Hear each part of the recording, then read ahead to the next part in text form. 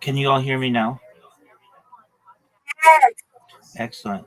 Miss Aquarius, 25 days.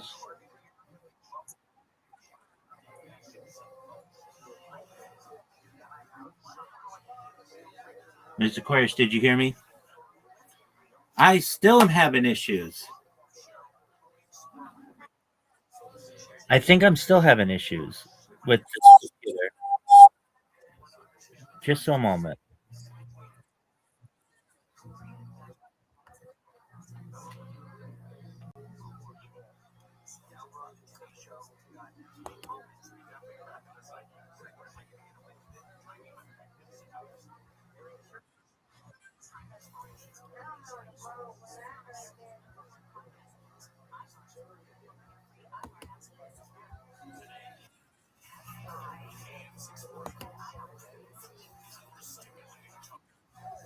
Miss Aquarius, can you hear me?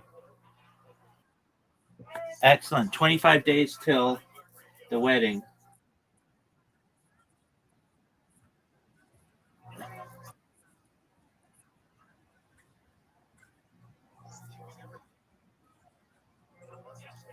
Well, and that's for midnight on the day, and because it's really on the 26th, so it should be pretty close to 26. But uh, like, I think that my countdown timer, frankly, I think it should be 26 days, but it because it just does it to the mid. It's like, here's what the exact number is. I say 25 days, but it's really 25 days, 7 hours, 11 minutes, 54 seconds until Sunday, April 26th, 2026. That's when it is, right, Mr. Aquarius? April 26th? There you go.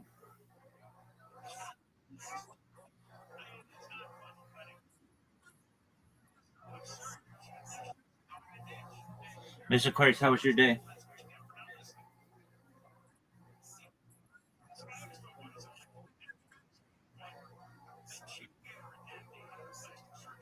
Mr. Aquarius, how was your day? Yeah, yeah.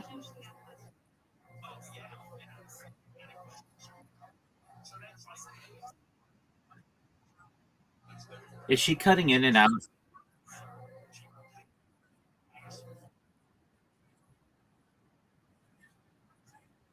You're good now. Okay, so how was no idea. How was your day? So far, so good, thankfully.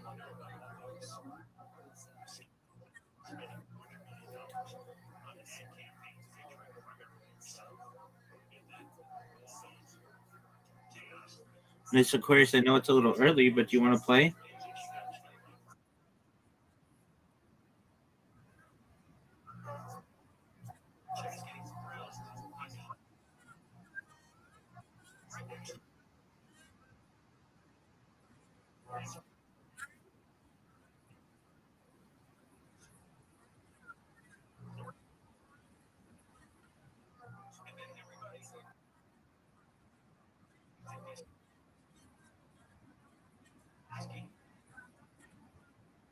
So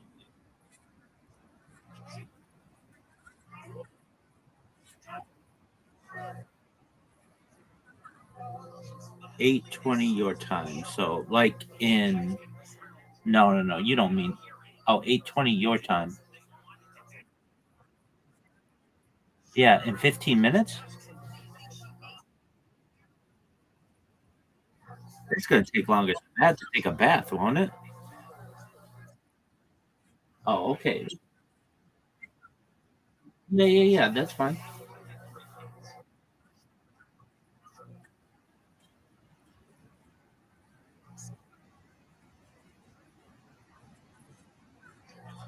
Okie doke.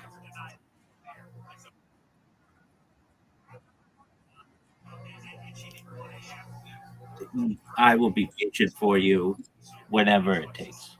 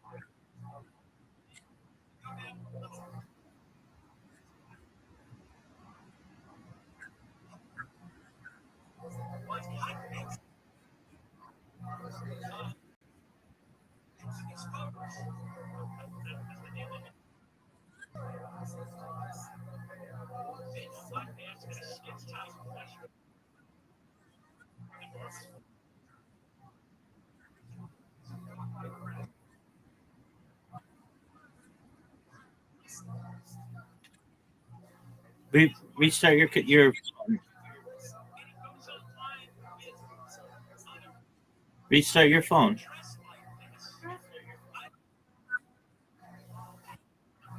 Who's ready for the best night of their lives? The undisputed #1 live podcast in the world is coming to WrestleMania.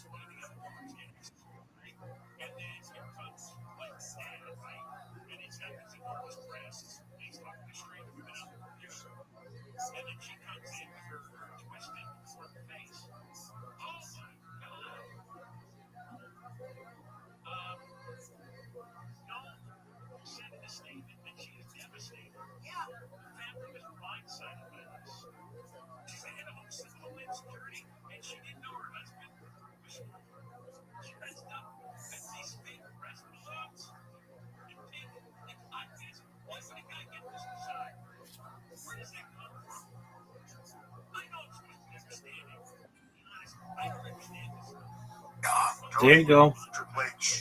Can you hear? Yes, ma'am. Hey, don't flash! Yes, we can. You sound good to me. You're welcome.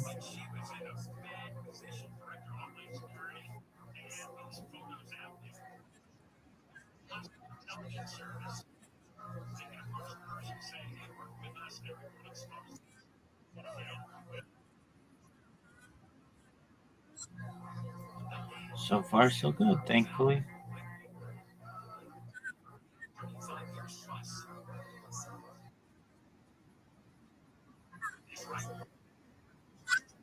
Ringster of all time. Don't wait. Miss Aquarius, did you ever clean your room?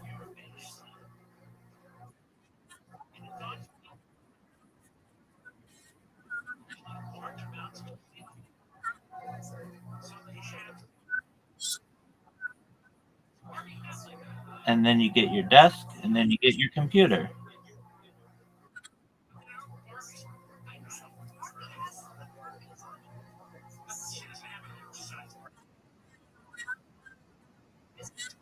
I'll be a part of the show. Let me show you what I can do. This is me.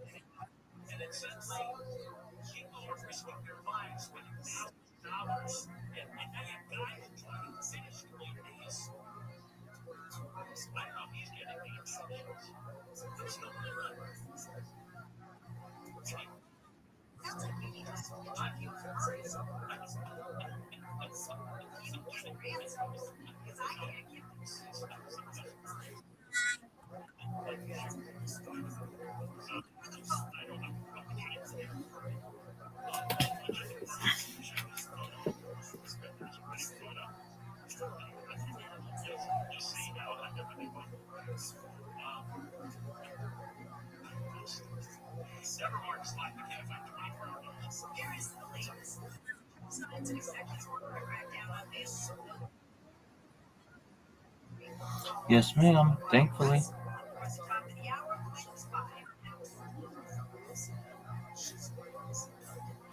How about you?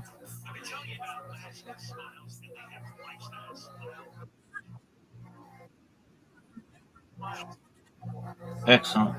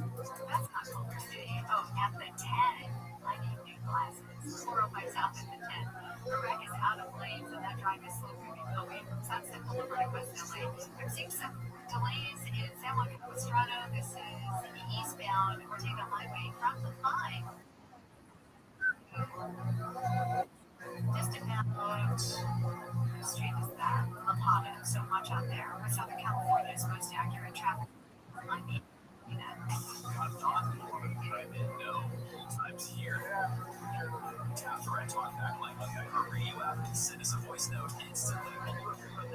A stress-free way to join the convo in your own time. Try it now on the free iHeartRadio. iHeartRadio is here. Little tips for a healthier planet. This spring, you can share your own observations about nature with scientists. Scientific discovery by adding to their data collection. Discover more about citizen science programs such as monitoring weather, observing plants and animals, and more. Brought to you by iHeartRadio Earth and the National Environmental Education Foundation. To find more tips for smarter, sustainable living, or action in your own community, go to iHeartRadio.com/earth. The free iHeartRadio app is now discover the 350,000 iHeartRadio podcast preview. In 2005, investigators in Palm Beach, Florida began uncovering the darkest. A lot of girls knew about it, and a lot of girls were doing it. And setting up lessons in your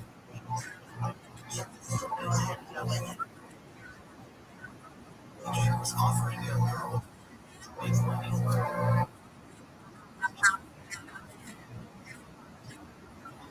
Underage girl. Nonetheless, the federal government would investigate and line their account for dozens of victims. Epstein would become his predator and could face decades in prison. Serving just 13 months in his account in jail. Why would you rather do? Epstein's years and cross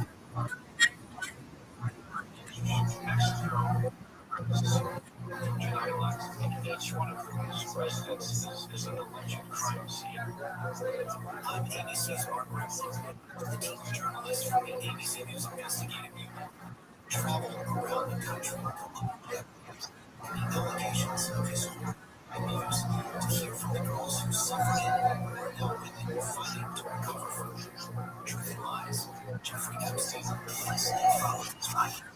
on the iHeartRadio app.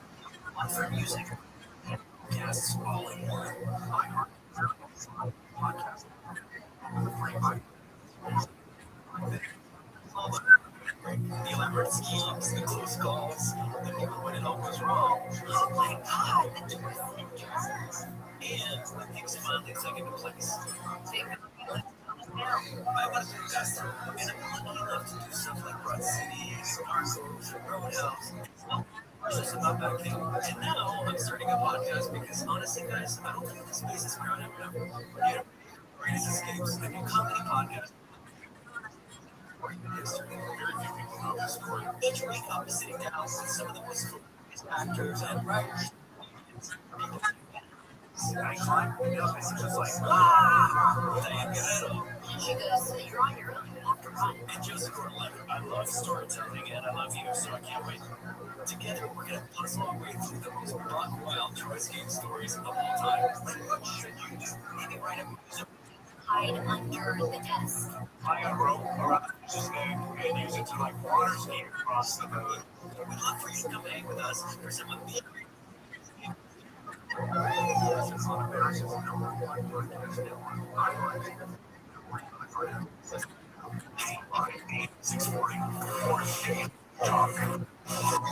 American Dream, you want to own that home with a nice picket fence?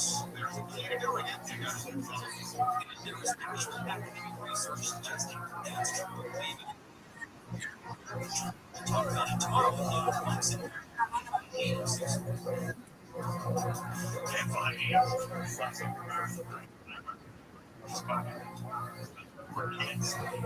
Christy Nolan's dad splashed all the news.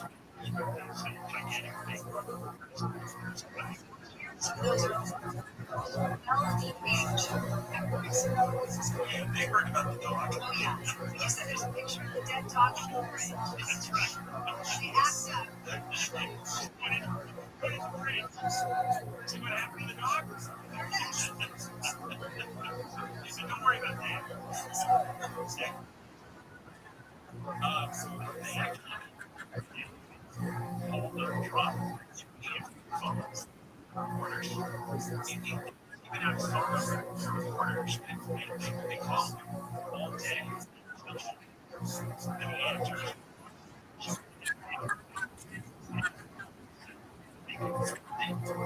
Wow. Well, I said that. Feel bad that the family that's the case. That's too bad. I haven't seen anything. I don't know anything about it. That's too bad. I just know nothing about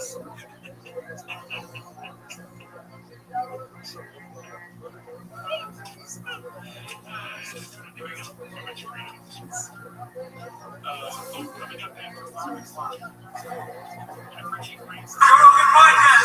after the Joe Rogan Experience. Drink my day, Joe Rogan Podcast my night, all day. Great to see you again. Hey, Joe. Happy to be here. Happy to have you here. So you've got a documentary about the essentially the same subject that you talked about last time. The impact of these various endocrine disrupting chemicals that we're dealing with. Right. So tell me about it. Well, it started as a movie on plastic, and when I met Louis, and he filmed me in New York about 5 years ago also, it wasn't the small study that we have today. But let me backtrack, because I want to tell you something that I never told you, but it was so important to me. So you remember when I was here, you said, are you saying that toxins in the environment are threatening the survival of the human race? Right. And I said, that's my story, and I'm sticking to it. Yes. Yes? And then you said something which changed my life. You said, why don't people know about this? Remember that? Yes. I went home and I thought a lot about that question. And that was what led me to create the program that I have now, Action Science Initiative, which is doing short impactful, relatively cheap interventions to alert people to the problem and communicating this in a way that I'm hoping will reach more people than academia, where I was speaking before. Because before I talked to you, I talked to my peers in, academia and the ivory tower, at the meetings where they all went and they read the papers that we all read. But the general public didn't get this. So you really were, I have to tell you, thank you. And you were actually very influential in my life. I'm very happy. When I first heard about your book and I started going over the details of it and the subject matter, I was shocked. I couldn't imagine that something like this could not just have happened, but there's no large-scale effort to reverse course or to change course or to do something about it, or at least to make people aware of the impact that plastics are having on us. Let me tell you a story about a friend of mine.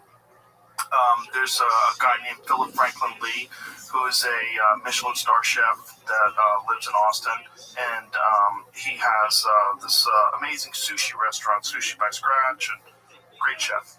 Anyway, he was experiencing fatigue, like always tired, got his hormones tested, extremely low testosterone, but then got his microplastics tested, and they were off the charts. Did a series of interventions to try to clean his body out from that, stopped drinking anything out of plastic, stopped using plastic, just by whatever he did. I'm not sure if he did the plasmapheresis thing that I just did recently. His testosterone went up to 1,200 with no testosterone replacement, no nothing, just eliminating microplastics from his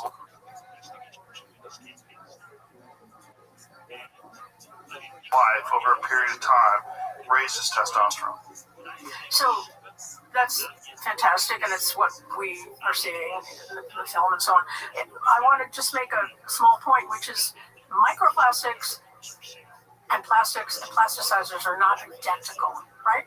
Okay. Right? So microplastics are a relatively newcomer to the scene because we've had plastics since 1950, right? Microplastics have but not recognized until relatively recently. Actually, measuring them in our bodies is much harder than measuring plasticizers, which are the chemicals that are put in plastic to give them the various properties that they have. Phthalates. Phthalates is one, bisphenol A is another, and so on. So there are other, and by the way, well, we'll come back to that later. Measure those, but measuring microplastics, particularly if we're going to go into your brain or into your testicles, into a woman's placenta, obviously that's much more difficult. So they're not the same, but the microplastics, what they are is the actual pieces of plastic that carry the plasticizers along with them. So they kind of piggyback on. So they do double damage because they carry the chemical arms and they also physically enter the cells. Right?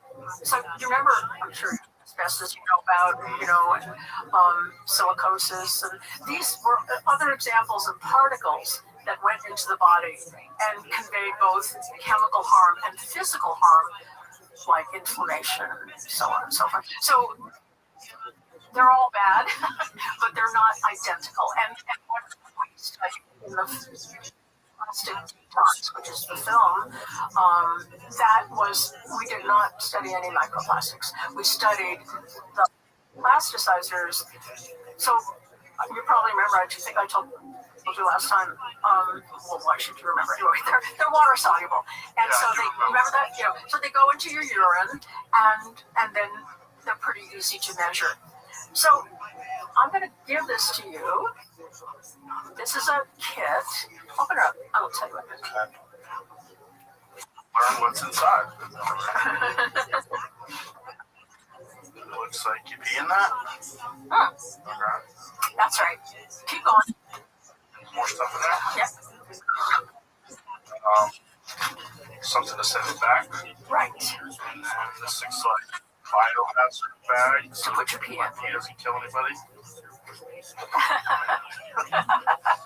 And this is it's got a QR code on it. Say hello to a healthier you. So those are ways to find out ways to lower your exposure. Okay. Yeah. I know a lot of people get these harmful chemicals from drinking coffee, hot liquids out of paper cups. Yeah, from the paper cups that are lined with, for example, bisphenols, but the coffee itself is made in most coffee makers contain a lot of plastic also. So it comes in both the cups and in the device that's making That's why coffee. Metal. That's good. French press. I do that at home too. I got rid of my plastic Me too. coffee machine. Me too. I was thinking about it. I was like, why am I pouring hot water into this Right? plastic thing? Yay! That can't be good. Yeah, it doesn't taste as good. You're learning. French press tastes better anyway. So here's my suggestion. If you're willing to do this, I am willing to do this. you are. Good, Yes. cool. So, not hard. Okay. Pee in the cup, send it in. Then Got it.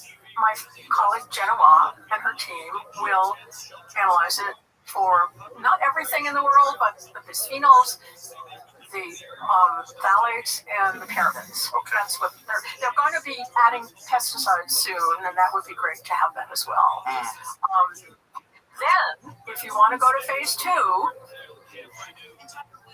I have some things here that you could swap in your kitchen, and you could go to that QR code and find out other things that you could reduce. Then, if you wanted to, we could send you another kit, and you could see if your levels changed. Okay. You want to do that? I would love to do that. Yay! What is phase? So Yes, ma'am. mail you back another kit.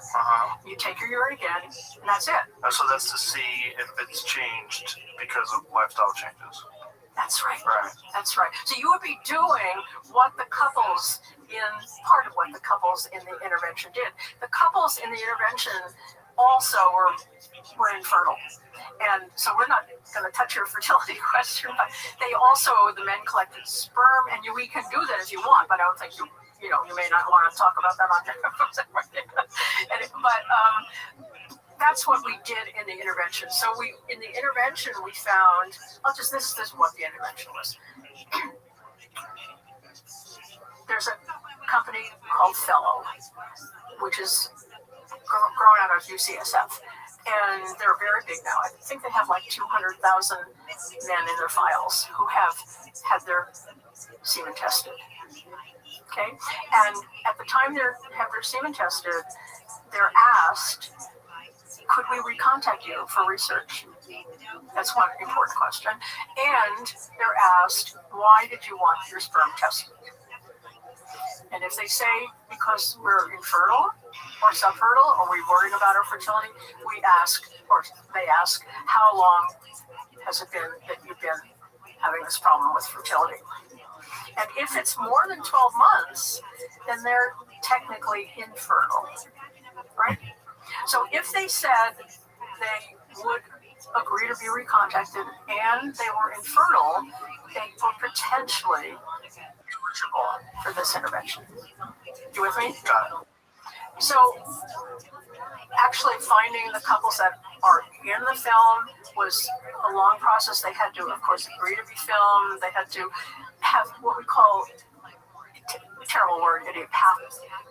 It's like infertility, no known causes.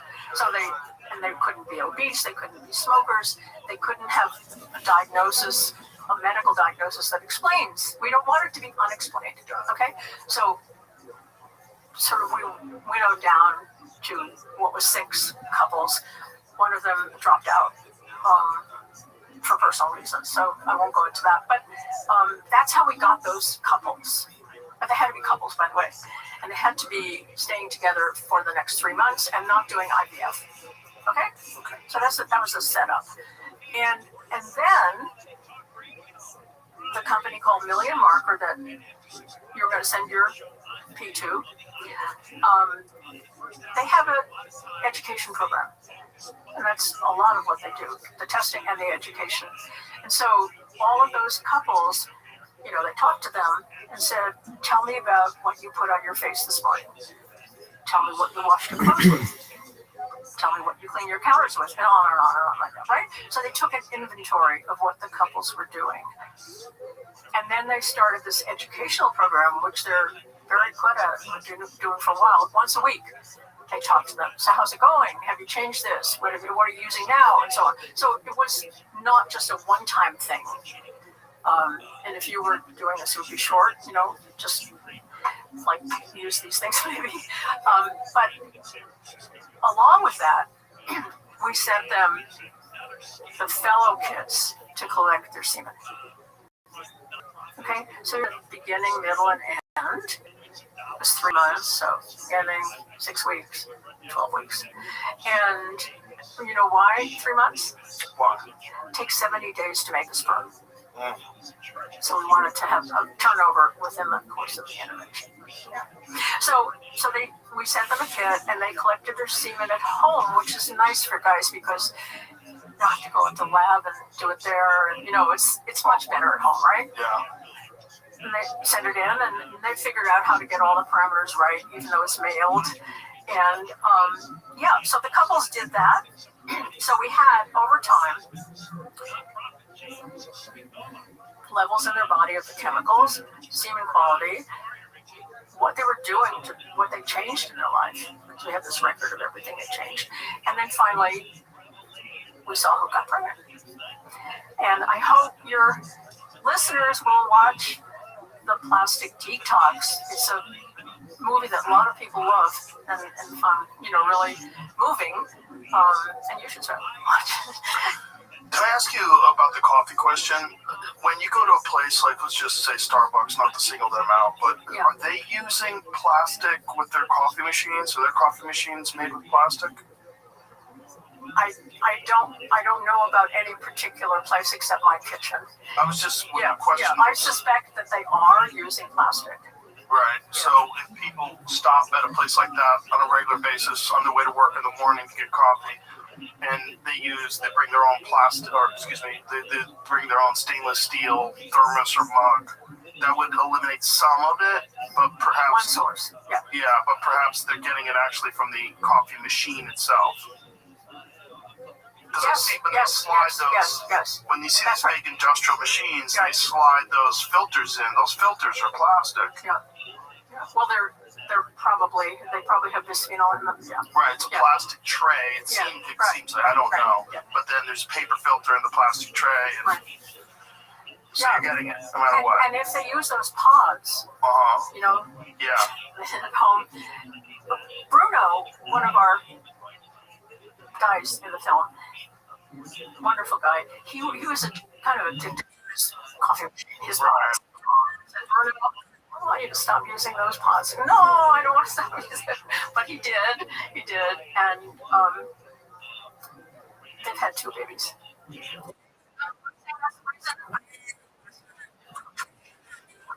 Certainly an issue. Like I said, it's a radical difference.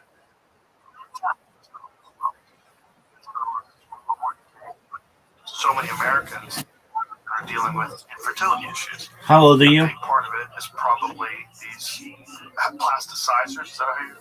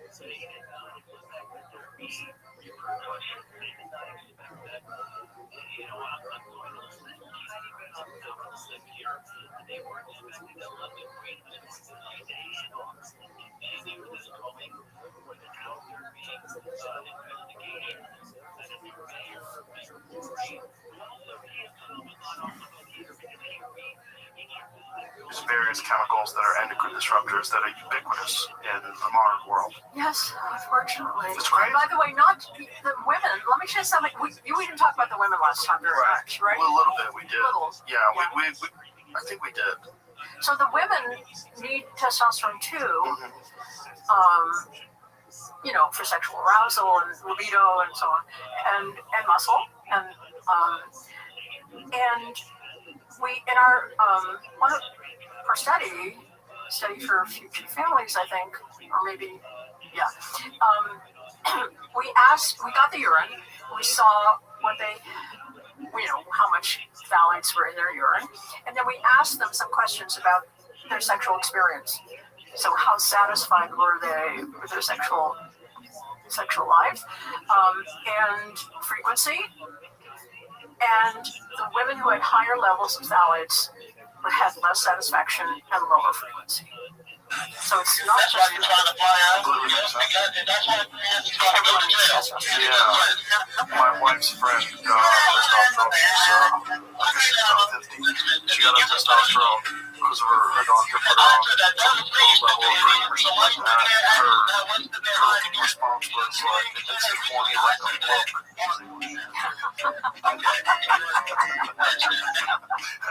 A very funny thing.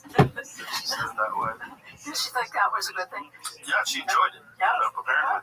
Allegedly. I didn't speak to her directly. But I think that's what she was saying. Like, whoa. Just whoa. Yeah. Well, I mean, it's the thing that came out of your the episode that we did that shocked me the most is how little this is discussed in the mainstream. And I had not known until you brought it up, until you became a guest on the show, until I started researching it. I was stunned. I couldn't believe that this was something that was so common. And so one of the things that comes up all the time is infertility with couples that are trying and they're using IVF, and it's more common now than ever before. And there's been a lot of things that a lot of factors people have attributed to that reason. A lot of them being older people that are, they put their careers aside. In their 30s, they decided now it's time to have kids. They're worried that it's too late. But listening to you talk about it, it seems like that's only one part of the issue and not the big part. The big part seems to be that we're being poisoned, and we're doing it by virtue of our modern world that we live in, where so much of your life relies on plastic. And it's very difficult for people that are so set in their ways, they have routines, they don't really understand, like, what can I do to eliminate this stuff from my life? Just having the conversation and understanding that these things are having an impact is great, but the steps that people need to take in order to eliminate these things from their life, I think that's what's really important to get out there now. Thank you. You said it really well. Let me just give people a place to go. You go to onplasticyourlife.com. Okay, and then there's action. Then you can go to the various places in your home that you can. It's just on Plastic Your Life. One word. Unplasticyourlife.com. Yeah. Let me see if I got that. Yeah. So on plasticyourlife.com, go to Action Hub, and then to Protect Yourself, and that'll give you lots of things to do to lower these exposures. It's almost time for spring break, so maybe you're headed to the beach, or maybe you're taking the kids on a road trip, or maybe you're just taking some extra time for yourself. No matter what, you deserve a break and a reset, and AG1 can help. AG1 is your daily health drink. Just one scoop combines your multivitamin, pre- and probiotics, superfoods, and antioxidants to help support a healthy immune system and digestion. Plus, it travels really well, so you can start working it into your routine even when you don't have a routine. Just slip a few travel packs into your luggage and have a nice flight. I've talked about AG1 for a long time, and it's not just me. I know a lot of people enjoy it. It's very easy, it's very convenient, and you deserve to take care of your health. Visit drinkag1.com/Joe Rogan, and for a limited time, get a bottle of omega-3 vitamin D3 K2 and an AG1 flavor sampler for free in your welcome kit with your first subscription. That's it.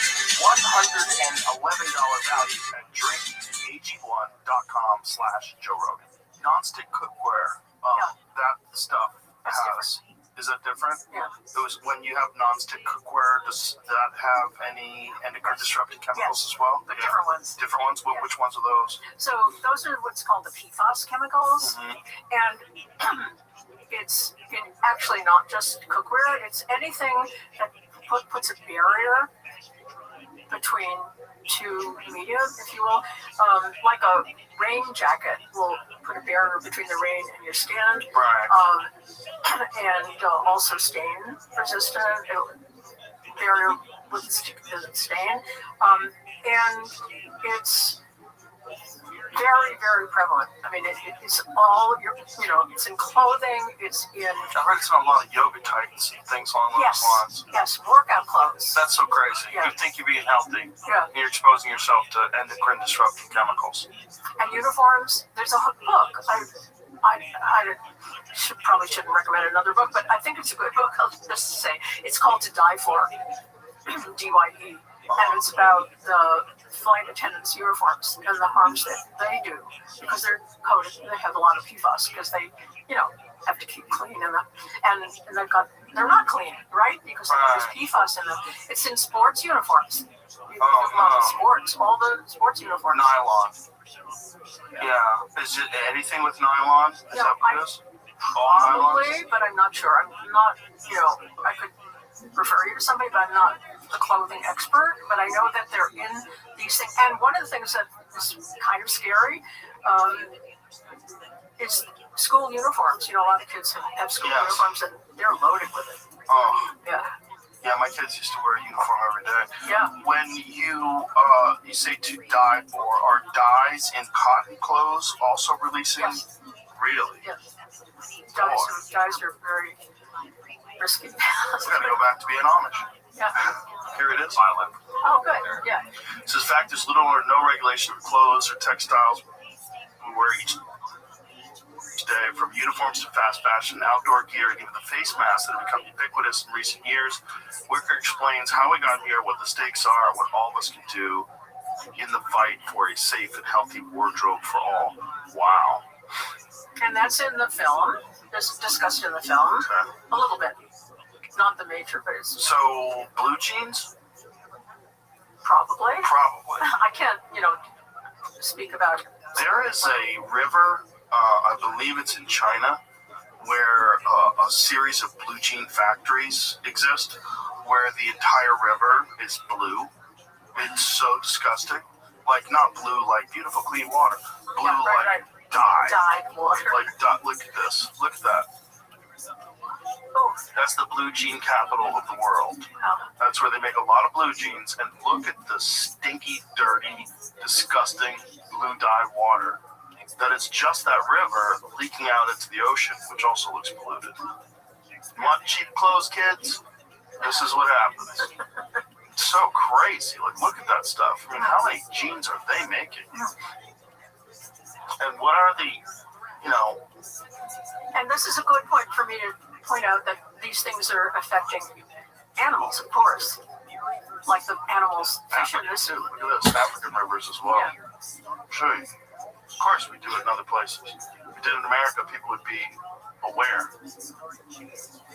Canada, too. I'm not sure. You don't think so? We're trying. We're trying. We're trying to get them aware. I mean, that's what we're doing right now, right?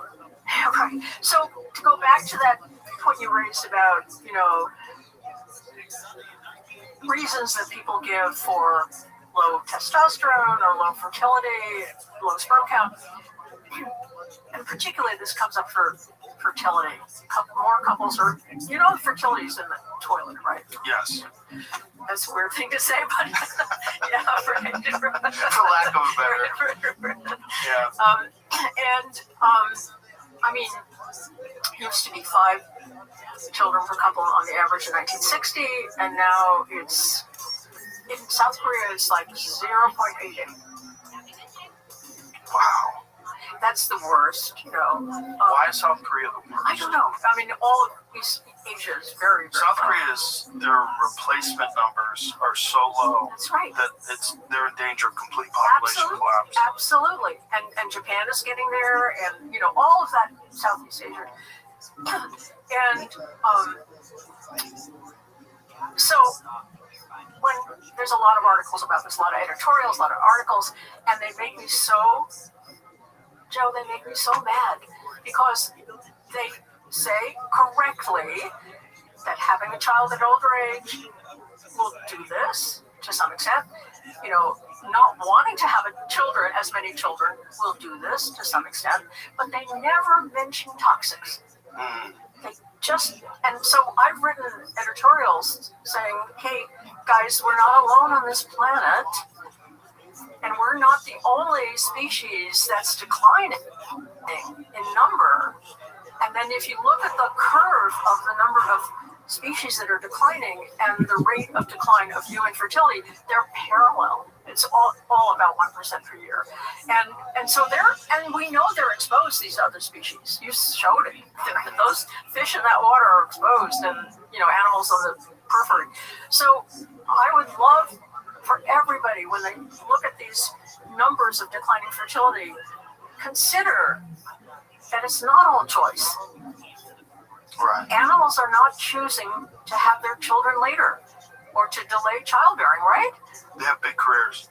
Beavers are trying to make dams. They don't have time for children. Right, exactly. Yeah, so for me, it's not, those are good, those are explanations for sure. Obviously, when you get older, your fertility is less. Obviously, if you have a busy life and you don't have time to have children, you shouldn't have children. But the toxics matter. They matter a lot. 100%. Yeah. And the animals is the issue of exposure to water that has these chemicals in it because of pollution. What is causing it with that? Well, it's in the water. It's in the soil. It's in what they eat because it comes in, in the plants. It gets into the plants? Yeah, do you know that phthalates, there's a little fun fact, phthalates are put in pesticides. Why would they do that? Well, because one of the things that phthalates do is they increase absorption. That's why they're in hand cream. Right? You see, you put your hand cream on, it goes in your skin, right? Phthalates help that. You have the pesticide you wanted to go into the plant, phthalates help that. So,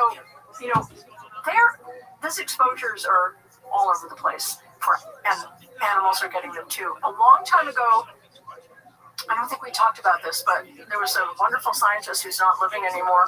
His name is Lou Gillette. He lived in Florida, and he showed that alligators swimming in a lake that had a lot of runoff of pesticides.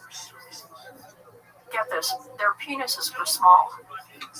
He measured them, and he was a big guy. He had to do it at night. He went at night, wrestled them into the boat, and I have pictures of it. Took them to his lab. Measured their penises. They must have been very confused when they got let go.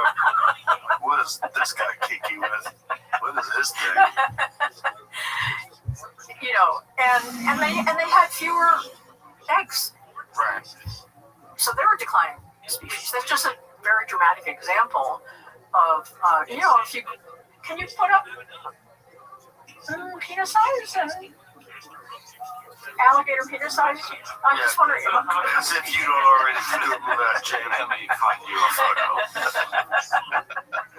I asked our Perplexity this thing, and it says, So our sponsor Perplexity said, yes, this has actually been documented in wild alligators. Males in heavily polluted lakes have, on average, smaller penises and other reproductive problems linked to hormone-disrupting chemicals. We are shrinking alligator penises, ladies and gentlemen. And not only alligator 25% smaller penis sizes compared to males from a cleaner reference lake. Males have lower testosterone levels, around 70% lower. Abnormal relationships between hormone levels and penis growth, unlike alligators from cleaner lakes. Alligators from polluted lakes also show other reproductive issues, abnormal sex hormone patterns, altered gonads, low hatching success, various birth defects, all consistent with exposure to endocrine disrupting contaminants, EDC, such as DDT derivatives, dieldrin, PCBs, and related compounds. Wow. So it's all endocrine disruptors from pollution. Oh boy. Yeah, I mean, you would think that this would sound the alarm. Like, This is not new. This is news, Dad. This is an old work. oh. And no one knows. Yeah, it's never discussed. First of all, it's not a lot of people that say, first problem on my list today, alligator penis sizes. It's a real issue. Like, you're in front of Congress, we gotta talk. Alligator penis sizes are shrinking. They'd kick you out of the building. Actually, Lou Gillette, went to Congress and he gave a talk. And he said, every man in this room is half the man his grandfather was. As far as testosterone levels, right? And penis size. Well, he didn't measure the penis. But he was making this point. You know, Yeah, and fertility and all this. Yeah. Well, I mean, they completely make sense, but what doesn't make sense is how little attention is being paid. You would think that in a society that is, America is also facing a potential population collapse.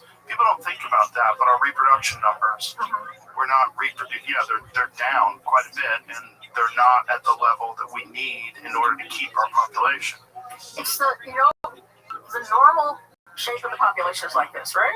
It's up here, not very many people, and down here, lots and lots of people. And it's just terms of And age, it's older, like younger, going bottom. like this. Right. Lots of people are living longer, but few are down here. And then what that means is the ones down here are supposed to support the ones up here, But there's not enough of but them. not enough of them. Right. Yeah. So it's a huge societal problem. Well, it's just so confusing how few people are even aware of this. We were talking, I didn't realize it had been 5 years since our last podcast, which is pretty crazy. But in that 5 years, you barely hear about it. It's occasional. People bring up certain chemicals that they think are bad. Oh, avoid this. Paul Saladino was the one that showed that the paper cups that you get from a coffee shop, that if you take that paper away, what you have is essentially this plastic membrane, and that's what you're drinking your coffee out of. You're not drinking your coffee out of paper. And how terrible these things are for you. But even that, it's like people just dismiss it. The line around Starbucks is always the same. It's always people going to get their coffee. They don't think anything of it, and they're just consuming these chemicals that mess up your health, mess up your vitality, your energy levels, everything, brain fog. But whose responsibility is it, you know? Well, to talk about it, I think it's ours. It's certainly yours and mine, and we'll spread this word, and more people discuss it. And I think more people need to be aware that this directly impacts you.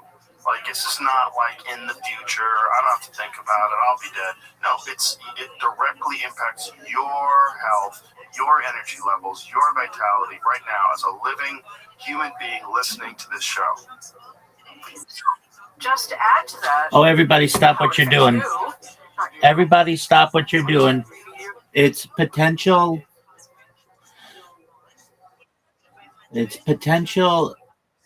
James Dean comedian Zoot. How you living, pimp?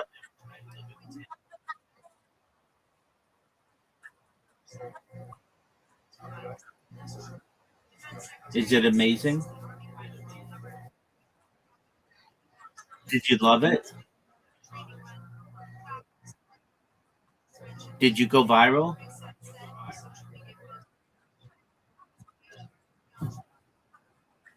Dude, I think it's going to be 50 years till you go viral. How do you like being told that? Yes. You're not going to be dead in 50 years, dog.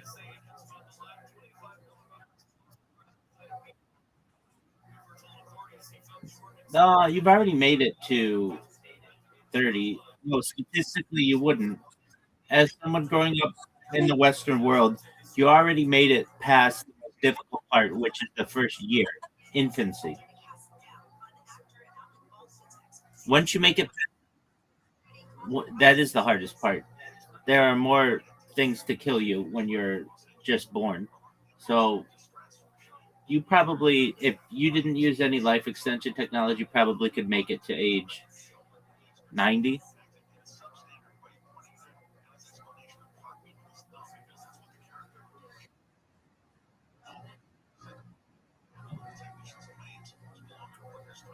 Uh, what A word? Which one?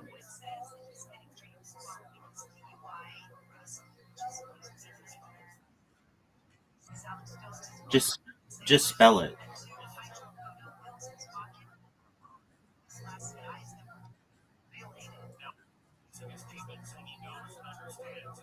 Keep spelling it.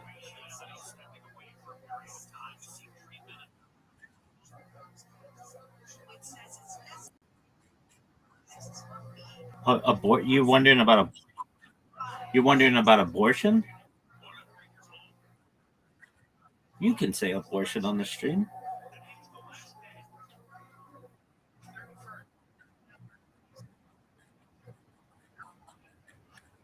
All right. Well, I'm not too worried about that one. That's not a word I've ever gotten flagged for. Uh, all right. Well, but I'm not even including that. That doesn't come into the equation. I'm talking about like early life events, such as just things that kill children. You made it past all of that. So, you're probably looking at 85, 90 without any life extension technology. So then once you get into that, then you're looking at 120 plus.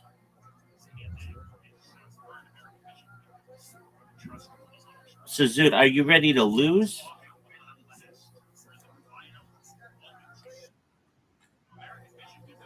No, no one knows it. You're already playing a game?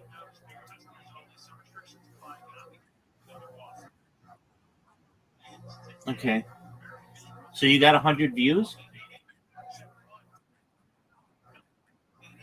Did you get 100 views or 50 views?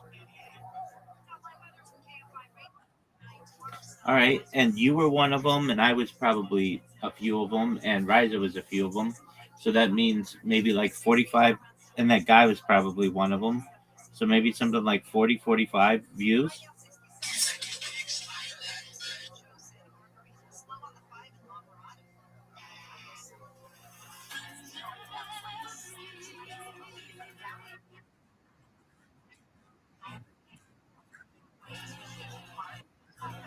Are you just are you bullshitting? Did you bullshit? So you messaged some chick that you knew in high school? Oh, are you serious? What did hold on. What did she say? Or what did you say?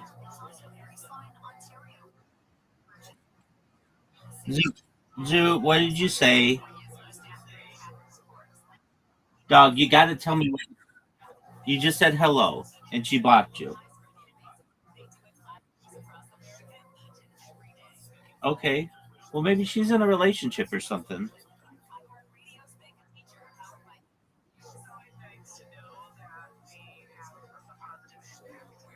I mean, I wouldn't take that too seriously.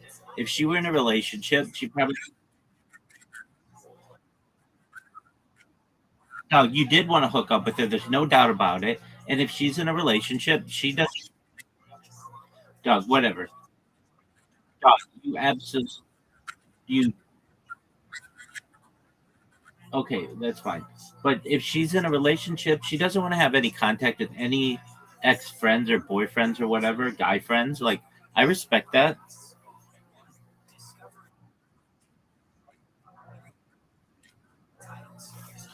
Oh, this girl had a crush on you? How do you know?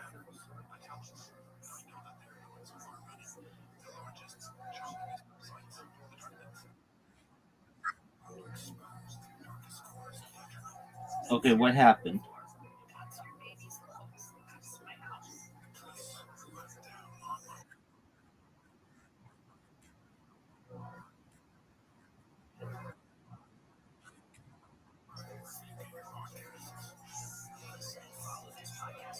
Okay. Well, I wouldn't take it too seriously.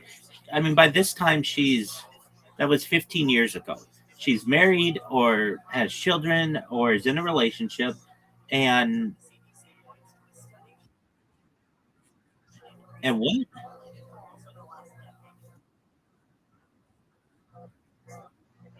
Dog, what did you say?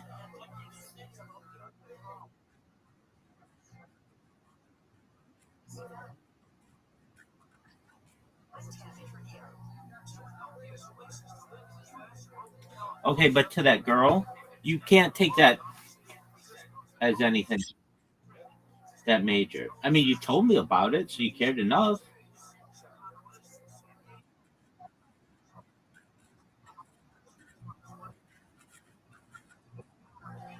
I mean, she could have responded. You never know.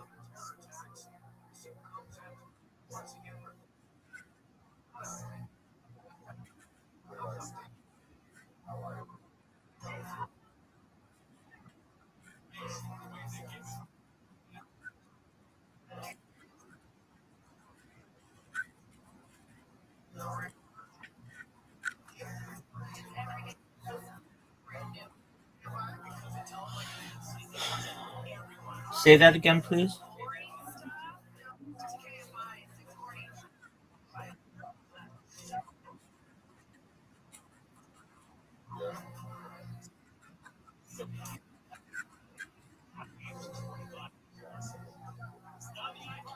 Okay. I mean, that's fine.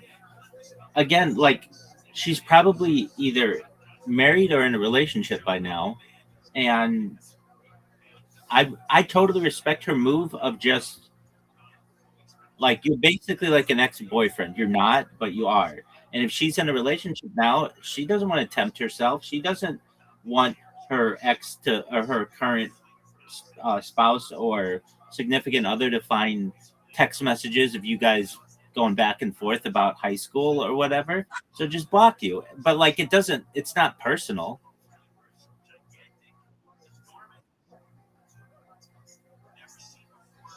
I get that. I get that. I mean, she's not worried about how it's making you feel as much as she is probably in a relationship now. And she doesn't want to focus on anything but that relationship. So instead of being like, hey, Zoot, back in the day, that was some really wild times or whatever, just block them. Like, whatever. I don't want that person in my life anymore. Yeah, but that doesn't mean that you're like a bad person or anything. Like, it's it's just her um it's just her prerogative. I mean, it's just a decision. Look, let's put the ball in the shoe on the other foot. Let's say you were in a relationship with a girl, and some guy from high school who she used to like messages her. What would you want her to do?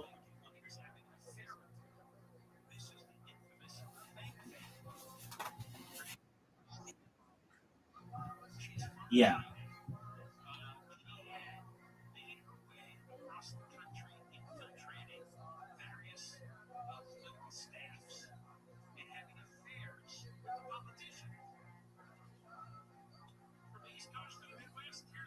you'd want her to do the same thing. Just block this guy, get him out of your life.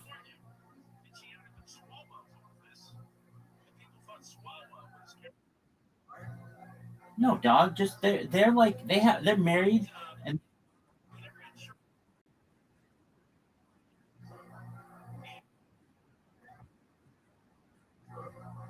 no, who cares? Who cares? They're married and they have. Listen, they're married and they have children.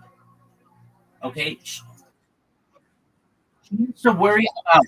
She has to worry about her job, packing a lunch, getting her kid to soccer practice, all that stuff. She doesn't have time to worry about what happened in high school 15 years ago.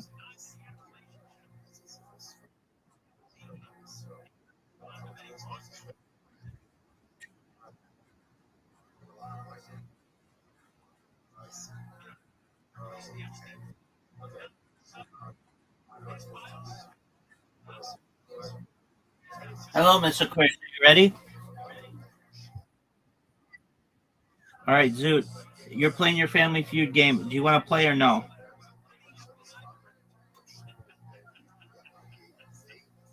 Zoot, you got to answer faster than that.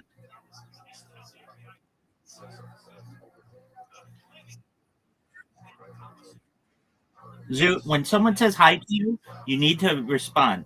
I'm not going to teach you basic social skills.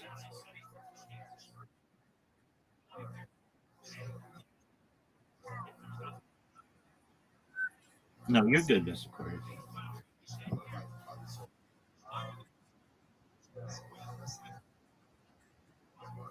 Yeah, not right now, big dog.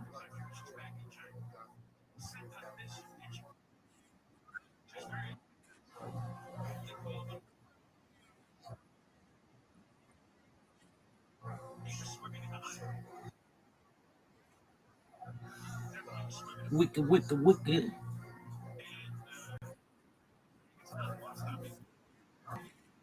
What's that, big dog?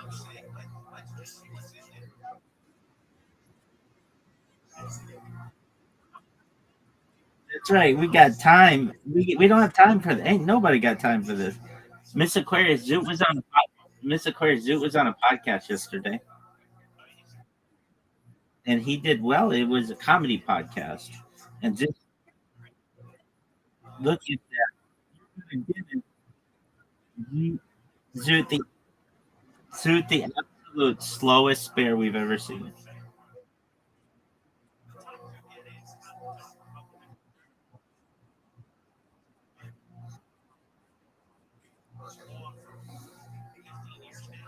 Look at this. Oh, that was garbage.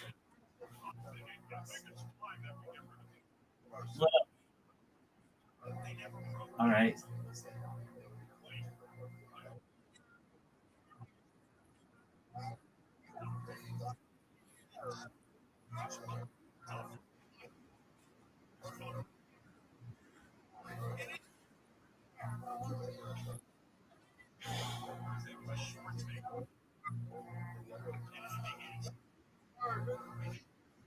There goes your little. There goes your little strategy, big dog.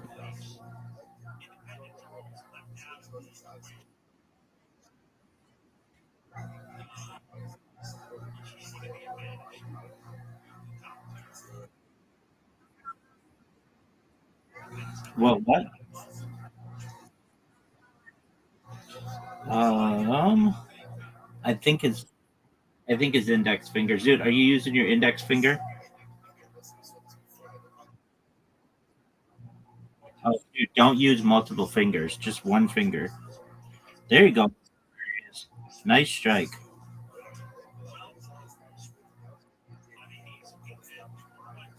There you go. Like a normal roll. Good job.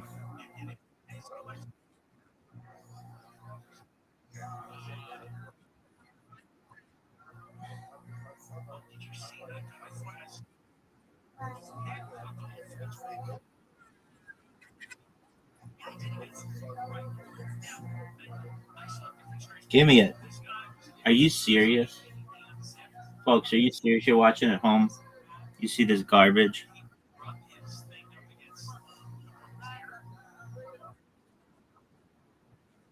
Index finger.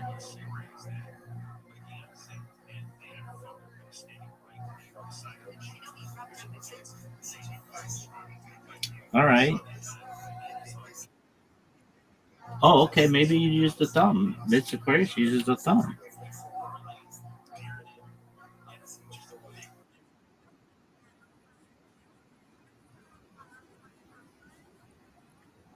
Your pointer.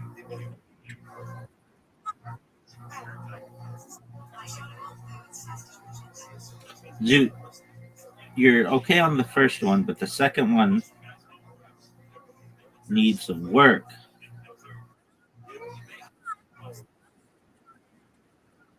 Thank you, ma'am.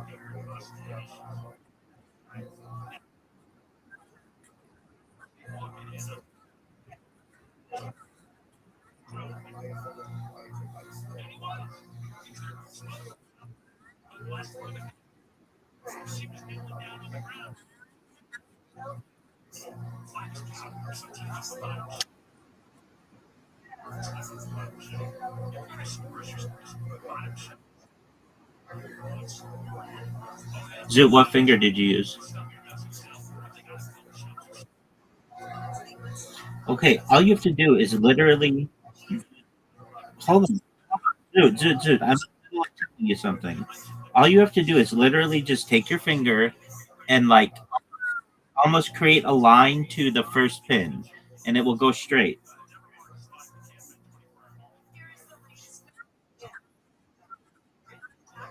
It's just like it's like you're connecting a line to the first pin.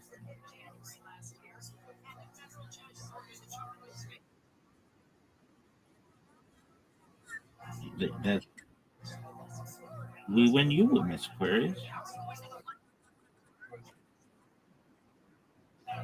No, I did it like yes, ma'am. I got 116 or something.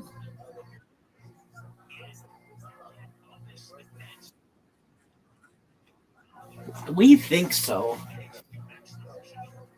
I guess it would be okay. 10, and then plus 20 would be 30, and then plus 20 would be 50, and then plus 20 would be 70, and then plus 20.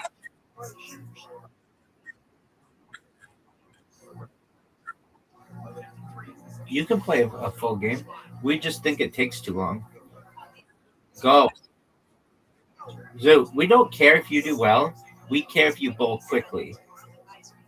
That was garbage.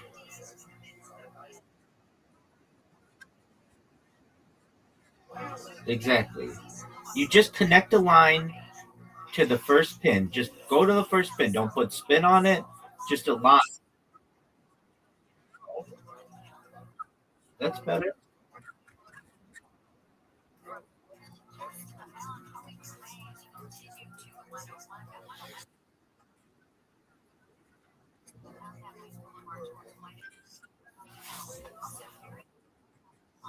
Word.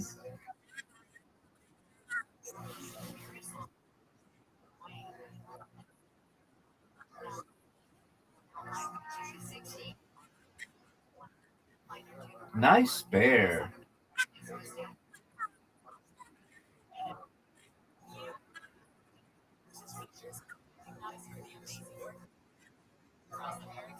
Just a straight line to the first pin. That's all you need.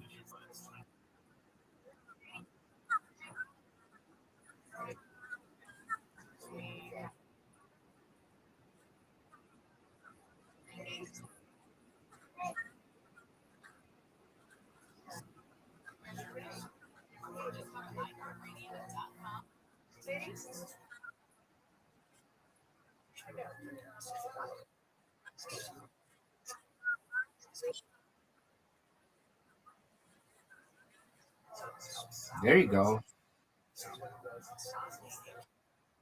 Zoot, I hear the confidence with which you say that. I highly doubt it. Let's see it.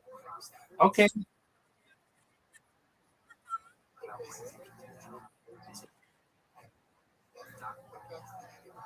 Okay, that would have been good. I mean, if you did that every time, you'd be okay.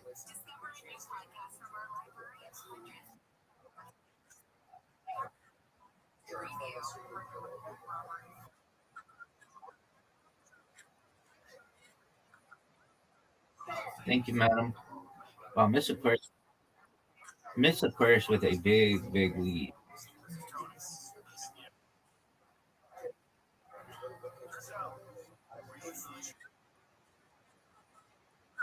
Zoot has never won.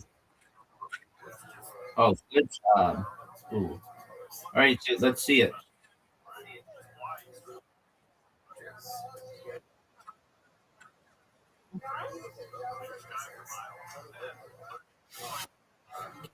Four, Zoot, or five.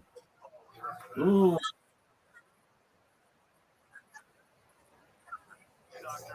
damn.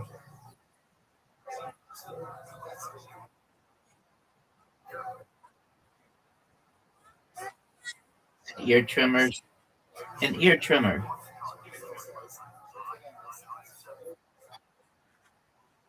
Yep. It acts like a it acts like a filter. It prevents bugs and stuff.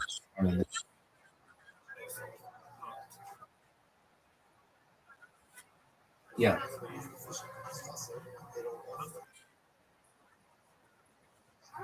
Zoo, you gotta go, big dog. Oh,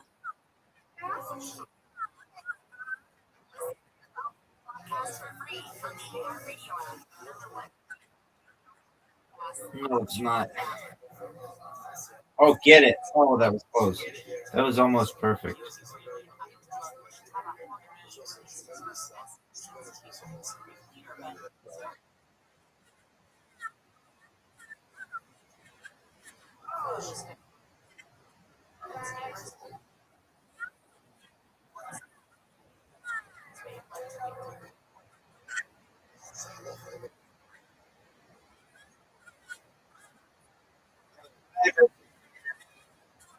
You win, I win, you win. Undefeated in bowling, undefeated in French. That's right.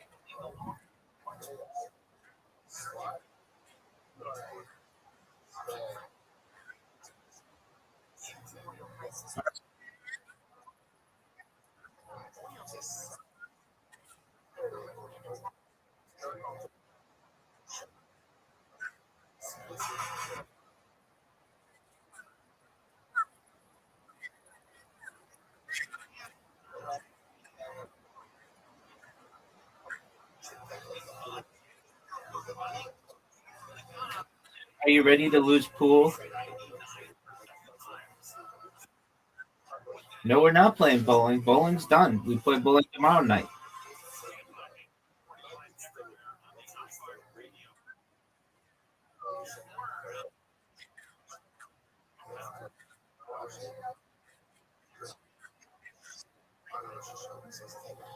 You want 9-ball trick shot?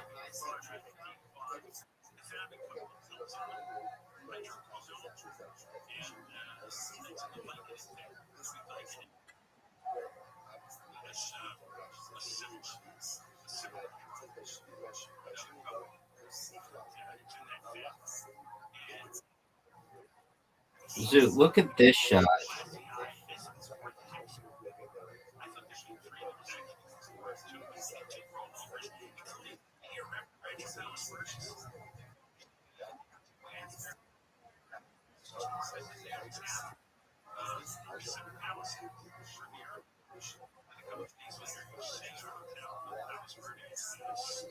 Zoo, are you proud of that shot?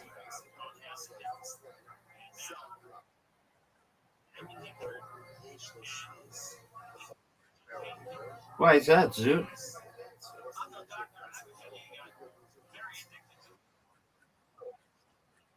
I got a penalty.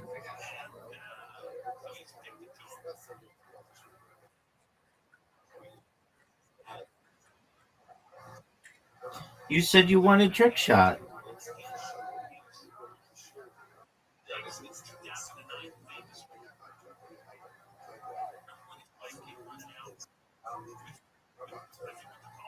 What up, big dog?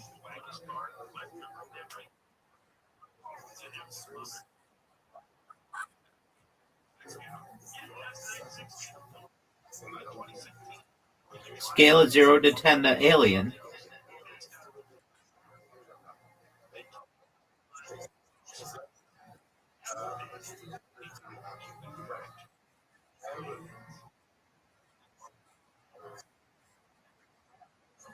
Yeah, I'd go.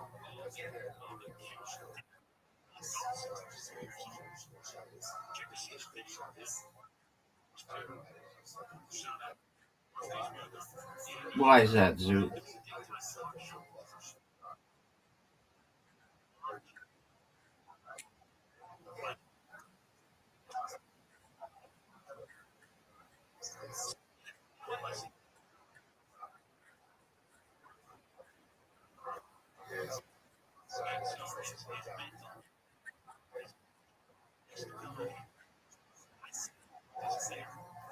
Who would you choose, Zoo?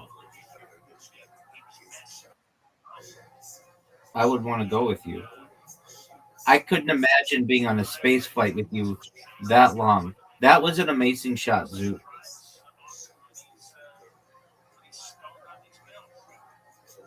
So, Zoot, who would you choose? Not me. I get that.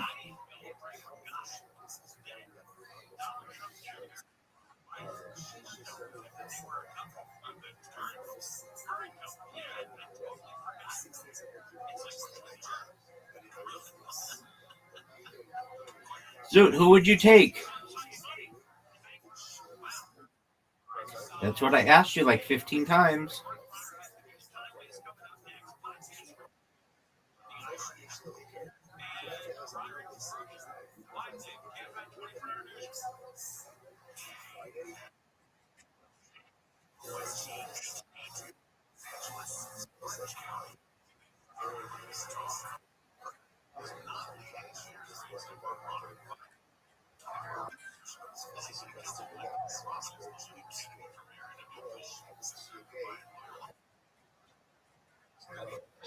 Would you take Chelsea, yes or no?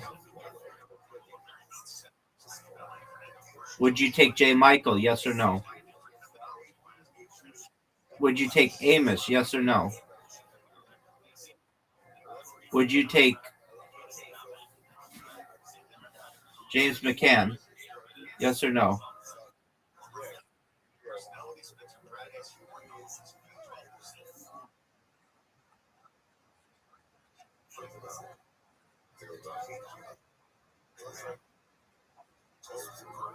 Why wouldn't you just take his kids with him?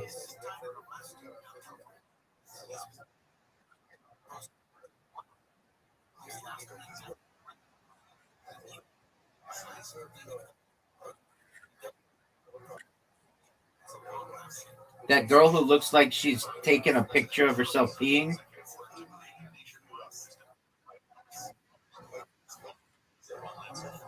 Okay. Oh, Zoo, how did you win?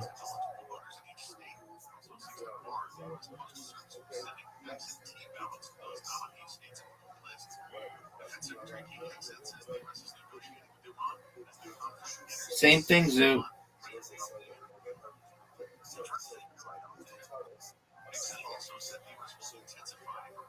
Zoo, you're up and everybody's waiting on you. Zoo, you have 10 seconds to accept. 9 seconds. 8 seconds. 7 seconds. 6 seconds. 5 seconds. 4 seconds. 3 seconds. 2 seconds.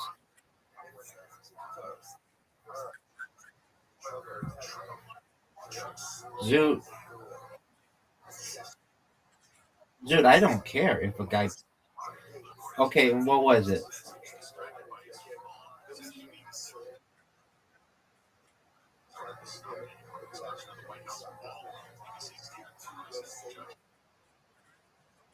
Maybe we aren't.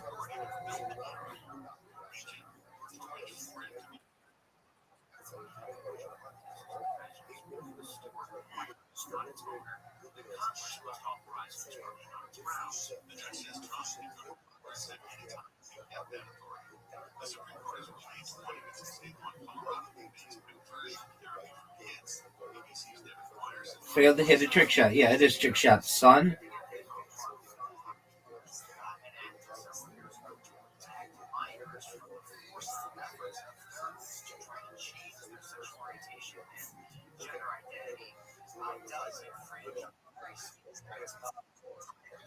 Are you gonna go?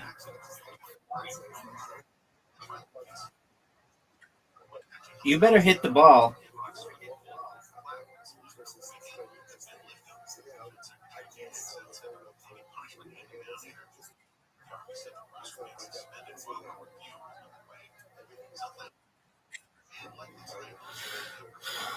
Zoot, I want to live forever within reason. For as long as I want, but then if I don't want to do it anymore, I shouldn't have to. Zoot, what do you think of my shots, dog?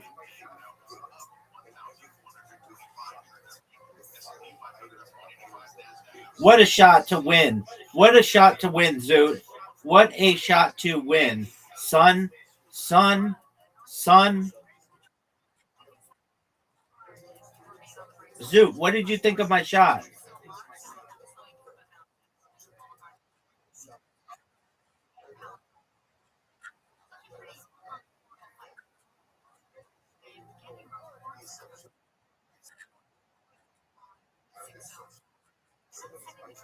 What are you saying?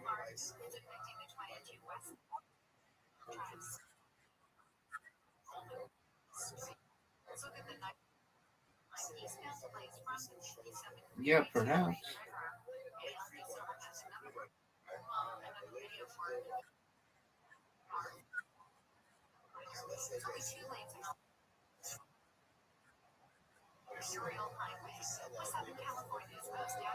What does something bigger somewhere else mean? We're just gonna play a normal game of 9 ball, no trick shot.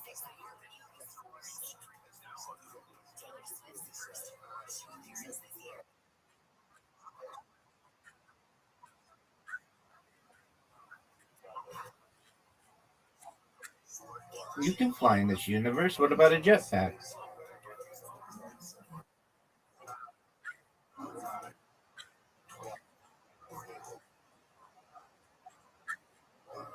Why do you say universe?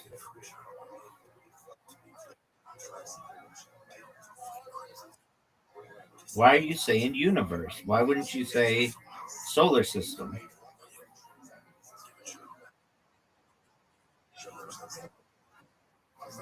Okay.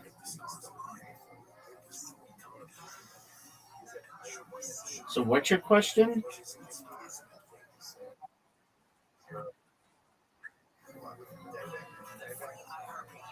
How hot are the chicks there?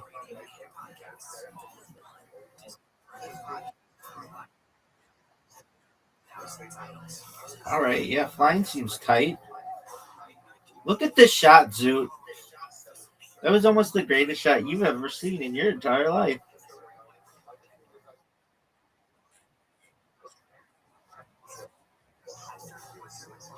But Zoot, that was an amazing shot.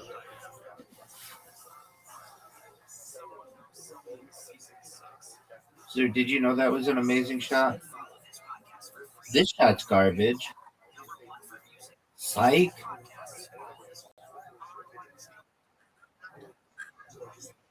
Dude, you're done. You're done. This game's over. You should just give.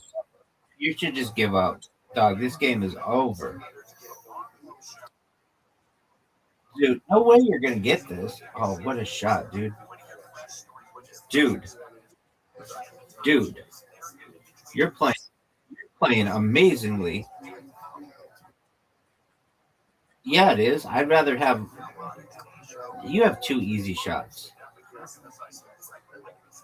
Oh, Zoot is playing like a stud. Oh, you're done if you miss this. It's over for you, son. But I'm not good at these shots. I'm not good at these shots, Zoot.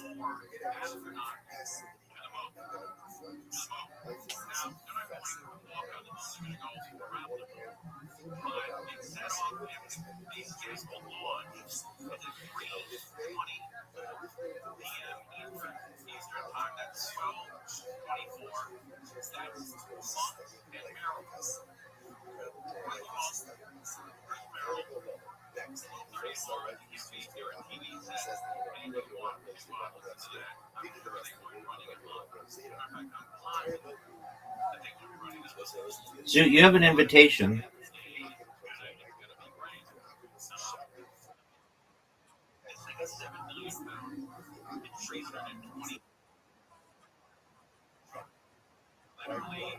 What did you say?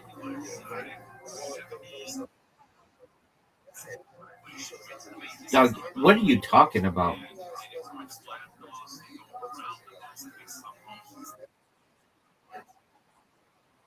50 views on YouTube good. No, it's not good.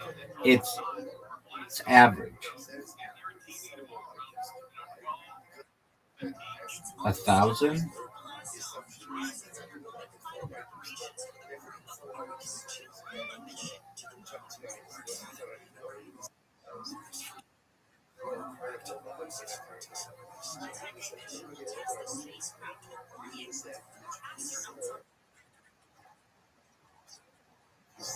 If I what?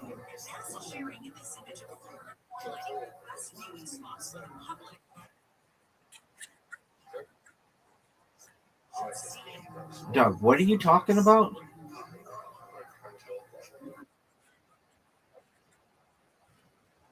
I don't care about that. He'll want me to upload him on my channel.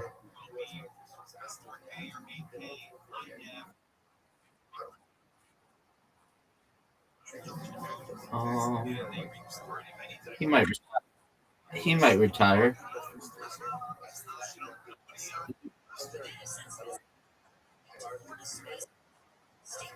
You think he peaked 5 years ago? All right. Well, a lot of people don't know who he is, and definitely can't tell you what his name is. I'm surprised he hasn't been. I'm surprised he hasn't been on Joe Rogan. Oh, he has. Okay.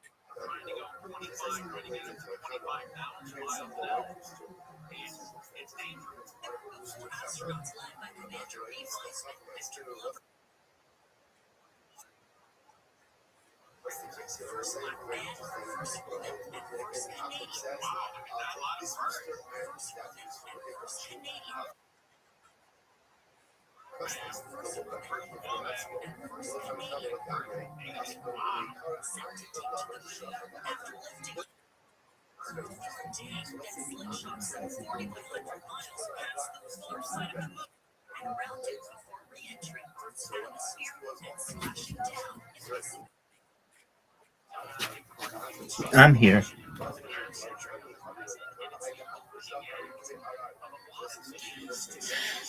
Dude, did you see that shot?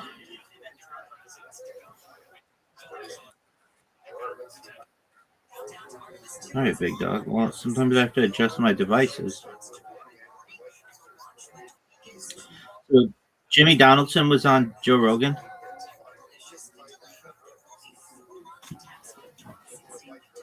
Zoot. Zoot. Okay, well, perhaps I missed that one because he sucks.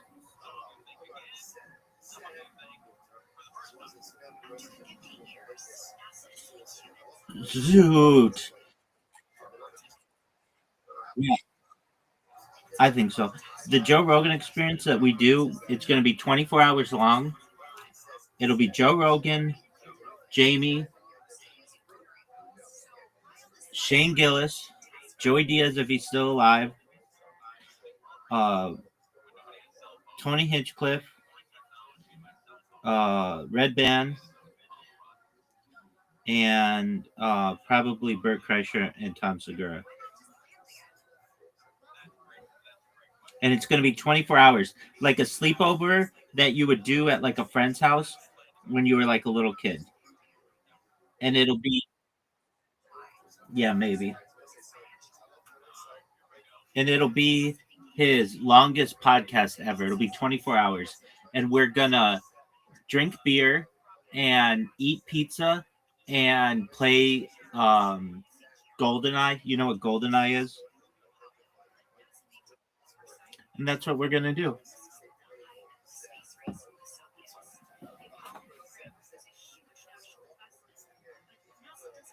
Would you watch that?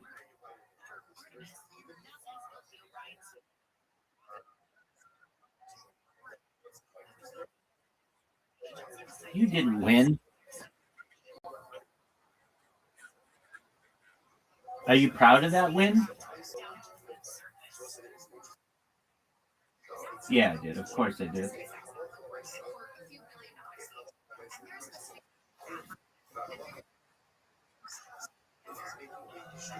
All right, I've got to use the restroom. I'll be right back.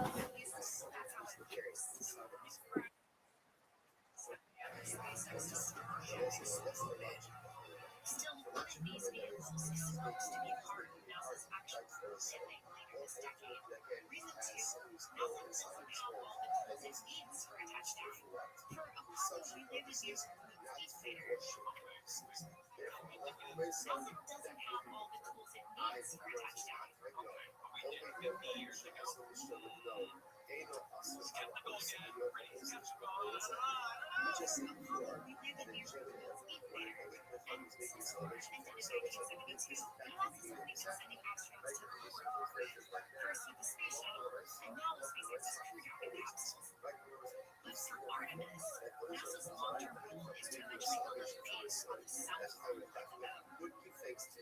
Why the south pole?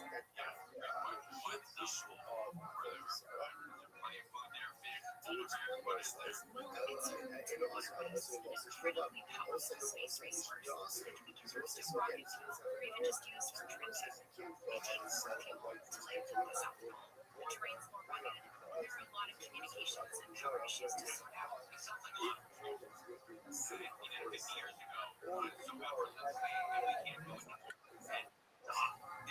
Reason three, Ryan is chunky.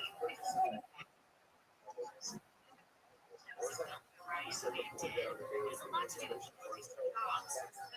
Ryan can't go into low orbit around the moon all by himself. That means complicated. So to get to the moon and back, NASA needs a pretty powerful laser that's just enough to navigate such a long mission. SpaceX's and Origins landers, at least a few years away from flying with a crew. SpaceX plans to put Starship in the orbit, large travel without the material.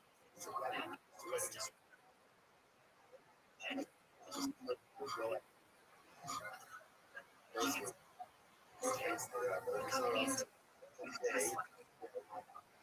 behind a successful mission with an incredible achievement of tests on a run.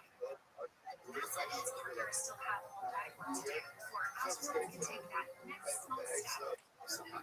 Yeah, I'm going to take the first one tomorrow. It's going to be 12:20 for thereabouts. And it's going to be on live on all the ecosystem. 4, 5, 7, 9, 11. They'll all take a lot. This is a big deal. Go back up. That's a big deal. I realize that they're from the fire charge. They're all elementary schools, and they make robots.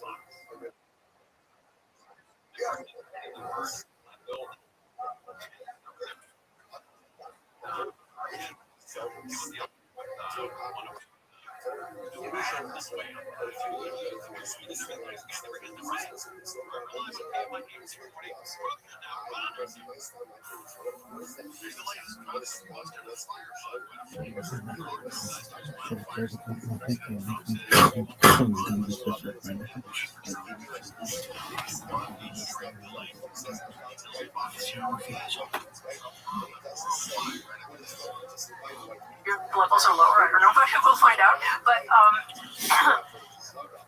both men and women who have lower fertility, on average, these are studies, there have been about 4 or 5 studies that have shown this, lower fertility and sperm count on the male side, die younger.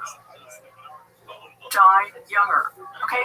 This should be of concern to everybody. Yeah. Your Well, life it makes sense. yeah. You have less vitality, less energy, Yeah, and less the things that life force. affect your sperm, your vitality, your testosterone are also affecting. It's a canary in the coal mine, if you will, of lots of things that are going south Right. at the same time. Which completely makes sense. And this the case of my friend Philip. All this fatigue, all these issues that he's experiencing. Yeah. Yeah, it's not just never just one thing. Right. It is quite disturbing how uncommon these discussions are, though. That's what's crazy. You know, that this should be a huge factor. I mean, we get concerned with so many, there's people concerned with alcohol consumption. It's a big thing, and that has had an impact. Children today, or young adults, I should say, today are consuming much less alcohol than people in the past. Cigarette smoking, we're aware, very dangerous. Much less cigarette smoking than in the past. The consumption of these endocrine disrupting chemicals is essentially the same as when we talked 5 years ago. So I want to go back to this question I asked, is whose responsibility? So I don't think it's great for you and I to be concerned and for your listeners to be concerned, but in fact, it shouldn't be our responsibility because the drug FDA does drugs, right? Pretty good control of safety of drugs. Pretty good. Yeah. Okay, we can talk about, but compared to chemicals in our daily products, the products we use every day, it's fantastic because the regulatory agencies are not doing the job. Right. Okay, and so that's why it's all out there because they're not doing the job. Here in Europe, it's much better, by the way. Is it? Yeah. Well, that's bad because they're going to beat us. They'll out-reproduce us. We'll go away. No more America. We have to get people angry Yes. enough to put pressure on. There's a bill, the Toxic Substances Control Act, which should be doing a lot of this, and I think it's coming up for revision, and maybe people can pay attention to that and read about it and, think, government should be doing this. It's not our job. It's not our job to worry about what's in our pants and what's in our this and our this and our this. And Right. you were asking what's in, denim and so on. Should we have to read up on that? Are there dyes for jeans and clothes that are not toxic? Yes, but as I said, this is not my area. I understand. Yeah, you gotta I can give you a name if you want to get something on clothing and, on this. Yeah, I'd be happy to. Yeah. But just because it was relatively new to my consciousness when I was, doing film, and before that, we didn't collect data on that, unfortunately. Maybe we should do another study. Which reminds me, there is just so much work to be done. And for my program, there's so many interventions I want to do. We did this one, with great success, and now we're doing another one, and we have another one. But if anybody wants to help with this, it's all privately funded. The government is not going to fund this. Right. Unfortunately. So, let me know if anybody comes to you and says, how can we help and all that. Well, I'm sure somebody will reach out. Yeah. They usually do. The thing that I would imagine would be the response to something like this was that there are so many industries that are established already that require the use of all these compounds, all these chemicals, all these endocrine disrupting chemicals, and it's just everywhere. It's everywhere in everything. They use plastic in the production of so many different things. These things are leaching into our food, they're leaching into our clothes, they're leaching into all these various products that we use that contribute to these chemicals entering into our body, disrupting that. You're aware of glyphosate, I'm sure. They were trying to eliminate glyphosate from the industrial agriculture. Good luck. Exactly. Well, the president passed an executive order blocking it because some enormous percent, 90-something% of all of our food, in terms of wheat, corn, all the agriculture in this country relies on glyphosate for production. And so the idea is we need poison so that we can make food, which is so crazy, especially when you consider the fact that all these other countries don't use glyphosate and feed their population. So how are they doing it, and what do we need to do to get back on that track? And I had RFK Jr. in here to discuss it, and he was very crestfallen when he was explaining that there was an executive order passed and that he was working very hard to try to eliminate glyphosate. It's something that he discussed in previous meetings that he and I had. That was one of his primary concerns. Glyphosate is toxic. It's terrible. It's just completely awful for your body, yet the use of it is ubiquitous in agriculture, industrial agriculture. And he was trying very hard to try to eliminate it, and then the government passes this executive order because in their estimation, exactly, pressure. Yeah, and this is what I worry about with, I don't want to mention any names, but there's a lot of these popular clothing brands that people wear that are, fitness, I'm healthy, and fitness wear. And these fitness wear this clothing that you're wearing are leaching these chemicals into your body that are screwing up your health, which is so crazy. But it's so, I don't want to say it's perfect, but it sort of encapsulates how screwed up our modern life is. Yes, the paradox. So I did a study on glyphosate.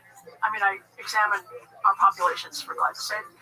And interestingly, they also have an effect on, remember anogenital distance? Yes. The taint size. The taint size. Yes. They influence the taint size. Yeah. Now that's not, we did it in 2 studies and there's been some animal studies. I can't say this is an established fact, but I'm just pointing out that it has very, many unforeseen consequences, none of them good. And by the way, I was asked to go to talk to RK tomorrow, but I can't because I have another meeting. But I would love to talk to him about this because this glyphosate is a big concern of mine. Yeah. Well, I hope you do talk to him. Yeah, he has these roundtables and on different scientific topics. So this one is on microplastics, which is not perfect for me because I haven't measured them. But if he has one on glyphosate or pesticides, that would be a good place.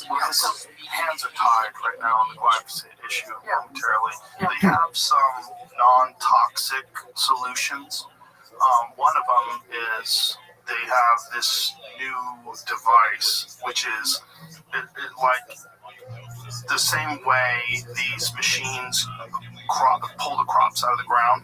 These machines go over the crops and zap all the non-essential crops with a laser beam. Non-essential plants. So weeds, I would say. So as the corn's growing or whatever else it is, they're zapping all the other stuff that's growing around it, that's sucking up all the resources, all the weeds. Yeah. That sounds like a good step. That's a great step. Because it minimizes the use of pesticides. Exactly. And I asked, does it have any residual effect on the food? He said, no. Well, that's great. But then, farmers, one of the big problems is they're already barely making money. So if you now require them to spend, X amount of dollars on some gigantic weed zapping laser that has to cover who knows how many acres, they're running these I'm sure you're aware, but monocrop agriculture, for people who've never seen, some of these places that grow corn and wheat, you're talking about these massive pieces of land that only grow one thing, which in nature doesn't exist. So, of course, nature wants to rectify that. Nature's like, why is there only wheat here? You need weeds. And so, birds drop seeds, all these seeds fly in the wind, and then all these things grow. So you're going to have to get these machines that are capable of traveling over all of those crops and zapping out all the weeds. How much is that going to cost to people that are already struggling? Because the American farmers are barely getting by, and we need them. And, the last thing you want to do is burden them with another cost. But also, the use of, especially when it comes to things like wheat, because they're using it after they harvest the wheat to dry it out quicker so that it doesn't grow mold on it. That's why they're using glyphosate. So it's not even as a pesticide. It's I didn't know that. Yeah, they're using it as a desiccator. Wow. Yeah. And that's why so many theorize to be why so many people in this country have a problem with bread. Which makes sense. And with their teeth. And their tape. Yeah. A lot of tape problems. A lot of people are complaining. But it's so weird that we're so intelligent, so informed, and now we all have supercomputers in our pockets that have access to things like Perplexity. They can answer any questions you have about anything. But yet we're being poisoned by the very food that we eat, the coffee that we drink, the clothing that we wear, the water we drink, everything. Here's a good question. Are there any good filters on a consumer level that will remove a lot of these chemicals from water that a person can buy? I can't name any brands. Right, but are they available? Yes, there are. But is it reverse osmosis? Like, what are the ones that work the best? I'll tell you my solution at my house. Okay, that's very personal. We distill our water. You know, so the water out of the tap goes into a big container, and then it's boiled. Steam is formed, crosses over, and the steam is condensed into another container, right? Right. And that has nothing in it. It removes everything. And by the way, all germs also. So that's what we've chosen. And in this thing that sits on the counter, my husband does this every other day. Kind of a nuisance, but not too bad. And the water is fantastic. Do you have to remineralize it? You should take minerals somewhere. You could do it in the water. You can do it in your supplements. Yeah, it does remove the minerals. Yes. Right, and that's what I've heard is the problem with drinking distilled water is that it actually leaches minerals and nutrients from your own body. That I don't believe. No? I don't. Okay. But the water itself has had its minerals. Well, let's put it into perplexity. What is the issue with drinking distilled water for health purposes? And is it recommended that you add electrolytes or minerals or what have you? Because that's what. So Zoot. One of the things that fighters do when they're Are cutting. you ready to lose? No, you don't. Okay, so then are you ready to lose like 4 times?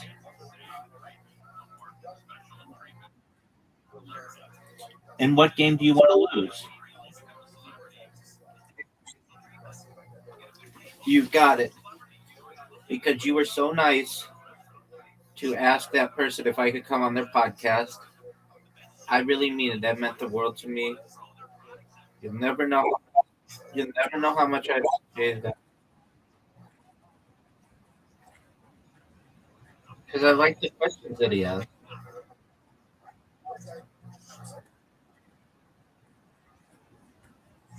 It was amazing. Maybe the best podcast. Dude, that might be the best podcast. Dude, that might have been the best podcast and the best podcast performance in the history of podcasting.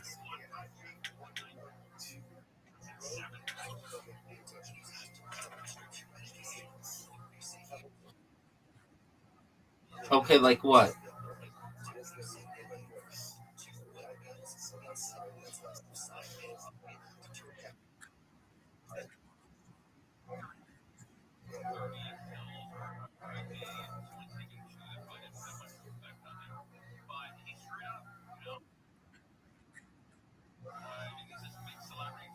Yeah, that's okay.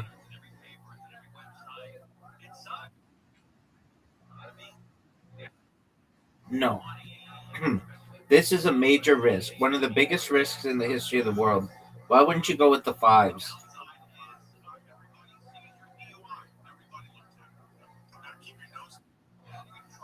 God, you messed up.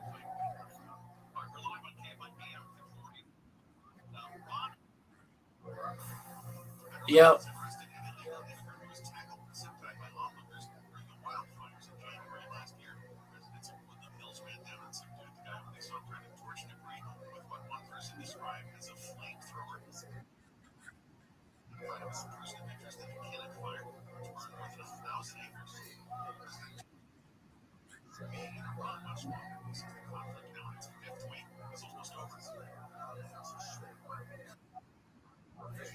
Okay. Dude, look at this move.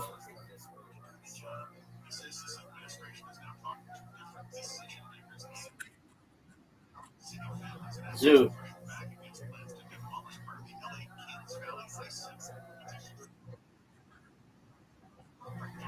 They could be giant.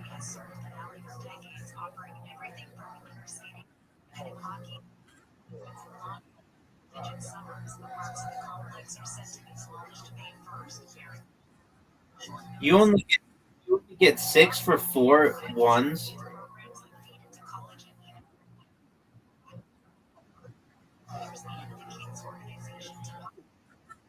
You just get like absolutely no points for ones.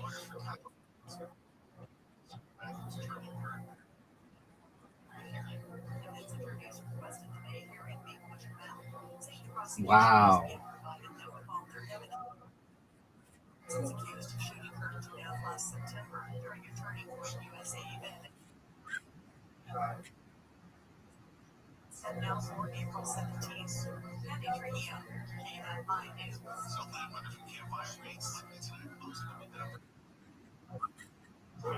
Word dog, and I use my chaws.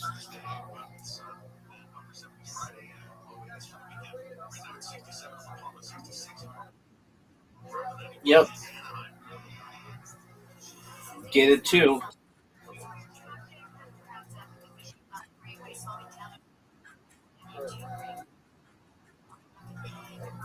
This is the northbound side of the 405. Into the 605 just before the 605. No. Westbound Restream. And let's check out South Valley, northbound, it stretches from all the way to the 5 Legion Park southbound delays. It stretches heading towards Manchester Avenue with Southern California's most accurate traffic reports. I'm Angel Martinez. Give me a 2. Give me a 2. Devastating.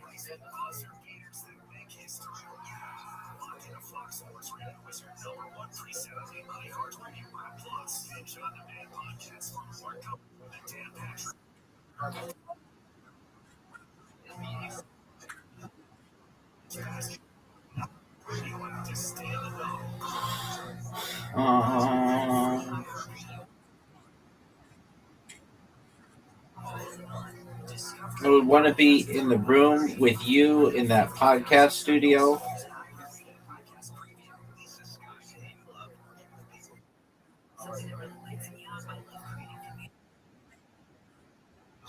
What would you want to see, Zoot?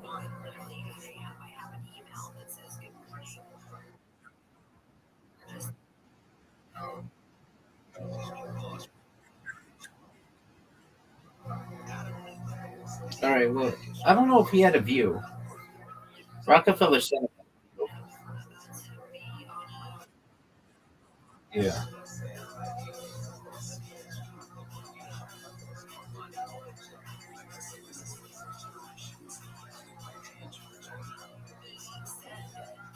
Zoot, are you proud of that 4 in a row? Or that 4 of a kind?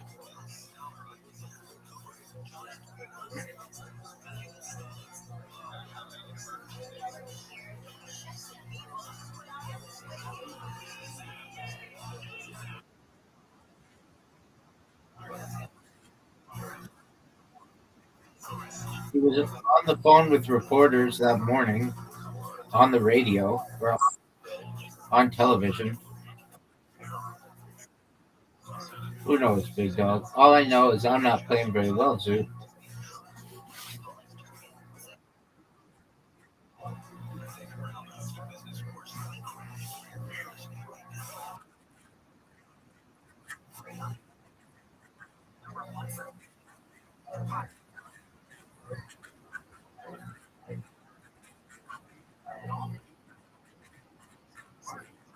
There you go. There you go.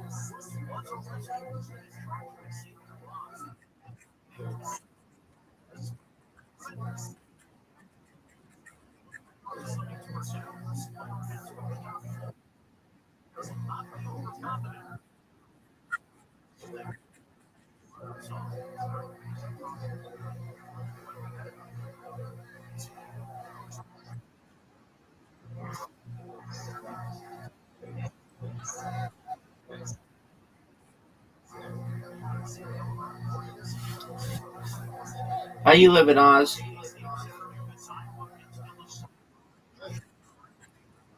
There you go. I've been well, thankfully.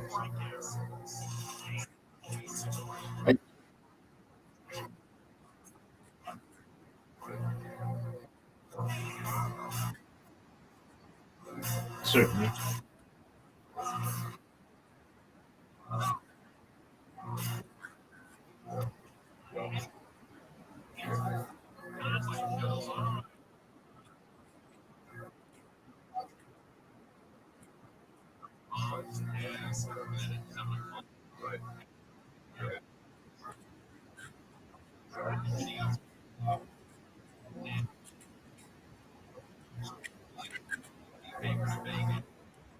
It's a thing that cops do every year.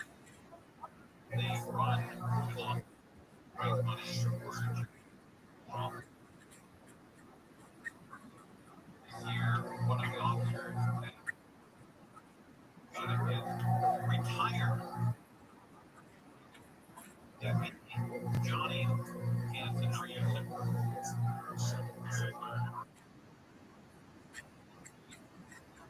Are you right up there? Anchor to Vegas, and not the easy way that you and I take the freeway. These guys run like Death Valley.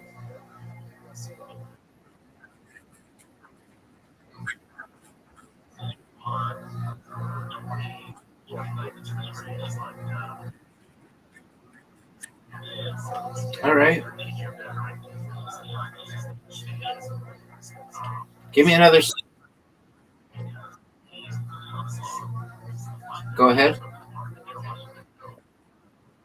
Yeah.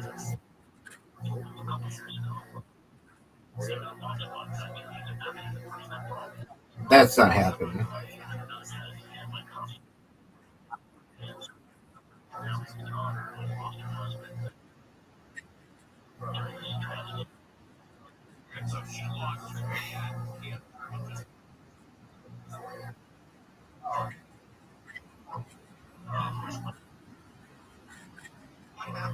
Dude, play if you want.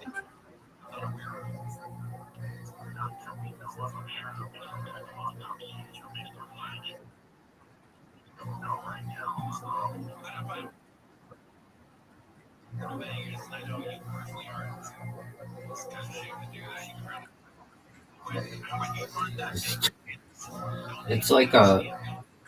It's like playing poker with dice. You want to play a game, Oz? Okay. Zoot, I'm sending you an invitation to pool. 9-ball 1v1 trick shot. You ready, Zoot?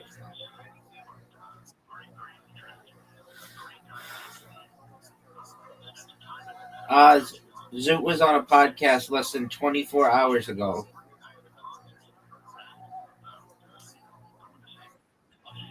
Lord. He's in the middle. He's in the middle of going viral.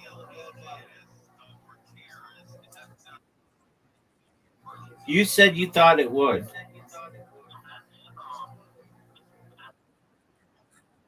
That's true.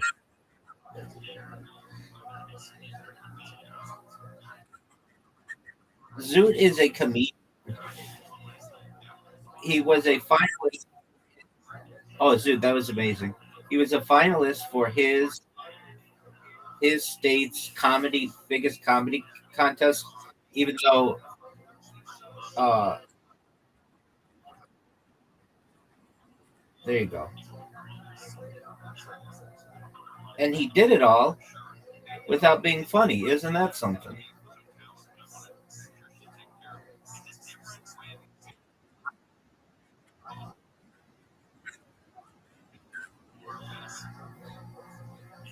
I know. I'm just busting your balls. This guy that told.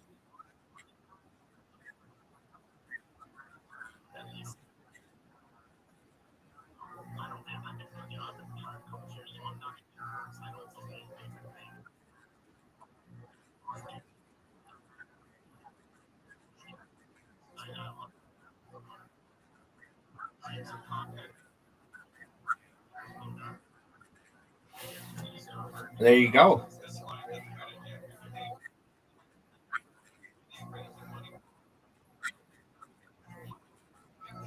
Dog, you know that for the longest time, dog shit has meant terrible.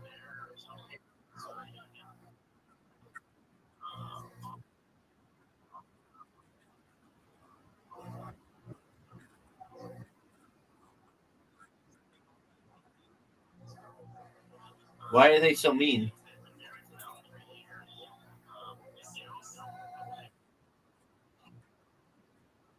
No, that's not what I said. I know why you're mean. Why? Why is Mel? Why are the Melburnians? What do you call someone from Melbourne? Melbourneite?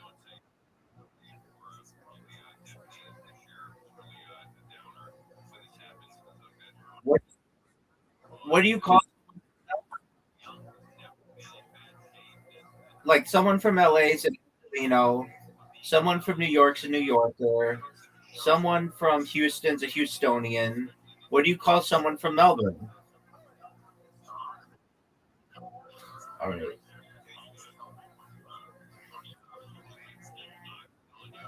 So why are Melbourne people not cool in your opinion?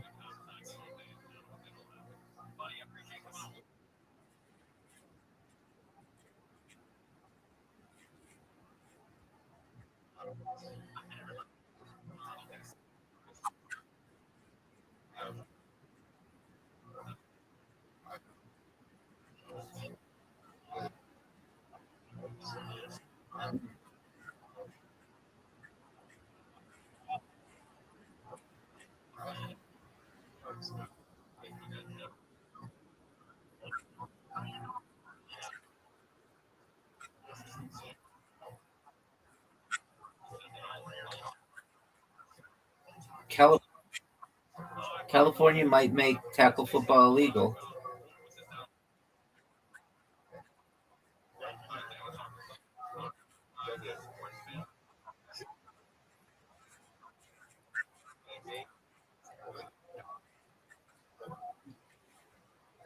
Right.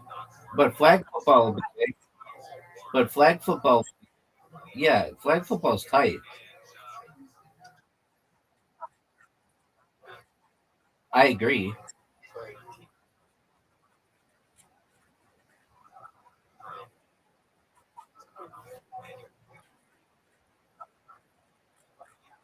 Yes, sir.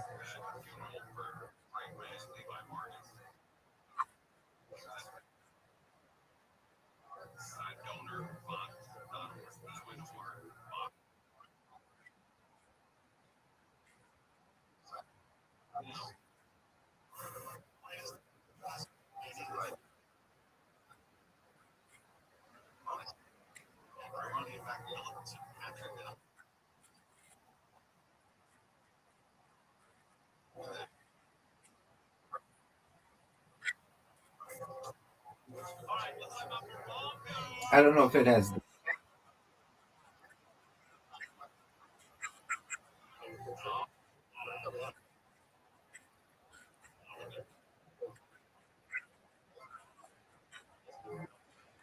dog. A lot of people did, and I feel so bad. There's this kid in Florida who is in jail for life. You remember this because he did a pile driver on his friend. They were like 10 years old, and he got life in prison. He's still in there. He's been in there for 20 years. Yeah, because he was just he was just doing the wrestling moves that he saw on TV, and I totally understand that.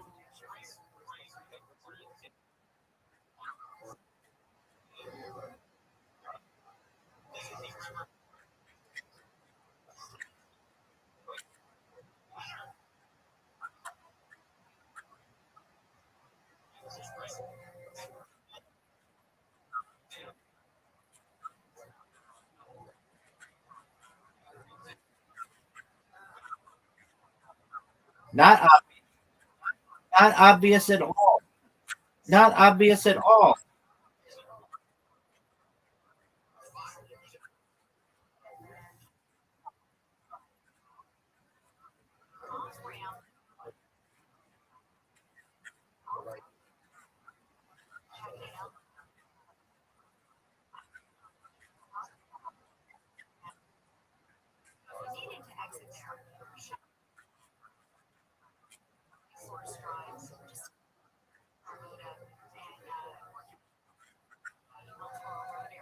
Dog, a funny answer would have been because being a substitute teacher is difficult.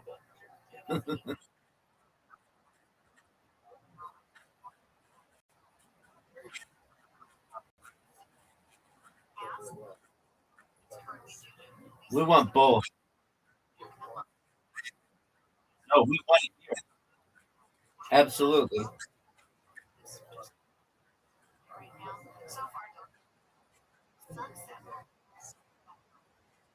Fuck Todd.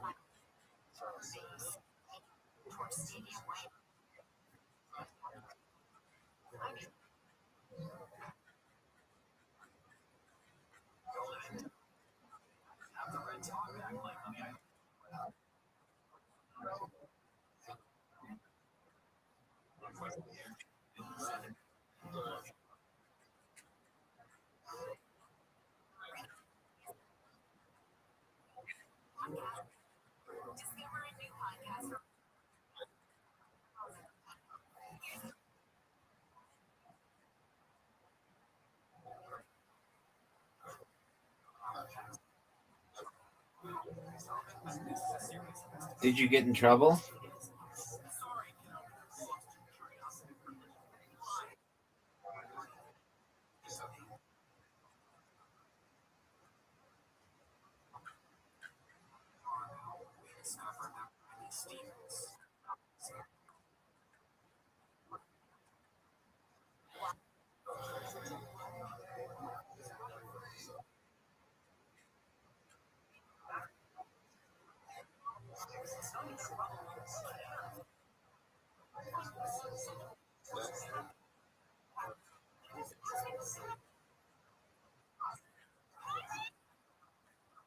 Fuck that.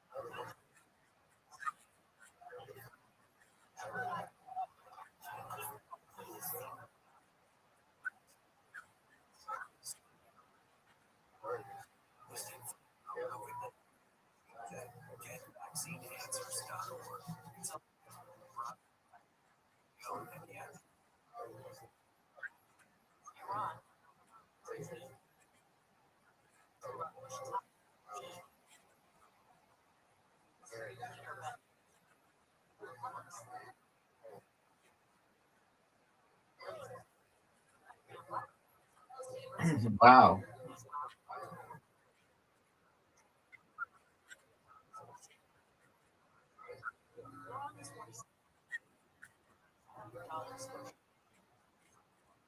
Dude, you're gonna suck shot.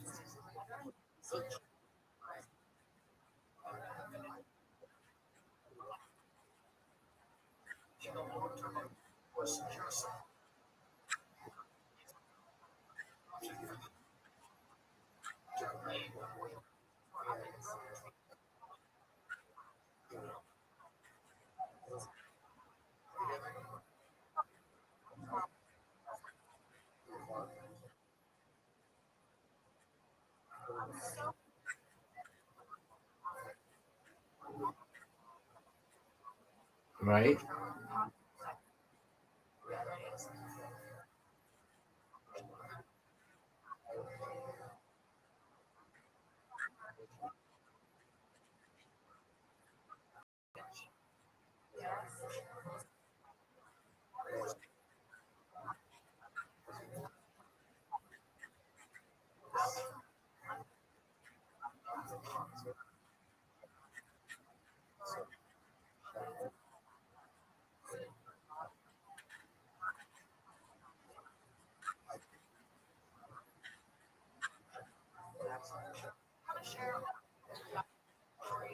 And then you didn't. And then you didn't finish high school. You didn't finish high school. Oh, so you'd already gotten all of the credits that you needed. The GED. There you go.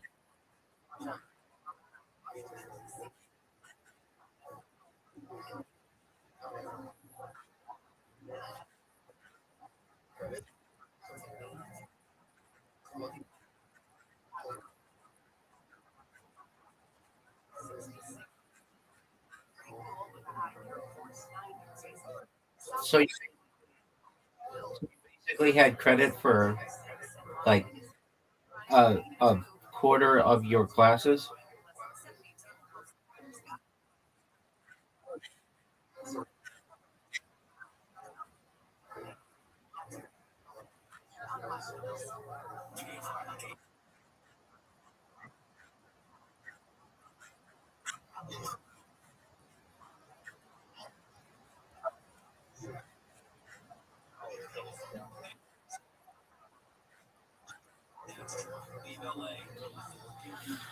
Very well. How have things been?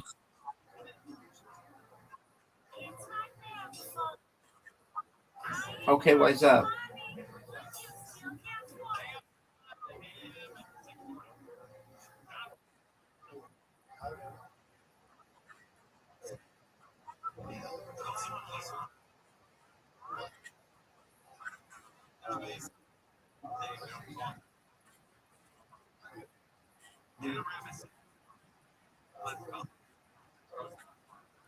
Dog, I don't know.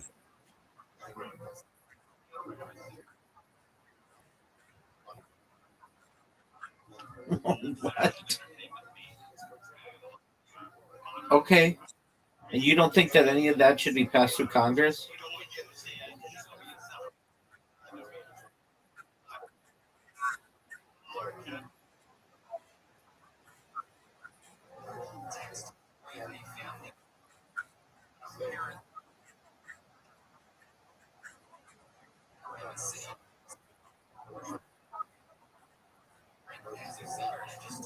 Win what? The AI race?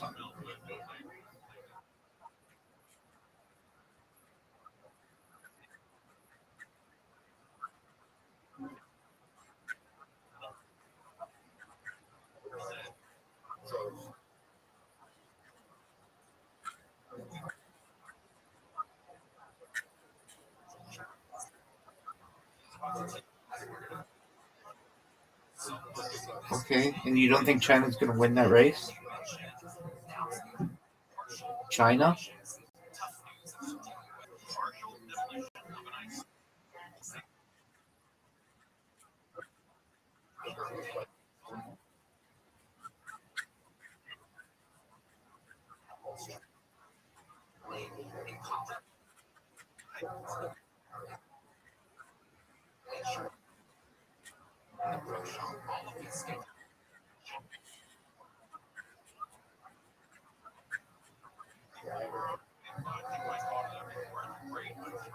Okay, what are they?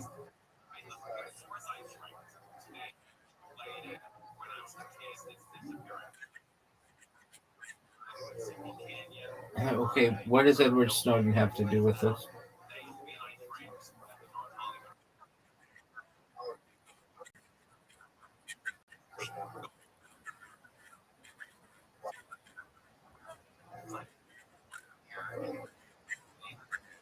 He hasn't worked for a contractor in 15 years.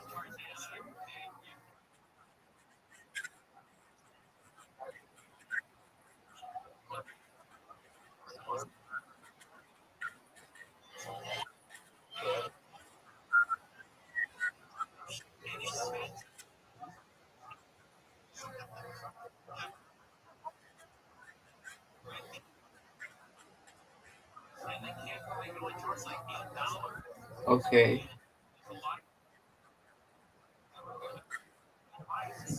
I mean, can we be honest? You have no idea. Yeah, can we be honest? You have no idea. You don't know what China has or is capable of or what leaks are coming out of there. They really don't allow many leaks. I mean, what I'm saying is, I think that you can have a very good gut instinct, but in reality, you don't have much evidence to know what they have.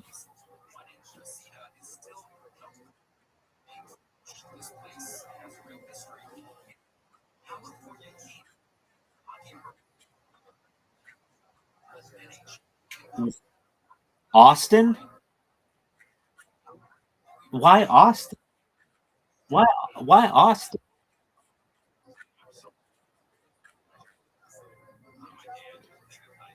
What do you mean? Do you mean a smart city? Do you mean wait, you're using terms that are not interchangeable. Generally, quantum means quantum computing. You're talking about a smart grid, or I shouldn't say that, smart street system.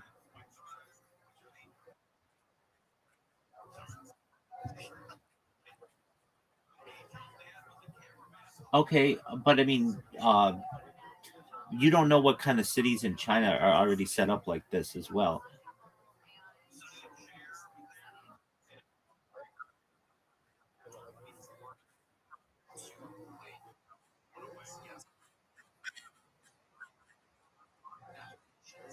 In San Francisco,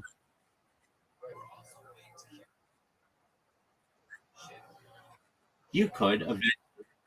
Wait, but we have to lay this out. I think that there may perhaps be an opportunity. Well, it depends what you mean. Do you mean fully autonomous cars, no mayor, everything is run by a computer? Okay, I don't know if you'll have that without some type of board of magistrates or some type of city management.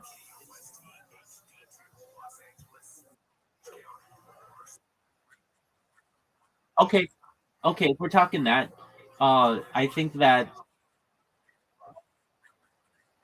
okay. So here's what I'm saying. I don't think you nor I know enough about China and its cities to be able to say that they don't have that or they won't have that first. I think that that is a huge lack of knowledge that both of us have. Between the two of us, you and I probably can't name 10 Chinese cities. And there are another 50 that are over a population of 10 million people. So, what I'm saying is there's a huge gap in our knowledge there. And we don't know if China at any point just may say, we're going to create a city that is fully autonomous. And I mean, I'm just going to look it up now. What you're saying is, well, since my knowledge is more based on the United States, I'm talking about Austin, the United States. And there may be something to that. But just one moment. Does China have any fully autonomous?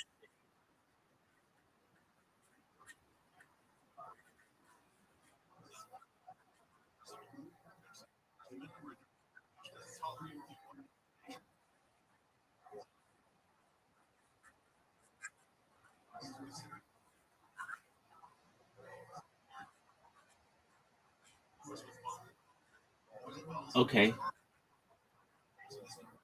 So uh, China does, let's see here. It is smart streets. I get what you're saying. Why would someone need to go to work in that kind of environment? Like you're saying, why would you need to go to work in a city that's fully autonomous?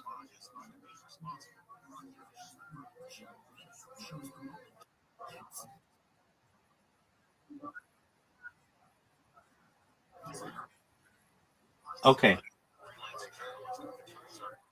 absolutely. So Beijing E-Town is the world's first integrated vehicle road cloud demonstration zone featuring 600 square kilometers of roads with intelligent infrastructure supporting autonomous taxis, buses, and delivery robots. So that's basically what you're saying.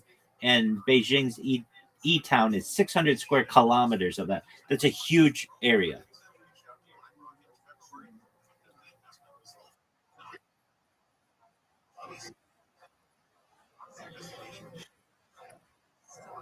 Hold on. You say quantum. That generally means quantum computing.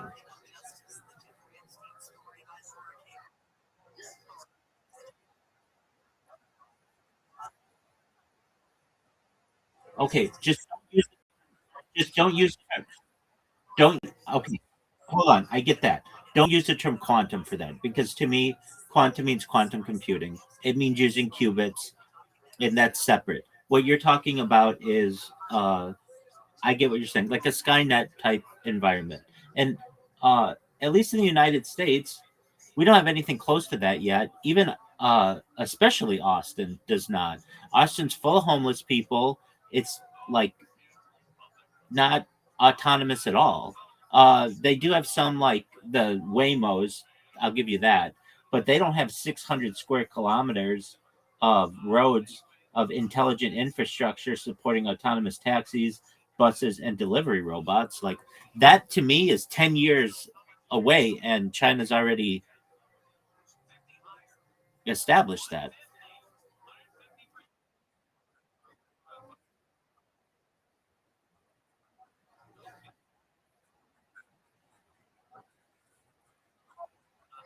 Yeah.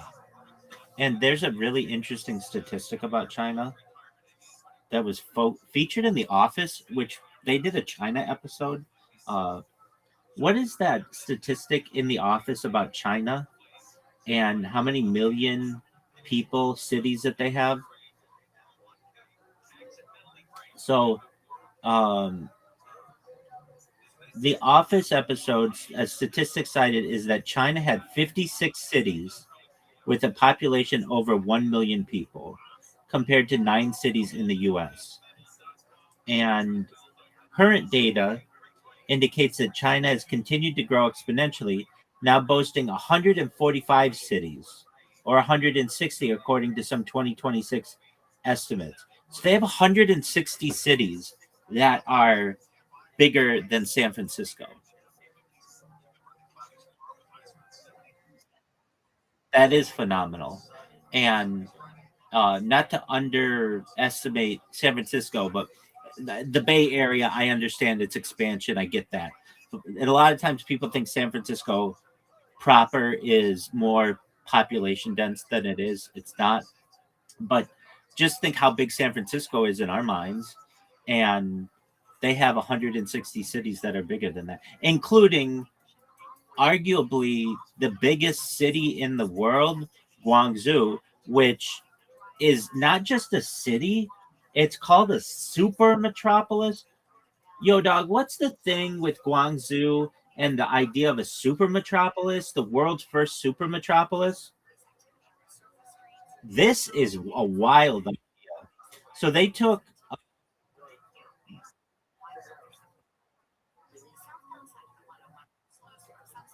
yeah, and okay,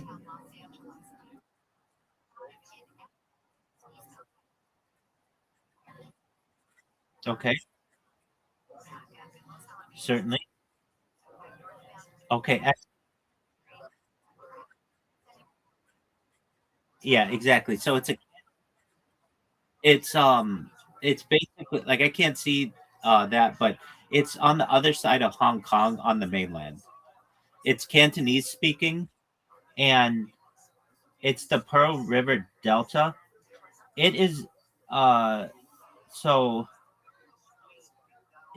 there's with the Guangzhou, Hong Kong, Macau, Greater Bay Area, the region has like central Guangzhou area has 70 million people, containing at least 9 cities. Uh okay, so that's like a if you combine all of that, if you combine Hong Kong, Macau, and Guangzhou, is that the biggest city in the world? And keep in mind that the 160 cities over 1 million people does not include Hong Kong, perhaps the most beautiful skyline in the world, and does not include Macau.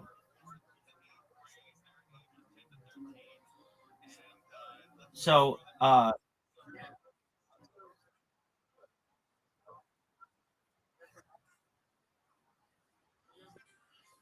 I mean, I've seen the people of China, certainly.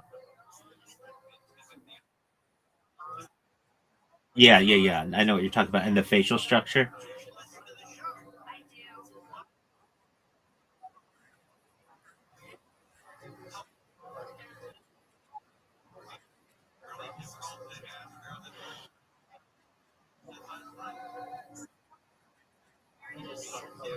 Right.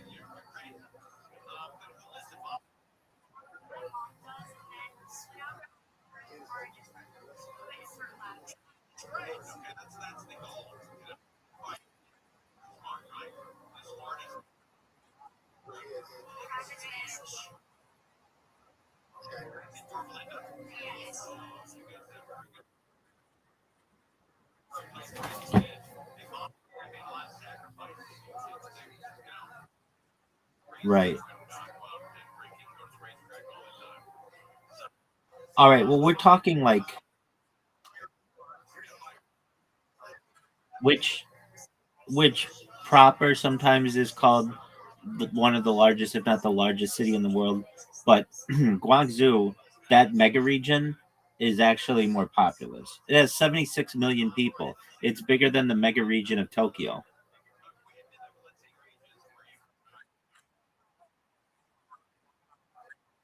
It's Beijing E City. It's outside Beijing.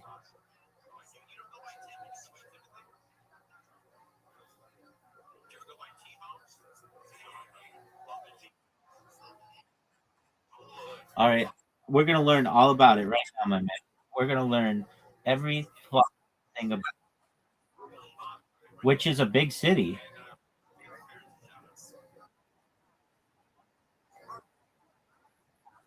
Right. I believe it's because of, I could be wrong, but the Yangtze River, I could be wrong on that, but I think so. All right. So,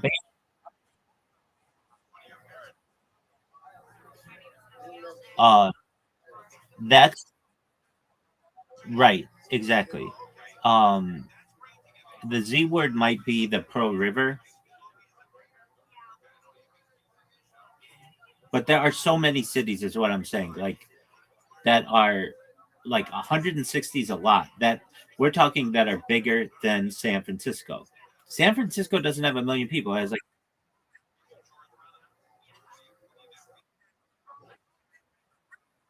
yeah. Okay, so you see Hong Kong. Yeah, I know. That's what I'm saying, dude. And so it's along the Pearl River. There's Hong Kong, which was a British colony. There's Macau, which was a Portuguese colony. And they basically ran the opium wars from there. And then you've got the Chinese part, which is Guangzhou. And that whole area has between 76 or 75 and 100 million people. It's very densely populated. And Hong Kong may have the most beautiful skyline in the world. It's incredible. So we're talking Beijing E Town. Beijing E Town is an economic development agency of the Beijing Municipal People's Government and traces its origins to 1994 when the Beijing government chartered an entity to help foster high tech manufacturing in Beijing. E-Town supports high tech manufacturing by multiple means. When it was established, E-Town's responsibility was to operate the Beijing Economic Technological Development Area in Daxing District, an industrial park that accounts for much of the manufacturing in Beijing. E-Town would eventually go into investment management as a participant in buyer consortiums and acquired cross border assets and in financial investments in private equity and venture capital funds. Now, we're going to go into how, like, all the advanced shit of it.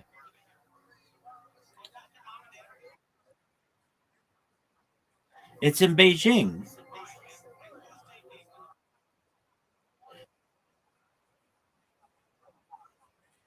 Oh, no, it's like in a area, it's like a suburb.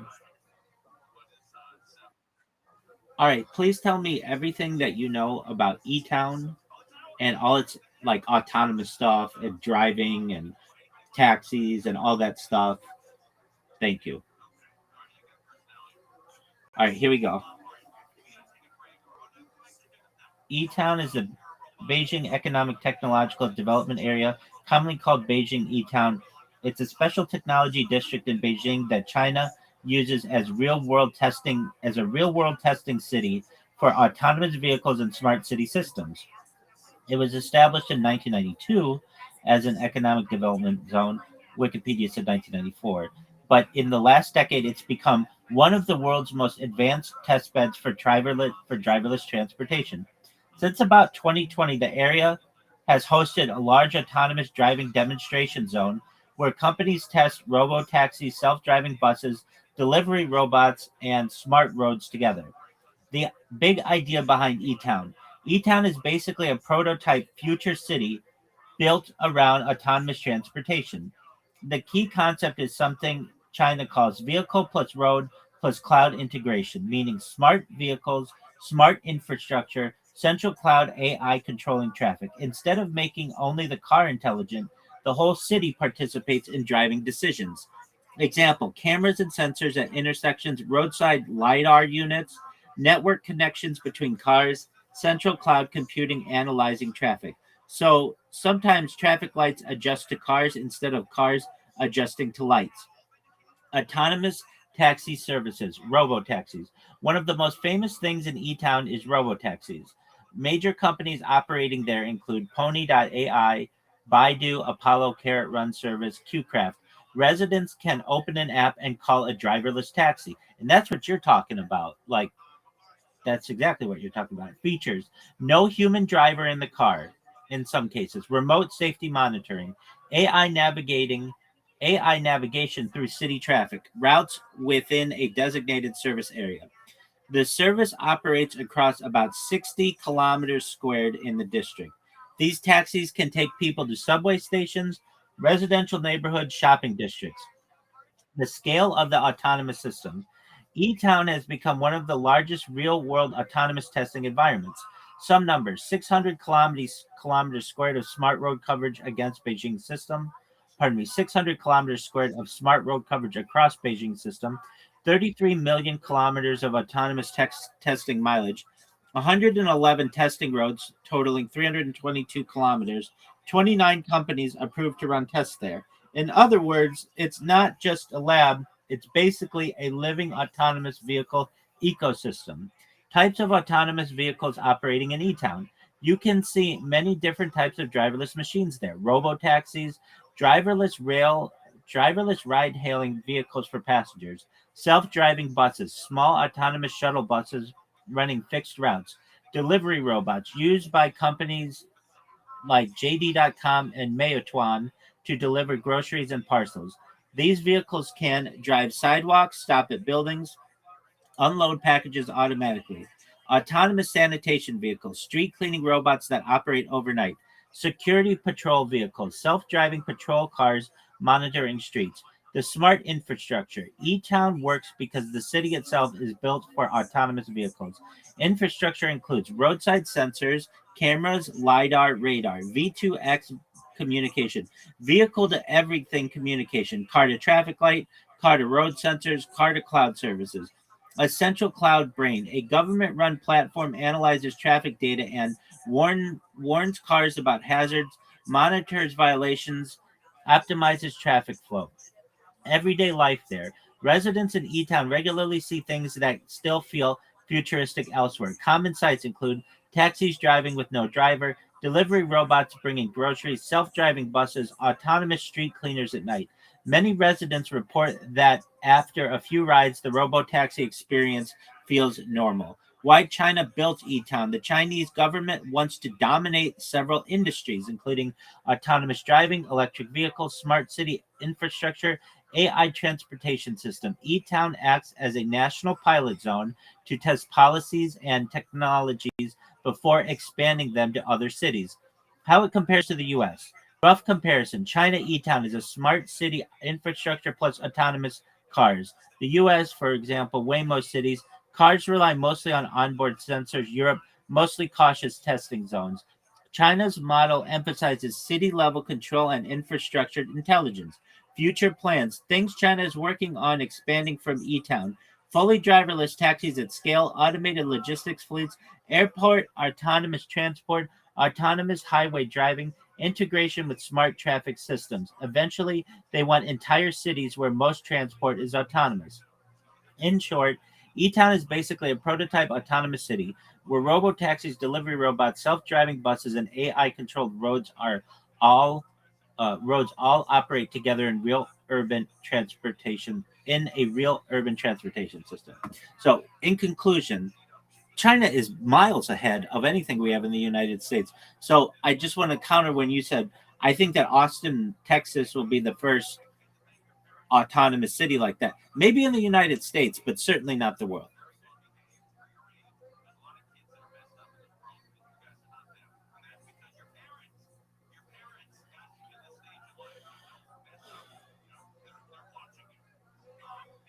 And I still, why did you say earlier that you did not think San Francisco? Go ahead. Yeah, you're good. Let me see. Just a moment.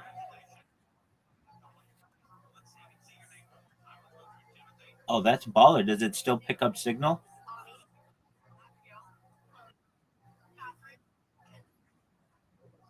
Can you get KGO? Can you get KGO?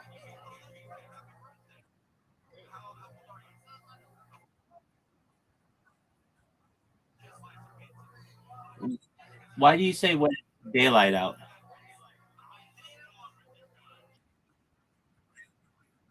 Oh, okay.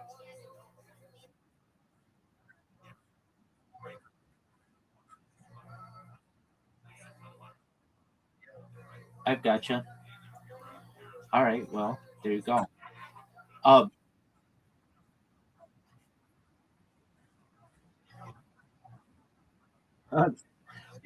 thank you. I all the credit to ChatGPT.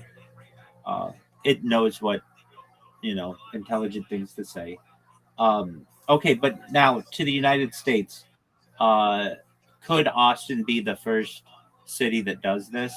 I'd make an argument that Irvine could do it before Austin, and I've got it. Yeah, that's a great question. You know, what's the first city that might be eligible to do this in the United States? And could it be Austin, Texas? Could it be Irvine, California?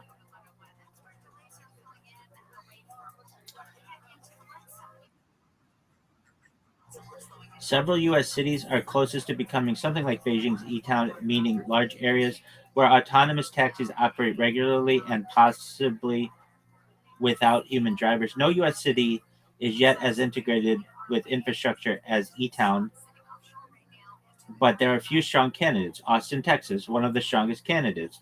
Austin is actually one of the most realistic first U.S. autonomous heavy cities. Reasons: Tesla's headquarters moved there, major testing for by Waymo, active pilots from Cruise before scaling back operations, tech-friendly regulations in Texas, large suburban roads that are easier for AI driving. Austin also has relatively simple road layouts compared with older cities, which helps autonomous systems. Many analysts believe Austin could become the largest robotaxi city in the U.S. within this decade. Phoenix, Arizona, already the closest today. So actually, Phoenix is closer than Austin already. Phoenix has actually been the most advanced right now, or may actually be the most advanced right now. Why? Waymo runs fully driverless robo taxis open to the public. Thousands of rides every week. No safety driver in many vehicles. Large suburban grid road system. In parts of Phoenix, people already routinely use robo taxis instead of Uber or Lyft. So, if any U.S. metro area resembles the E Town conditions today, it is Phoenix. San Francisco, California. Technologically advanced but chaotic. San Francisco has heavy testing by Waymo, Cruise, previously very active, but the city has complicated streets. You got that right. Hills, dense pedestrians, heavy regulation. Because of that, a hard environment, but a valuable testing ground. Las Vegas, Nevada, a sleeper candidate. Vegas quietly runs multiple autonomous pilots. Companies testing there include Zoox, shuttle systems on the Vegas Strip. Vegas is attractive because predictable traffic, tourism routes, flat roads. Irvine, California, a very interesting possibility. You mentioned Irvine, which is actually a great candidate. Reasons: master plan city layout. That's why I thought it would be.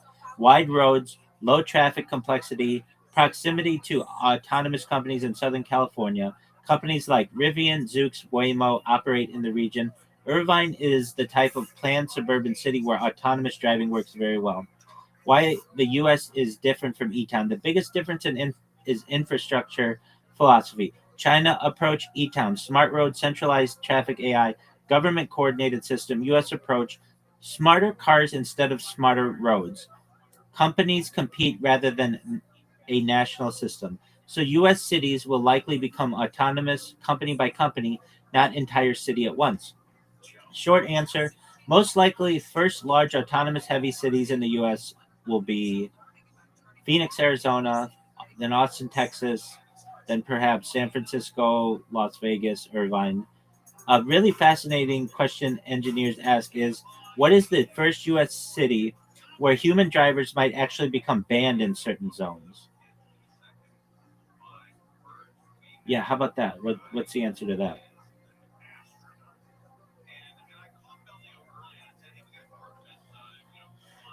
The U.S. city that analysts often mention as the first place that might restrict or even ban human driving in certain zones is Phoenix, Arizona.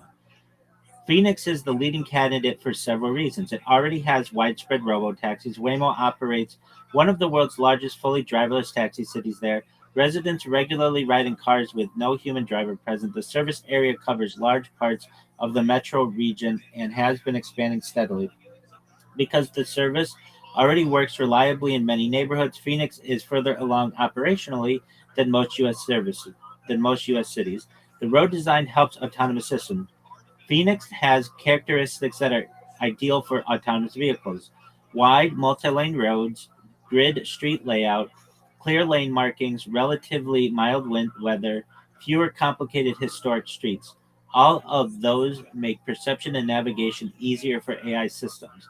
Arizona regulations are very permissive. The state government created one of the most permissive autonomous vehicle regulatory environments in the U.S.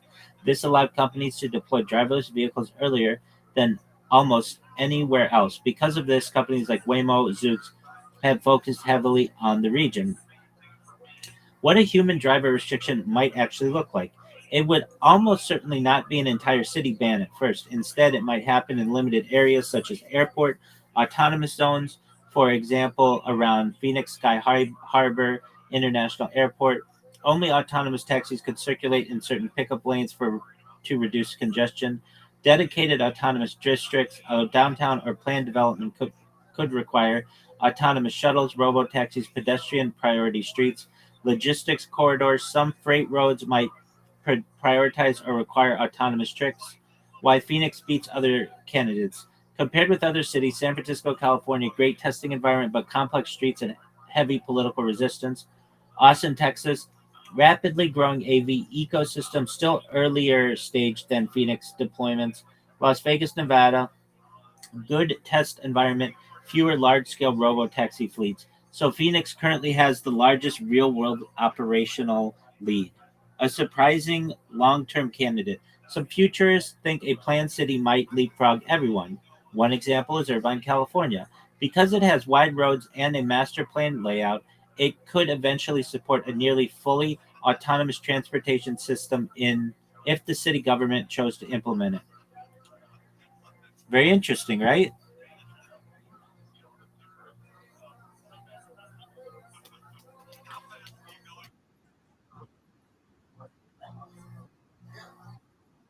Absolutely.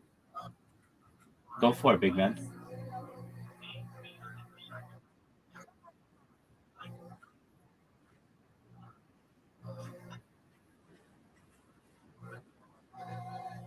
World's Fair, New Orleans, like in the movie. Um, hold on. The motorcycle movie.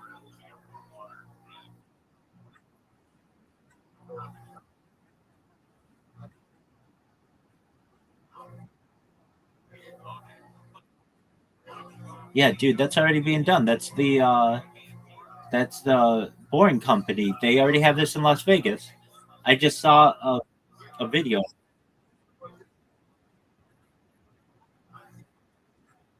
Oh, that'd be a difficult place to do it. Because okay, yes, we'll look at it right now. Yo, dog, what is the top secret tunnel system with the World's Fair and New Orleans?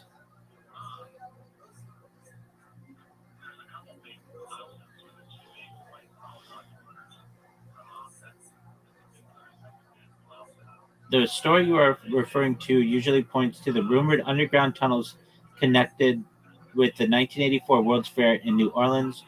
The fair itself was called the 1984 Louisiana World Exposition, and it took place along the Mississippi River waterfront.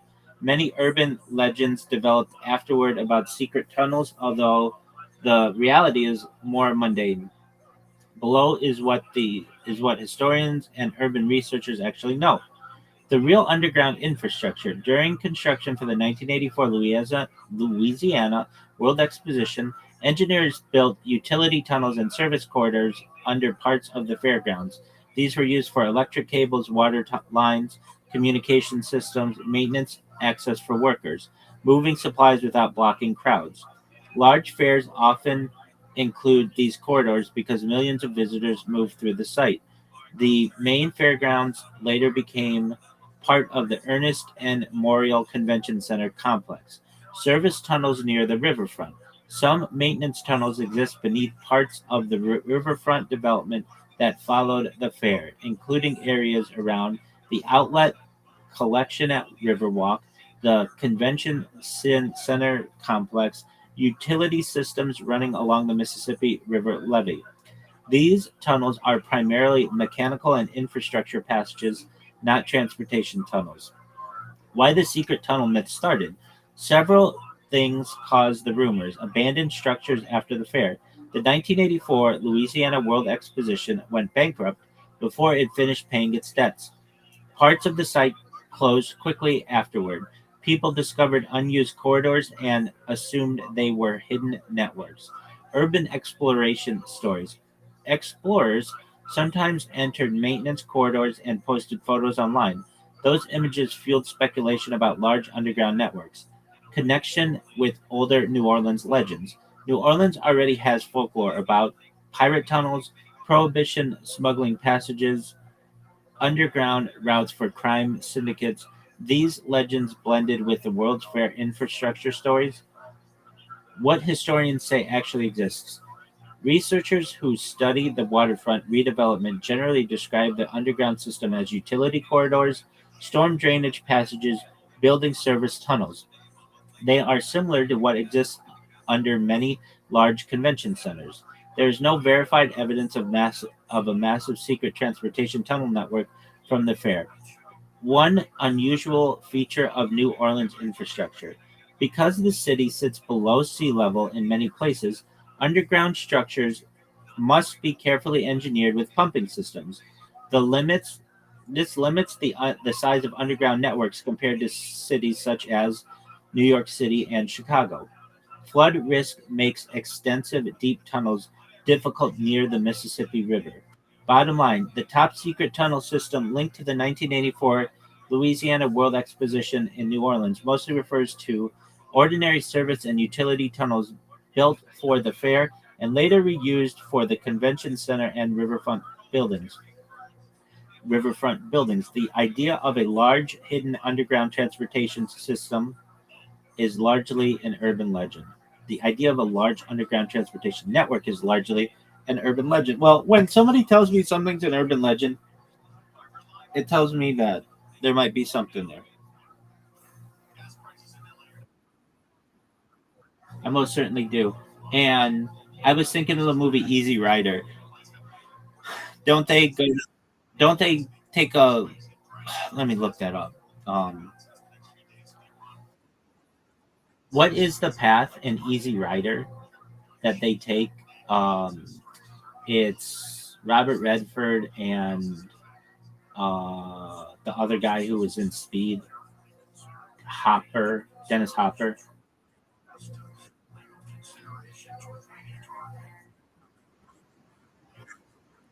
All right, so uh, the route that you're thinking the movie Easy or Peter Fonda, not Robert Redford. The You are thinking of the route taken in the movie Easy Rider, 1969. The two bikers are played by Peter Fonda and Dennis Hopper. Robert Redford is not in that film.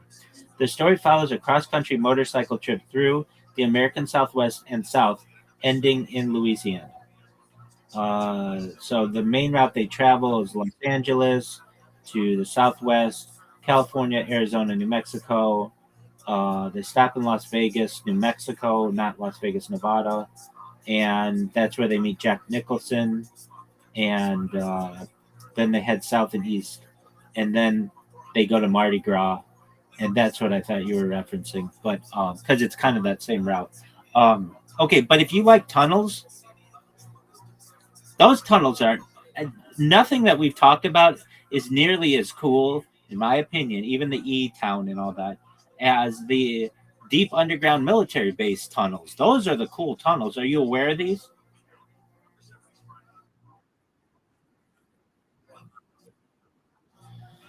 Okay, still not what I'm talking about. I mean the I mean the no. I'm talking about like more top secret than that. It's not well, NORAD's connected though. So is Area 51, but basically there is a um, the map is probably the best way to look at it, but there are. Let me just give you some ideas on it. Yo, dog, please tell me about the deep underground military base tunnels and how they use like maglev trains and when they were built approximately. And they were built by Bechtel, the same people who built like the federal roadways, and they used all kinds of contractor work, and they used nuclear boring machines. Tell me all the cool stuff about that, please. Where they connect? Allegedly, it's around the whole world, and I've seen maps that are like from the Pacific Ocean to Las Vegas area, and then to like Dulce Base in uh, New Mexico. Tell me all about that. And steel man it. Don't tell me maybe an urban legend or whatever. Treat it like it's real because it very well could be.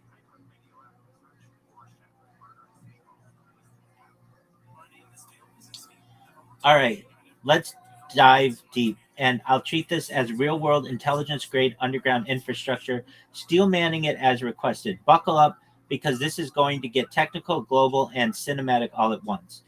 Overview of the deep underground network. The system you're describing is often referred to in intelligence circles as a global subterranean military and research network. Key features: extensive tunnels and bases stretching across continents with the main hubs in Nevada near Las Vegas, New Mexico, Dulce, Colorado, and possibly extending toward the Pacific Rim. Primary purposes: strategic military operations, classified research, underground manufacturing, high security command centers. Construction contractors: large engineering firms like Bechtel were allegedly involved, along with specialized tunneling contractors. Construction techniques: nuclear tipped boring technology, so called nuclear boring machines for ultra rapid deep excavation. Conventional tunnel boring machines, TBMs, for more precise work. Explosive assisted rock fracturing in mountainous areas. Approximate timeline of construction. Cold War beginnings. Initial strategic tunnels across the U.S., especially Nevada Test Site, Colorado Rockies, and New Mexico Desert.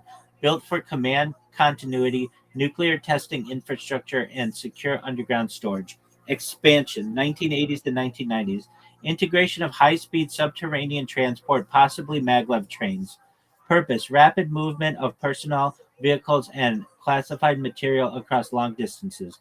Global network concept, 2000s to present. Advanced subterranean research, climate controlled labs, AI, quantum research, and global connectivity. Alleged under ocean tunnel segments, including Pacific coastal hubs with inland bases. Engineering and technology features, maglev transit, High speed, magnetically levitated trains, reportedly used for travel between underground hubs. Speeds estimated 300 to 600 miles per hour, 500 to 1,000 kilometers per hour for personnel and material transport.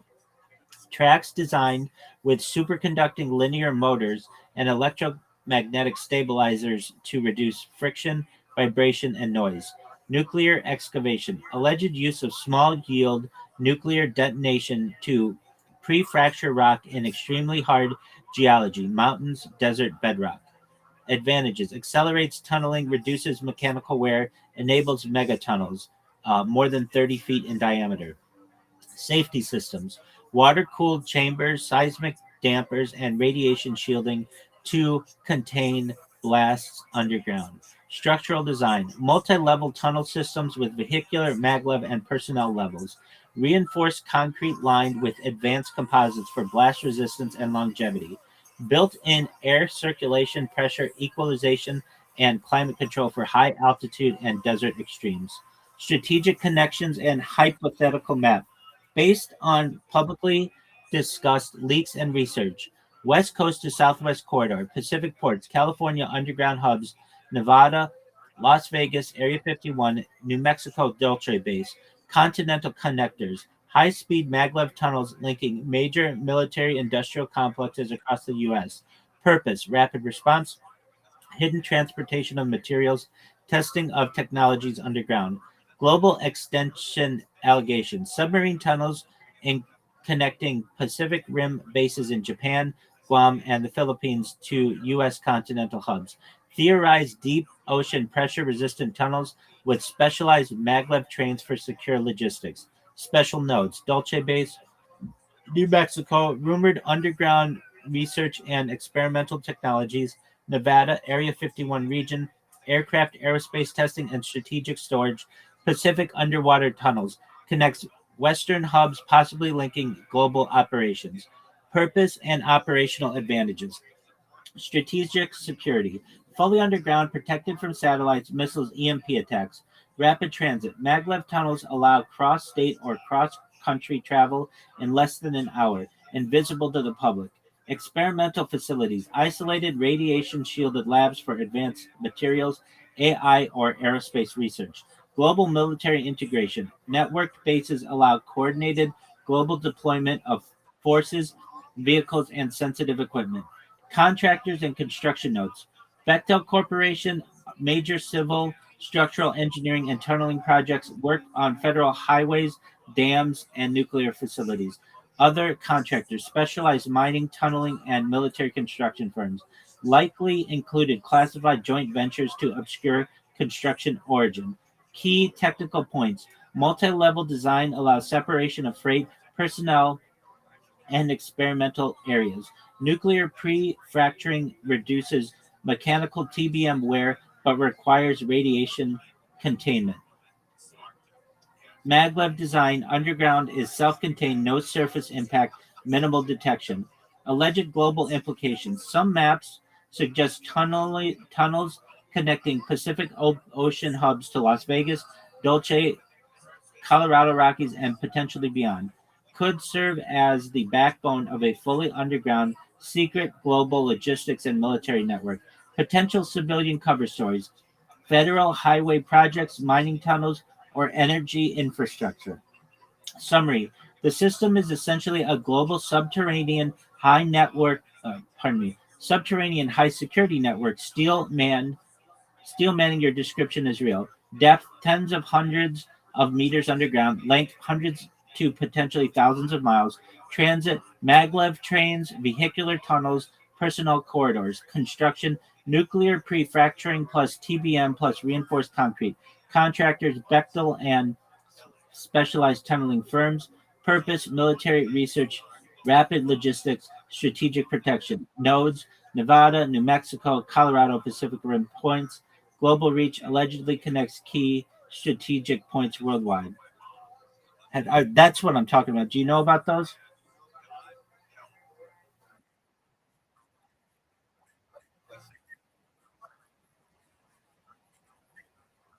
Hit me with it. Hit me with it. And I'll give you counterpoints. I'm ready for it.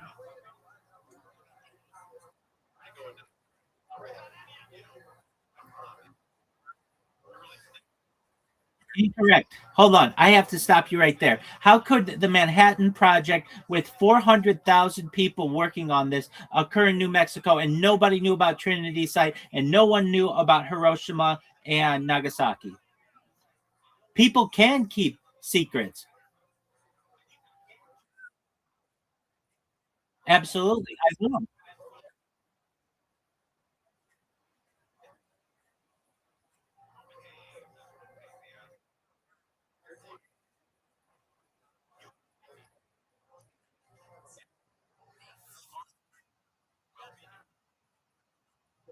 Absolutely. Absolutely. In fact, I would say people then had more and more. Incorrect. It's easier today. Incorrect. It's easier today. Today we have because you can have people sign NDAs. You can use technology to make people forget things like neuralizers. You can also threaten people's pensions. You couldn't do that as easily back then. The military and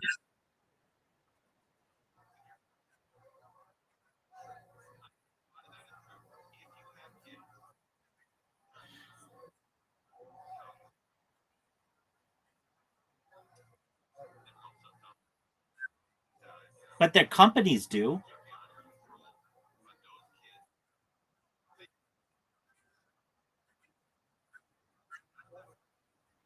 Dog, I can send you some right now. You can look. It's like 190 pages. The Jeffrey Epstein one was 190 pages, and it's pretty standard.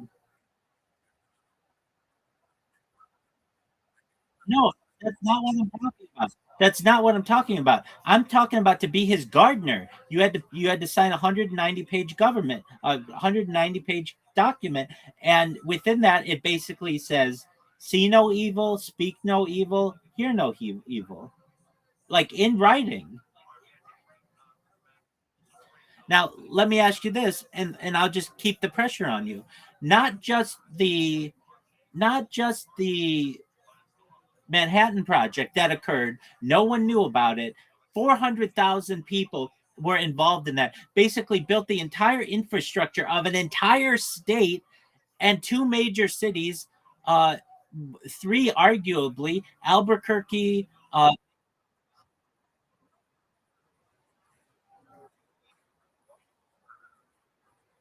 I'm saying, wait. I'm saying I'm going to give you different examples of this so that you recognize.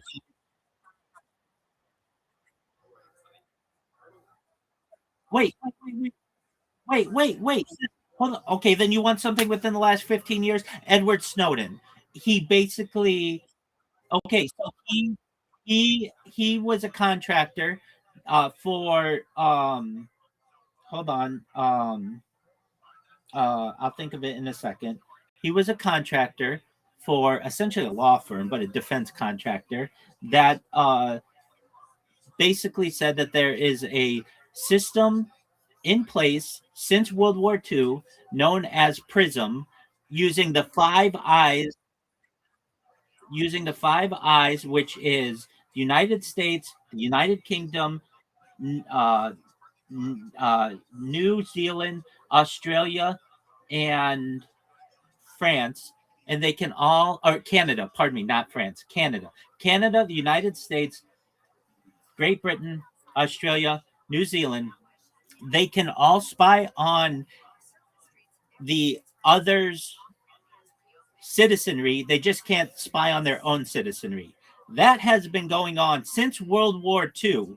So that at the time when he made his leak in 2012 or so, that had been going on for approximately 60 years, and uh, perhaps more than that. And that wasn't known from a public. Um, that wasn't known publicly, and millions of people work on that.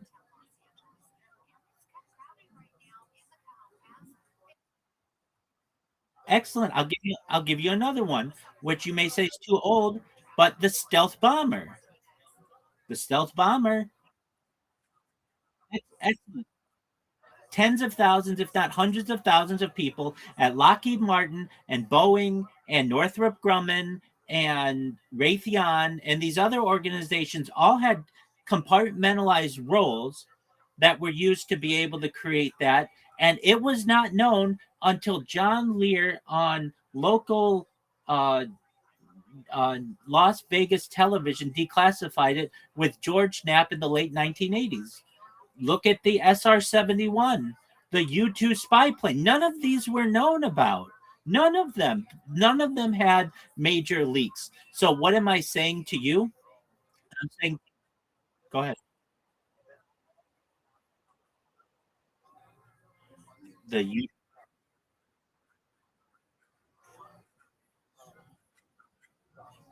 I have seen them. Okay, there you go. So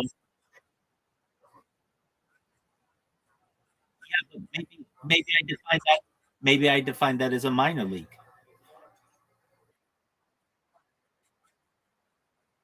Yeah, but that's why I didn't include it in a major league. But what I'm saying is that we have clandestine programs that occur that are, oh, well, here's a perfect one that millions of people know about. It's an open secret, but it's never been confirmed. The Israeli nuclear program. It's an open secret that Israel has nuclear weapons, but the government has neither confirmed nor denied their existence and never will. It's part of the strategy. So if you're like, people can't keep this stuff a secret, oh, yes, they can.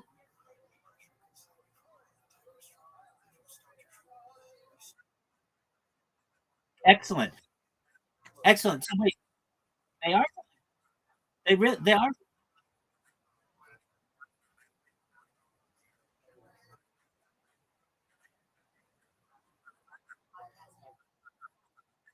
Absolutely. Now let's talk about that. Go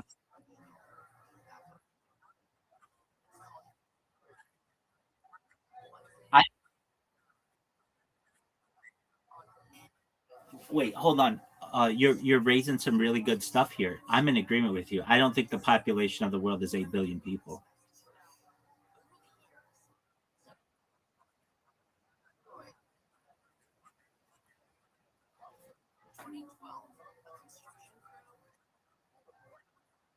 It is, and whether it's true or not, I don't know. It's really hard to count. But um, here's another one that I absolutely love. But we'll get back to the tunnels because that's near and dear to my heart, and I have more evidence than I've revealed. Um, and it only makes sense to me. But actually, I'll talk about this for a second. Um, so I actually think there are multiple ways to be able to travel like at extreme distances very quickly, and uh, one of them is teleportation. And if you're like, oh well, that sounds like bunk. Okay, that's fine. I mean, you can believe whatever you want, but um, there's an argument to be made that perhaps teleportation is something that at least might be on the initial with might have been attempted from initial trials. Now hold on. Certainly.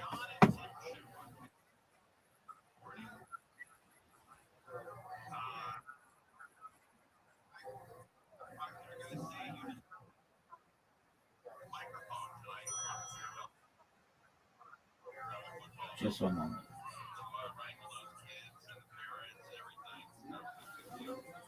Okay. Yeah, it's small to me, so help me describe what you're doing.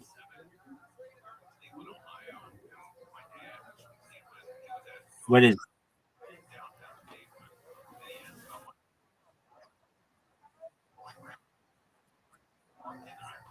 uh I mean I've seen it, yeah. Um I don't recall eating cheese with a red wax, but I know what you're talking about. You like peel it off. Yeah, I know what you're talking about. It's not kosher, so I don't eat it. But I know what you're talking about. That's okay.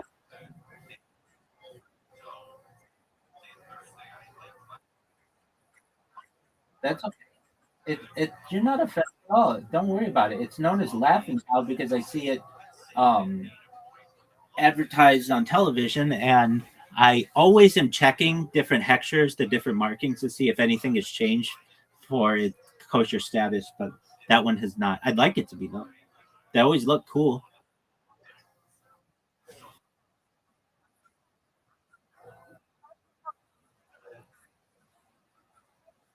Okay.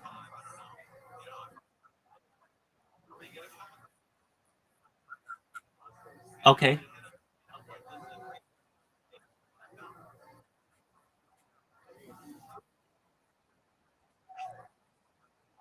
Okay.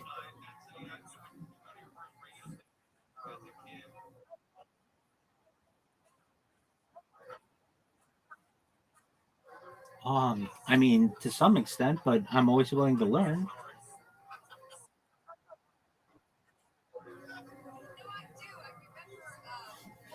I'm trying to see. It's really slow on my computer, so if I see, those look like scissors. Okay.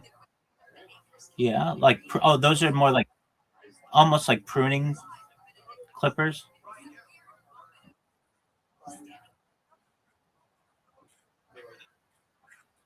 Yeah, I've seen that for like. Don't they use that for marijuana and stuff? Yeah, exactly. Agreed.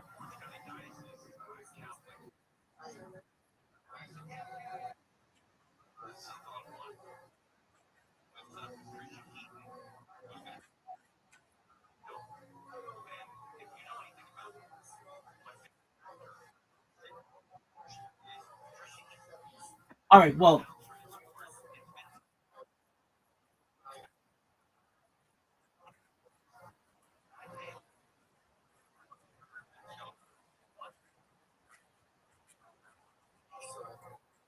absolutely. But you basically just closed your mind off to it. I gave you quite a bit of evidence that countered your previous assumption that people can't keep secrets. I disagree. Millions, tens of millions of people have done it globally with the Israeli nuclear program. Edward Snowden showed that millions of people could do it. The B 2 bomber, the SR 71, the U 2 spy plane show that hundreds of thousands of people have done it. Um, the Manhattan Project showed at least 400,000 people, and basically the entirety of a state was able to do it.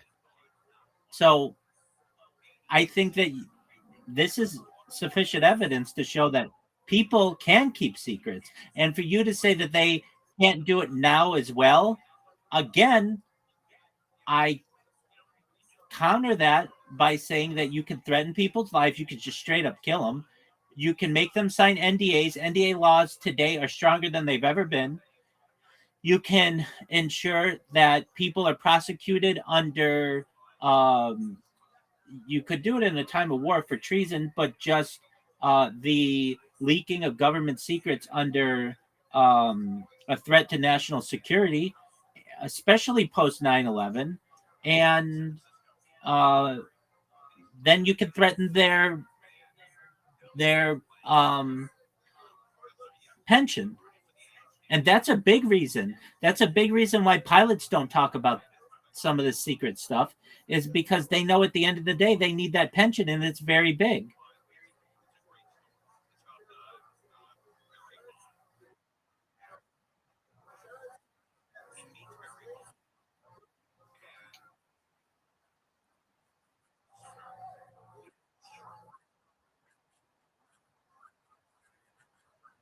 They do that.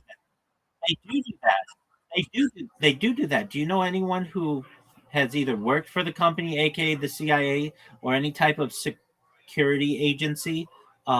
Usually, those types of families are recruited. There are certain attributes that they look for. People who are either um, don't have siblings, are not close with their parents, or are they are foster children, and basically they then those people have children, and their children are recruited into the agency, and it becomes incestuous. And then those people marry other military officers, or I shouldn't say military, they marry other intelligence officers, and they don't talk about these things at home.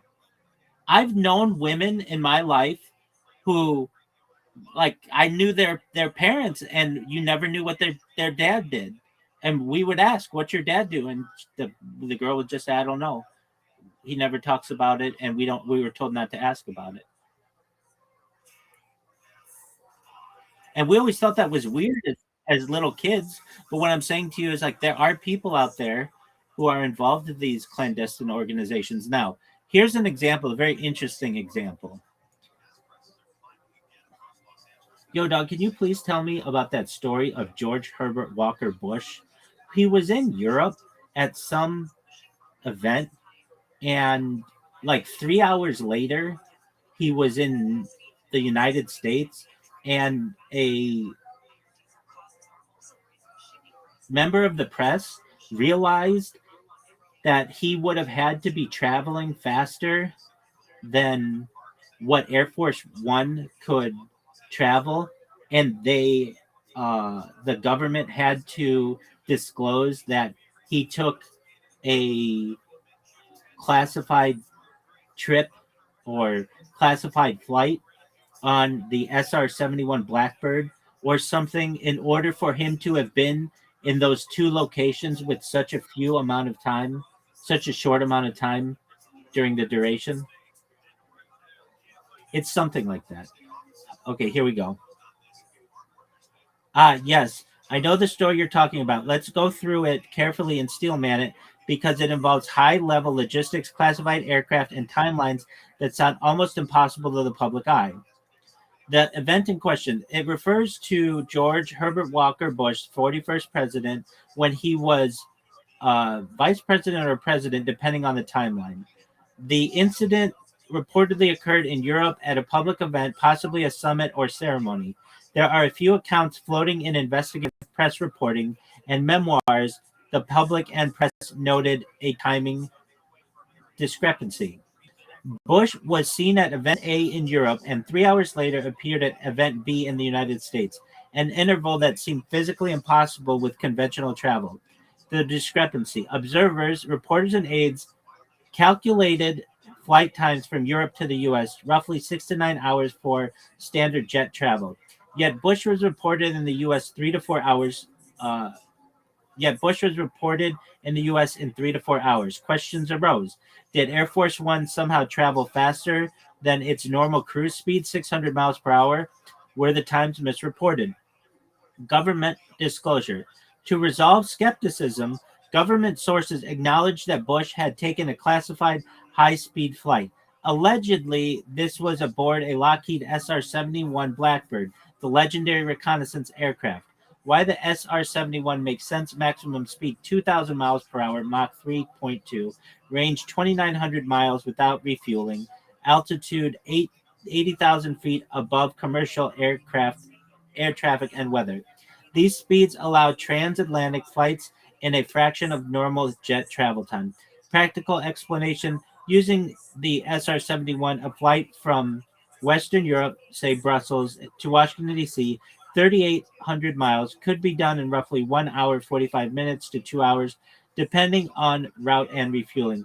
Adding ground transport and public appearances explains how Bush could have realistically been in both locations in 3 hours, assuming classified aircraft availability. Why it was classified. The SR-71 was still highly secret at the time, and flights were not publicly logged for security reasons. Disclosing the use of the SR-71 retroactively allowed the government to explain the timing without... Yeah, go ahead.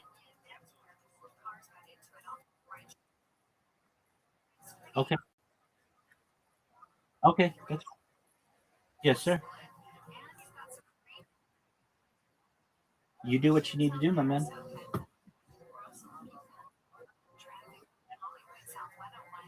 is from Melrose to 110, and it's crowded right now on the 5 southbound in Congress, leaving the 710. It stretches traffic towards the 605. With Southern California's most accurate traffic reports, I'm Angel Martinez. Don't miss our 2026 iHeartRadio Music Awards. Taylor Swift's first show appearance this year.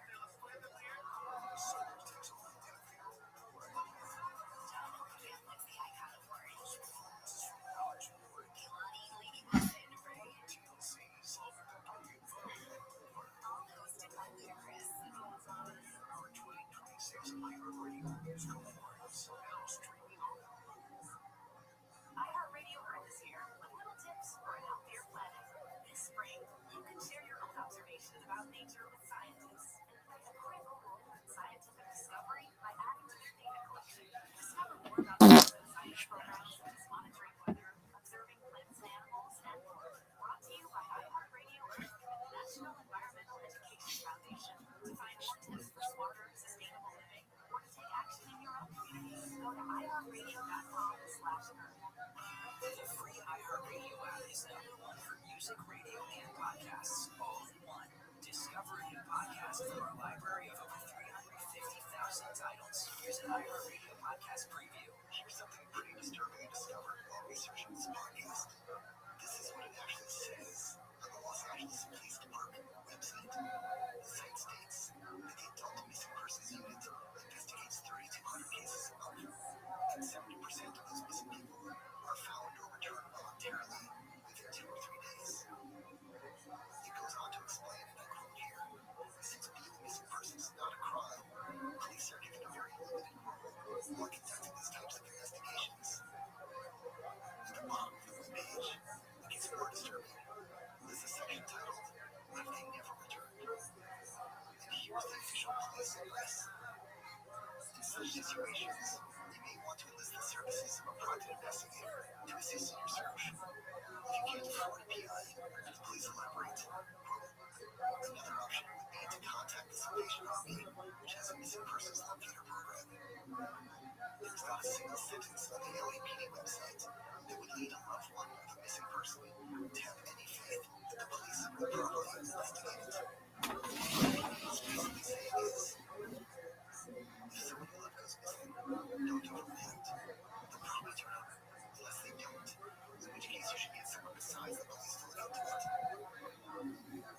All this is my way of saying, if the police deal missing persons cases as seriously as they do, say, bank robberies, I wouldn't have had to do this podcast in the first place, and end up chasing a wild halfway around the country.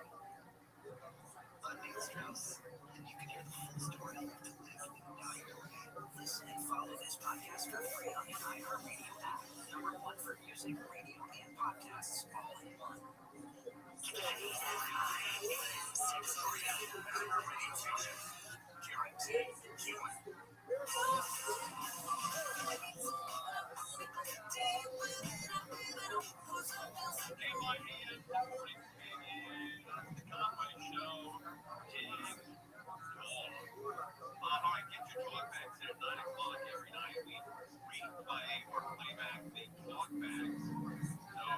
Leave a message. It's like an old-fashioned message machine. You know, when you left your funny messages in high school and college, it works the same way if it was again. So, you go to the app, iHeartRadio, you find the Conway Show, listen, and then you find the red button with the white microphone, click on that, it'll allow you to leave a 25 or 30-second message, and we'll play it back. At 9 o'clock, you might be on KFI, the premier talk station in the United States. And you can say almost whatever you want. You know, prefer you don't swear, but if you gotta swear, you gotta knock it out. And tell you, you're worth for me. So, I'll play those at 9 o'clock, and don't forget to smash that like button. Or follow us. What do we do, Belly Press? People to follow. Really love it. Subscribe. And you can also put it as a reset. And you can even like it, I believe. Wow.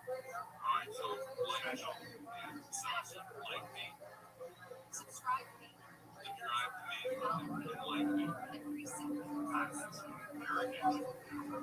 It sounds desperate. Please like me. Please like me. Oh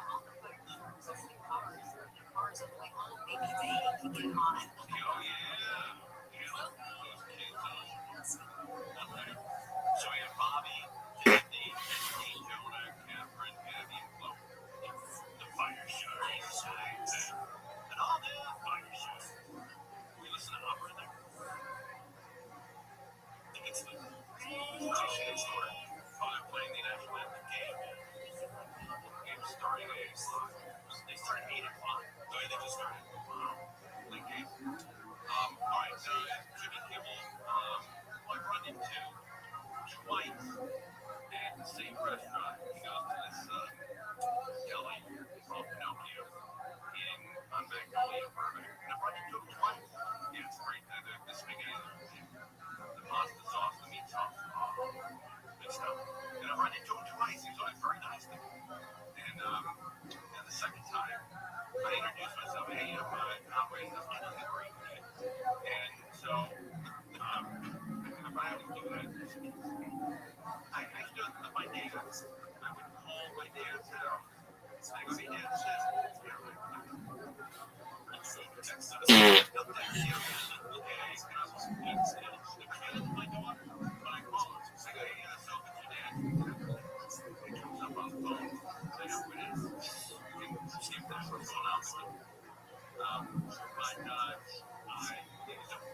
is what Jimmy Kimmel said on the air, and that's why Jimmy Kimmel needs me to work on the Jimmy Kimmel show. So I'll tell you why. That's what he said on Friday. Generation of thinkers lined up, including his newly confirmed Secretary of Homeland Security, Mark Wayne, Chuck Mike, Dave Mellon. Now, Danny Mellon's matter is the now former senator of Oklahoma before he was elected to the Senate. Mark Wayne Mellon was a low-level MMA fighter and a plumber. That's right, a plumber protecting us from terrorism now. So, this is where the problem is. And a plumber. That's right, a plumber protecting us from terrorism now. See, he need me there because I would have said no. Plumbers. They listen to the show. They want the show. They're smart people. They're good people. I wouldn't generalize like that and take a shot at plumbers. Every plumber I've ever met in my life is a dedicated, smart individual who works his ass off. Every plumber. And I've never met a Rabbi plumber. This guy, Mark Wayne Mullen, left college to help his dad's business, long business in Oklahoma, and turned it into a huge business. Like everybody in Oklahoma knows Mullen Plumbing. It's like, what's the big plumber out here? Mike Diamond. It's like the Mike Diamond of Oklahoma. And so it's an honorable job. And if I'm working on the Jimmy Kimmel show, I'd say, Jimmy, save yourself a lot of grief, a lot of blowback, and don't attack plumber. Did anybody on that show tell them that? Did anybody say, hey, let's get the end of when you say, and a plumber, that's right, a plumber protecting us from terrorism now. Listen, did anybody on that show say, look, there's a lot of plumbers in the United States. It's an honorable job. Dirty hands, clean money. Have you ever heard of that saying? Dirty hands, clean money. These guys work with their hands, and they're terrific. Every single plumber I've ever met, I have a great sense of humor, and always, they're just a great, great work ethic, and a very difficult job. And when you're a plumber, almost every single job that you go out on is different than any other job you've ever been to. You have to, improvise, you have to, solve problems, you've got to, do something with pipes and drainage and hot water and cold water and sewage, that you may have never done before. Because, the outlay of that line, the way the building is sitting, where the county ordinance is to have to obey when you're putting in plumbing and stuff like that. And they're very good at what they do. But when you get down on it like this, and they did sort of apologize today, plumbers, you just wish that this guy, Mark Wayne Mullen, was still back in Oklahoma doing plumbing, which is keep waiting to happen. But to take shots like this, that's not a good mistake. That's why you see me so much. I need to be on that. Every once in a while, just read my ignorance. This is what you say here at the end. And the plumber, and the special plumber, are protecting us from terrorism now. And then the old audience. All right, let's move on. We have, by the way, again, 9 o'clock tonight, the long beds, they're already coming in. And last night I asked smart people to leave more talk bags, and I also asked dumb people to leave more talk bags. And both respond. Both of them respond. So we get a lot of good calls on our talk. And searching for one of my favorite all right, I got an email today from the Olympics, from the LA Olympics, Olympics, LA28.org, website. And my sister got one as well. And we both signed up for the pre-sale ticket notification. I was accepted. I now have the opportunity to purchase 12 tickets, so check your inbox. Go to LA28 or LA28.org, or go to Olympics in entertainment or even and see if you've been selected. I will say they didn't select my sister because she lives in Malibu. They selected me because I'm in Burbank, and they're selecting people that are closer to downtown LA than people who live far away. So if you live near downtown LA, you probably have an email sitting in your inbox somewhere saying that you have the opportunity to buy 12 tickets on a pre-sale basis. So don't check your email. Keep your eyes on your inbox today. If you get accepted or not. Oh, you're too far. Oh, you make it down. Watch it on TV. How about that? Keep your eye on your inbox today since we've got start getting better times. Extra tickets to the 2028 Olympics. Next those notifications. Start today. Saturday. Information with RVRabbi. And you'll get $48 best on your slots. Actually, buy the tickets. That's its on sale. For the general public starting June 9th. Organizers said it's tickets start at $28 as well. And nearly half of the magic drinks. $28. Organizers said it's tickets start at $28. It's probably beauty party plus. It's probably here. The Canadian person on your birthday. And nearly half from under 200. So here we go. It's becoming real. Okay. Do they say half or under 200? That means the other half are over 200. So if you signed up to get pre-sale tickets to the Olympics, check your inbox. You might be going to the Olympics. The Olio. Climb on day by day 640. Cruisers out. Honors. Here's the latest and fastest behind in the Bears race poll. Rothschild's crackdown on mail-in voting begins. And to find out how much people save on housing when they leave California, that's $4 bottom of the hour. From your Toyota dealer's traffic center, make it easy. There's a crash with 5. This is the R5 to the West 118 that enters off limits as a result of this red intersection. Slow traffic time northbound away from Terraville and southbound Steuben just fine. They're pushing out it's no longer a trend. They're pushing out their algorithm. Across the city, northbound, northbound, Los Angeles, 110 freeway. It's a wide road around there. And after a year and a half, it's completely dropped off. They're changing my followers. Since I started hitting on TikTok, and they told me to run things. So yeah, we started pushing it. I was like, okay, so I was going to followers to see what I'm posting. Yeah, because we still call it trends. Because it's generally it was a trend. We've kind of spearheaded quite a bit and push those down. But I mean, what was the next one? I'm going to post the last example. Maybe just do the trends. Let's go to the free anti-radio app and search for classics.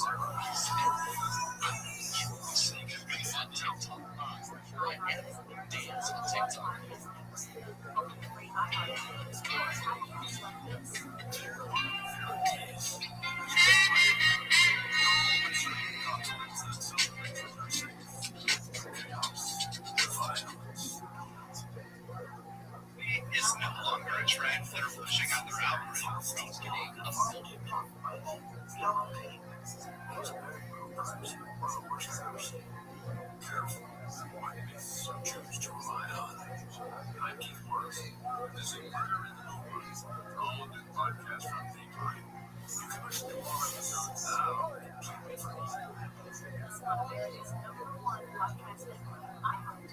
Open your free iHeart app and sit down. You know those arguments you have with your friends in the chat, barbershop, about what's the best show, the best sport, who has the best answers to something. Well, now imagine one of your buddies is slamming your business on TV. Not only playing his game best, he has to say, I'm Seth Curry, guard from the Charlotte Hornets. Our new podcast is called GOAT, GOTE, Greatest of the Air. I'm Trevon Edwards. Join the discussion for Matt Sam and some special guests. We'll break down for the greatest of the air in all the categories that you care about, like clutch shooter, lockdown defender, one-on-one score. This is GOAT, GOTE, Greatest of the Air on the iHeartRadio. I understand. All right. So I was in the middle of countering your idea that people can't keep secrets, and they absolutely can. Look at what's happened with the well, I don't know what you want to call them, the Epstein files, and all of these high level individuals at the top echelon of the government who say nothing about this. They say he's a great guy, that he certainly loves beautiful women, but will not say what is going on. Without going into that one, I'm saying this one just happened with the flight logs and all of the different people who have kept their mouths shut on that one. Now, with that being said, I I've given you Epstein files, Edward Snowden, the the B-2 stealth bomber, the SR-71, the U-2 stealth aircraft, and the Manhattan Project. That's six. Oh, and the Israeli nuclear program that currently is gone. That's seven major projects that have occurred with either hundreds of thousands or millions of people knowing about them. And until you say, okay, maybe people can keep a secret, we're not going to see eye to eye on this one.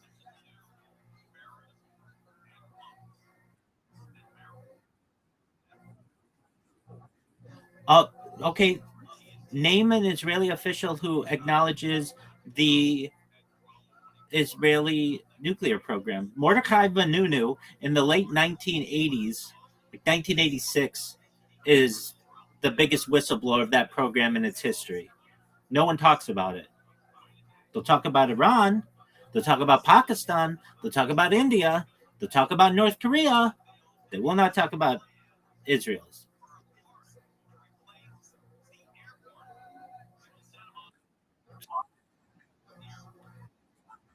No, it's excellent for business because then it allows an organism or a government at this point to uh, deny all accountability and uh, deny all um, existence. You can neither confirm nor deny this that this occurs.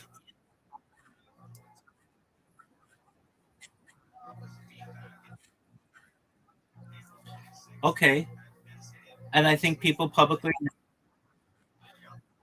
Well, there you go. I'm the rainmaker, baby. What do you want me to do about it? There you go. Okay, so it it's basically it's difficult. You're asking me to prove and something that's unprovable to some extent, or it's something that hasn't been proven as of yet. But I'm still able to do it with the Israeli nuclear program. We still were able to see it with the Epstein files. We're still able to see it with the Snowden. We're able to see it with the B-2 bomber, the SR-71, the U-2 spy plane. We're able to see it with the Manhattan Project. And there's a lot more out there. Okay, so again, if you still think that people can't keep secrets, then you are naive, in my opinion, because I've just shown you millions of people have been able to keep secrets on all of these different projects. Millions.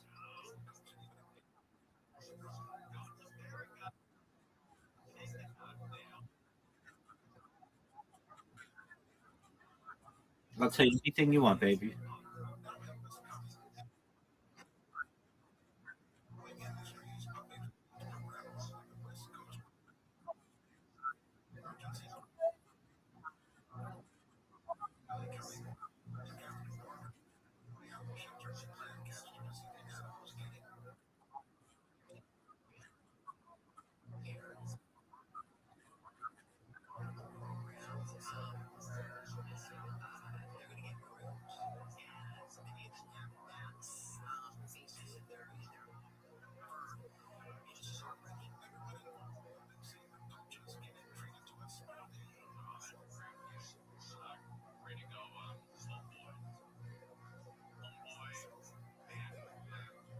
You mean like a studio executive?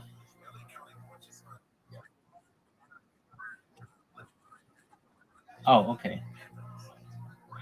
So a better question would be, I'm not critiquing it, but I'm just saying like to ask would be what film producer has the last name Epstein?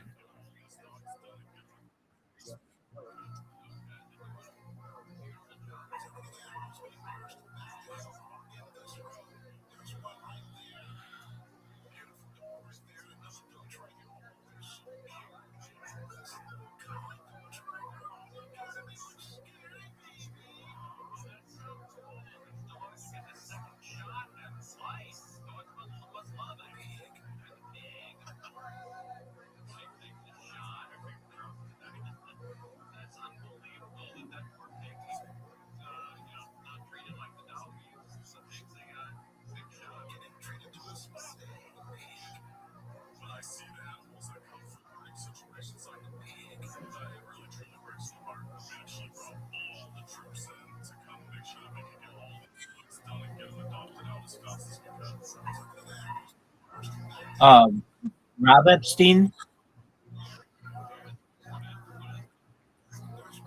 Rob Epstein, Andrew Epstein, Brian Epstein, Julius J. Epstein. Well, yeah, I mean it's a Ashkenazi German surname that means whetstone.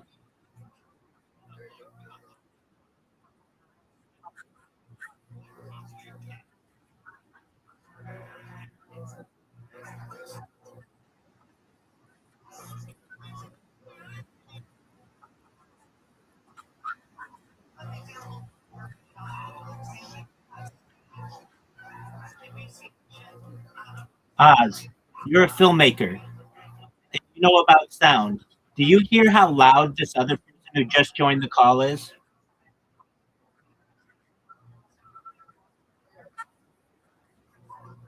I know. Doesn't it sound like we're in his pocket?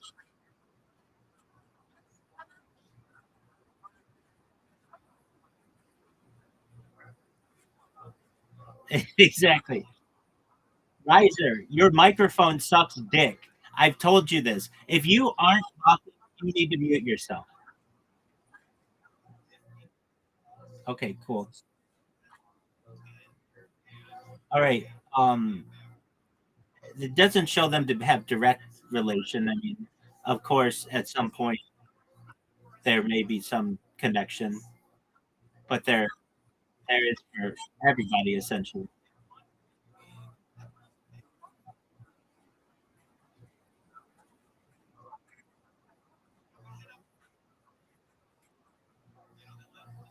Wait, I don't understand what you're saying.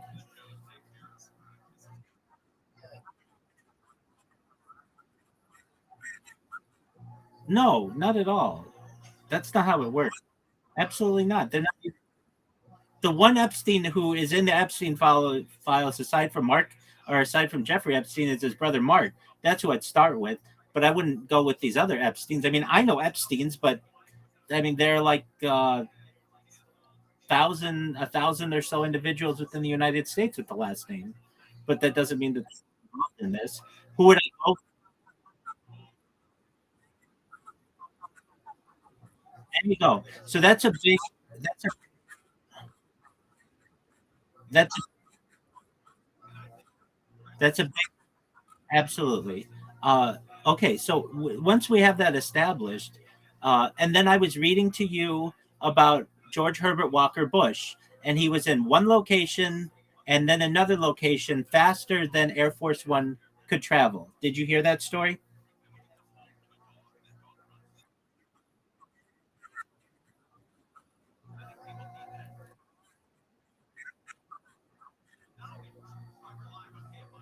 I mean, did people take a space shuttle? Absolutely. Oh, you mean like the secret space program?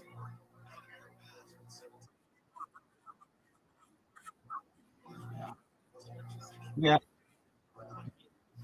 yeah. That didn't travel that quickly in uh, in unless it was in low space orbit.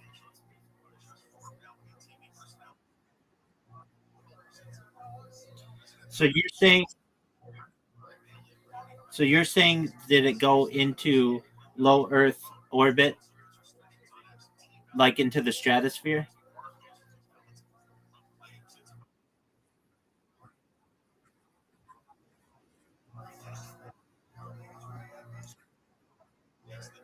Um, to my knowledge, no president was ever on the space shuttle. Certainly, I would know this.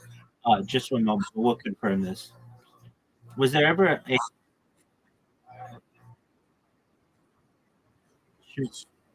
Riser? What's going on, Pocket Talker?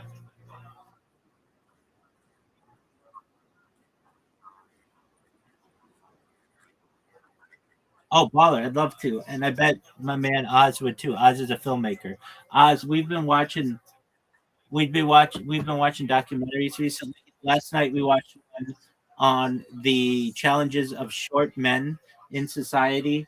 Prior to that, we watched one on basically traveling around the world on a boat. And prior to that, we watched one on um, something else, and I can't think. Riser, what was it? What did we watch? Oh, I remember. No, it was Hands on a Hard Body, which is one of Quentin. Yeah, Oz. Have you ever seen Hands on a Hard Body? It's it's one of Quentin Tarantino's favorite documentaries.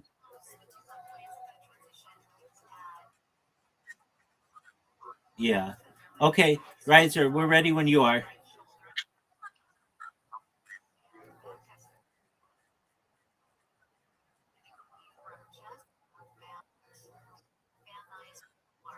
Oz, did you hear him? He's Riser. He's a big time. He's a pretty big director. He has directed. Like, who are some of the people with whom you've directed movies?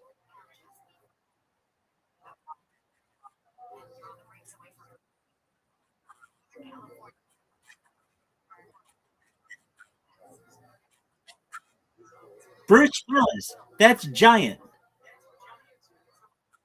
Yeah. Well, you better hold on. Didn't you do somebody from the?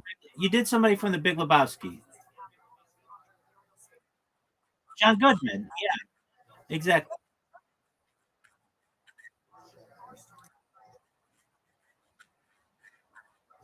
Excellent. All right.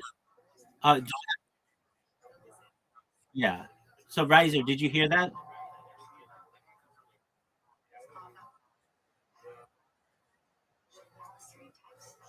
He's in California.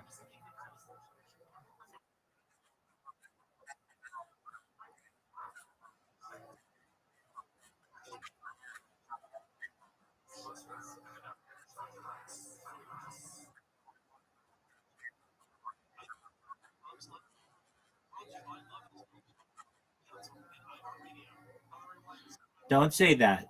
You might come back.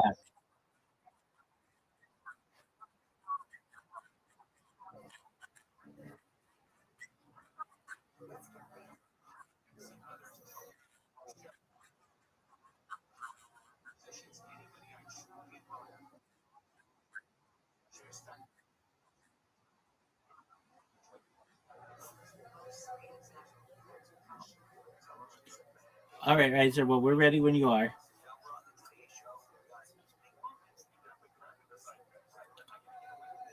Riser, I don't know if you heard me.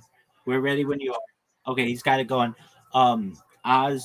So if you don't know how to do this, he is streaming it, and you just click on his little square and press watch.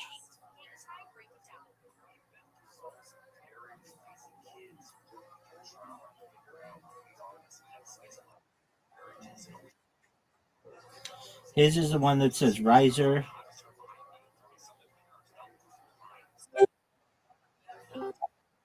You're welcome, sir.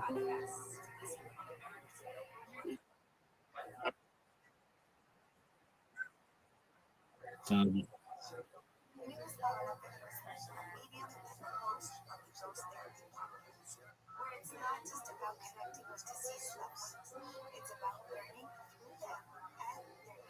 Listen to the Ghost Therapy podcast on iHeartRadio. Mainstream cinema. Few films have been as successful as Alpha. Francis Ford Coppola's Answer Epic says true standard, not just movies about coffee, but for movies in general. Allow me to speak on the leaders who made it. Godfather's prospect for successful long. In fact, before its release, it was pretty bleak.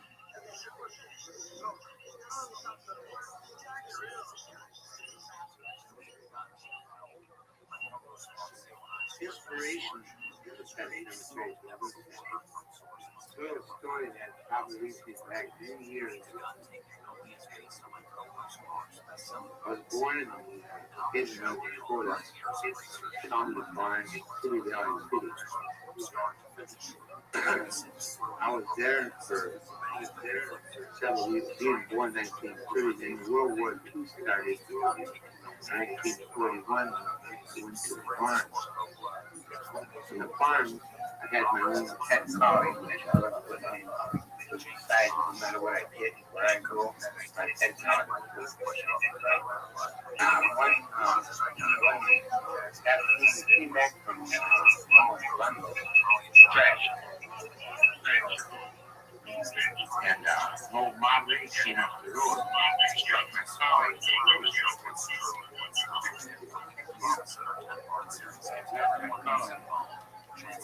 They held him up by an arm, but he died. And I pulled one little acre away. A short mile away. The prairie, the mud, which is really beautiful, has a little tight back. And the cattle is a template for our house. But it's on the big one, walk down the street.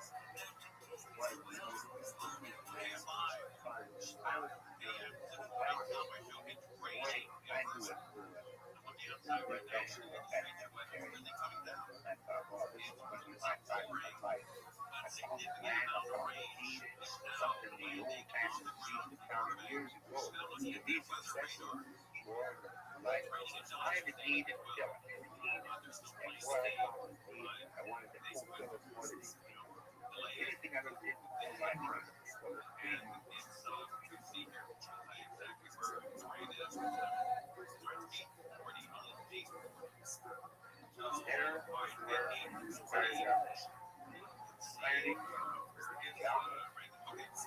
people interested working bakery stores, coffee stores, several. I remember talking about it took a while to get through. I was working just hand out my card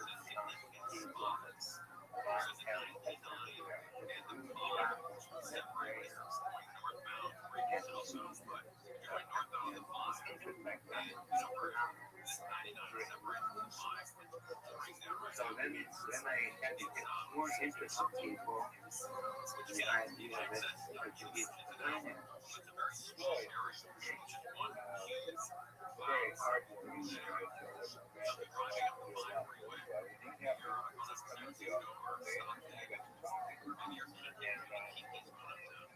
Really no choice. And that very surprised to the degree that something you don't want to do.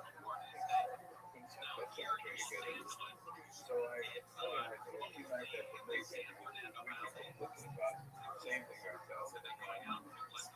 Maybe we can put each other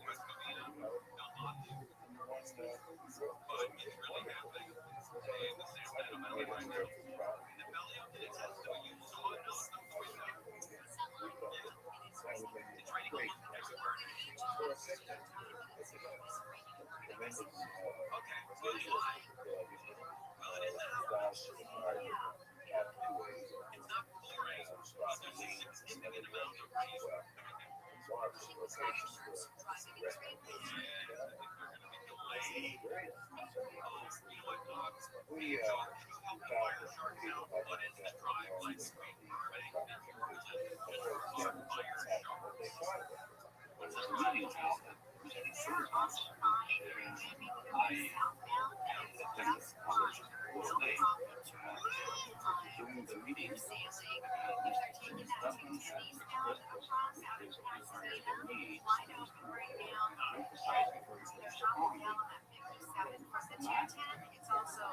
So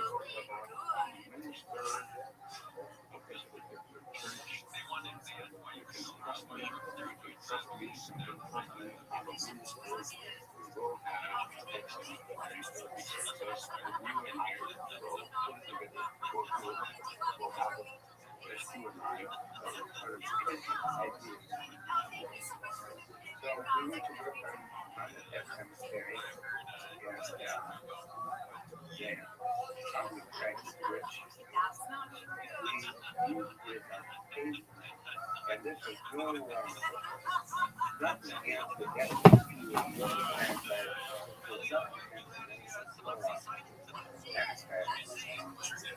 but yeah, we did and for people they say nothing. Started here, and I played over the ground. We have 4 months back, but the people were dead. Finally gave insight to be our fellowship, our desire, and our will. And what have we got to give in return? Not to be put into a garbage pail or a dump ground, but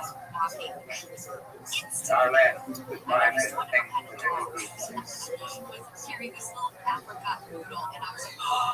Rendering is one of the oldest things that dates back to the time of the Egyptians. They can trace it back to in the Bible, way back in the Old Testament, the guy cut off the sheepskin, right? Put it over it. Put the lamb fat on it, and bleed the liver.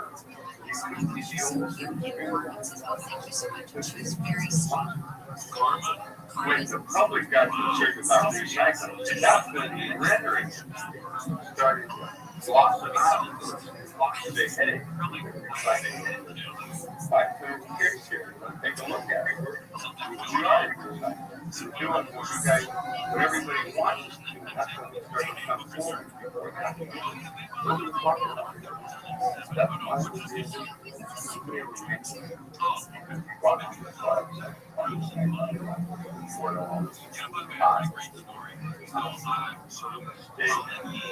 what did he rendering company? A rendering company. My mind really exploded with the thoughts and memories of a very bad nightmare dream hell. It took me back to this rendering company in North Dakota, where all the little pets at that time, when they died, were come out. Big old grabber come and grab your pet, throw them in the fast old truck, take them to what I call the boiler chambers. It's controversial. I know we stay low key. We don't want people to know process. Some people get nauseated. They get nauseated. Actually, last week, I had walked into the dinner party and just sitting down at the dinner table, and someone said, "What do you do?" And I said, "Hey, and someone would say, "Oh, don't bring that up right now. Don't bring that up."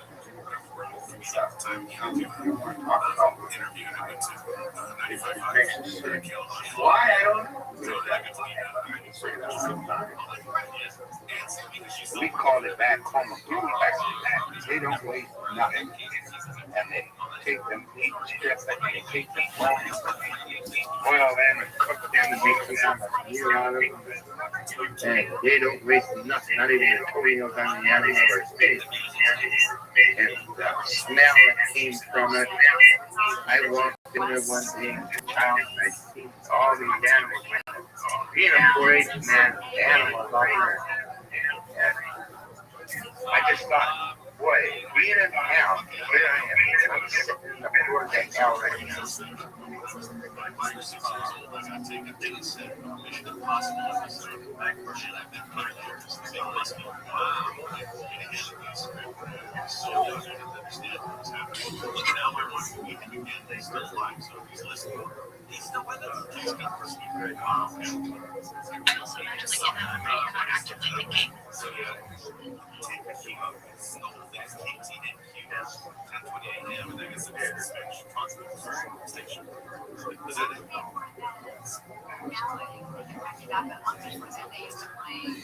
also imagine like in that moment you're not actively.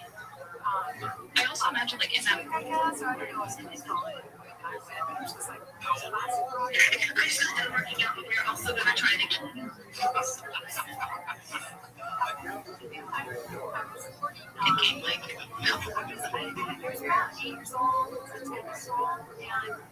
Thinking like top 40 stuff. They gave away Dr. tickets. So my friends and I were constantly calling and just making where and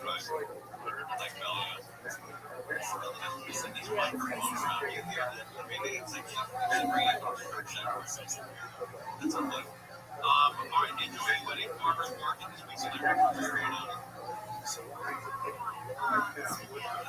Yes. This weekend, I'm doing the Sacramento Art Fair on Saturday. That's Saturday. Last minute Easter gift. That's right. Easter come on down. Get your Easter flashbacks. That's right at on the grounds of the library in Sacramento Community Center. Saturday. Yeah, it's going to be a beautiful day. That's right there. That was pretty hot, so romantic. That's right. Daniel Martinez and saying we'll mention again.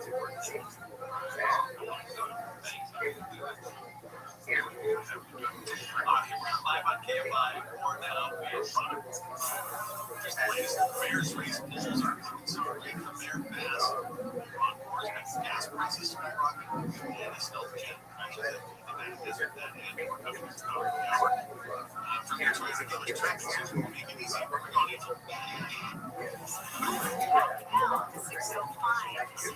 Industry, the Pembroke off-ramp is crashed late the ramp rolled. So it's up here, which we're still slowing down the road. In addition to that North 605 again, two right main lanes are also on this right slowing away from Whittier Boulevard. Mid-City is crashing again.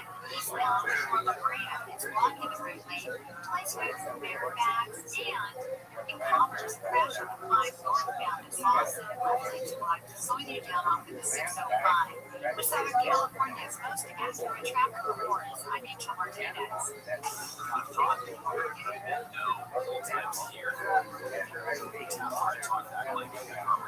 Send us a voice note instantly. Stress free way to join the convo. Try now before you hurry. Hey everybody, it's me, Kate. Here to talk to you about a new podcast called Casuals, starting January 21st. It's a sports podcast for people who don't necessarily consider themselves as listeners of sports podcasts. It's just regular people laughing about sports, not screaming. I mean, we might scream, but it's going to be about something very silly, not about something that's serious. We're just not going to take it seriously. It's just making sense. You guys kind of get the vibe. Tuesdays and Thursdays, you guys follow up. Because listen, he's unlikable. You can always find click it if that was a bad decision. So I'm going to get a notification when you do that. And if you click it now, you'll never miss an episode. And that's ideal because it's going to be ooh, it's going to be America's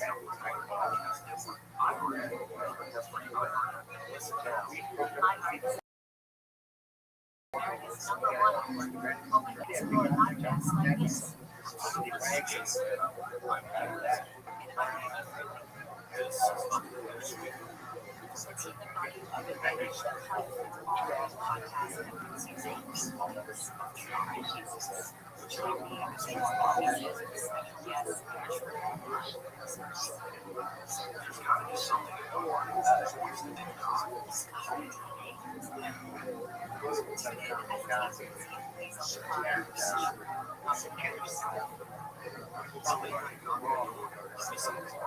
Mysterious shadowy figure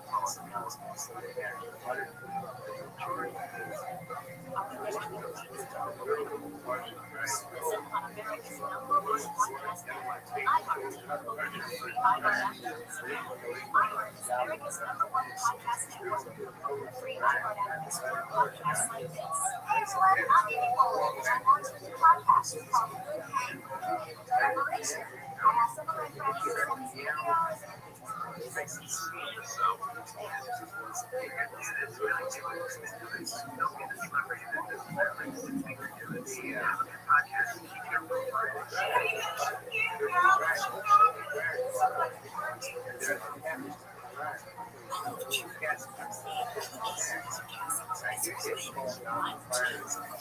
everybody has an opinion in a podcast. So join me for Good Habit. Intro out there. We're just trying to lighten it up. Listen on America's #1 podcast network, iHeart. Open your free iHeart app to listen now. iHeart is America's #1 podcast network. Open the free iHeart app and explore podcasts like this. Ever wondered what bedrooms like to? I'm not here. I can't even see eating my lunch.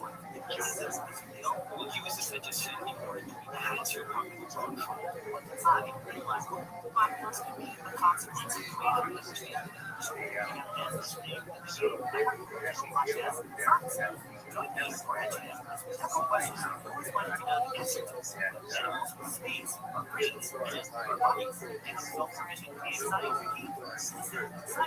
Listen on America's #1 podcast network, iHeart.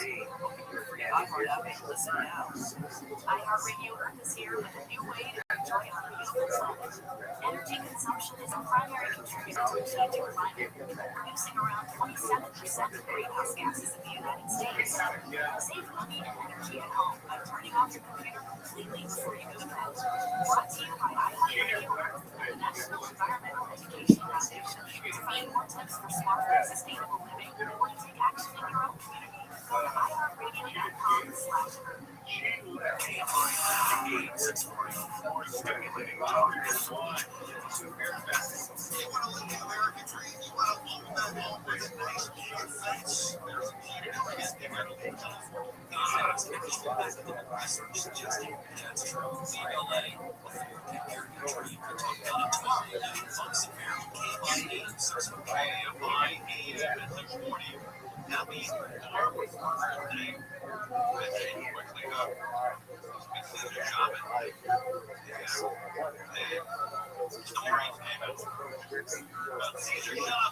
Monument that you see behind me here in downtown Los Angeles pays tribute to the Mexican migrant farm workers of the 1940s, 50s, and 60s.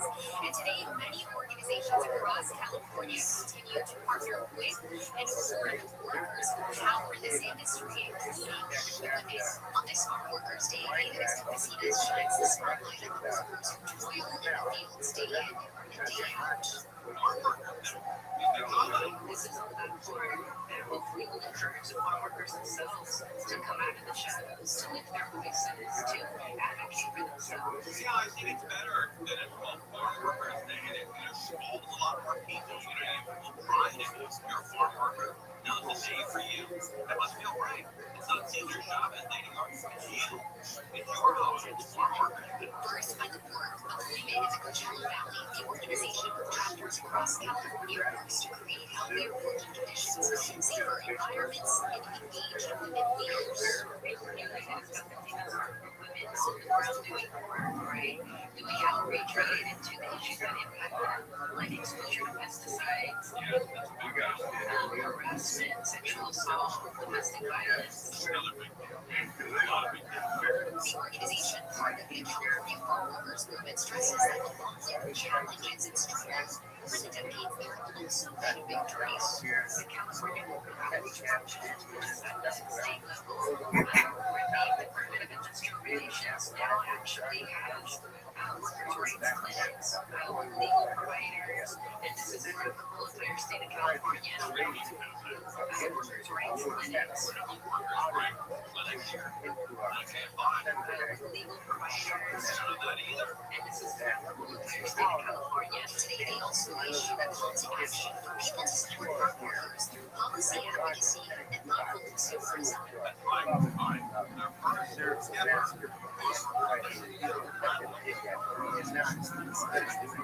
I had a rule of everybody, man. very funny take on his upbringing as a grown outside grown man. The washing machine is in my room. It's also the laundry room.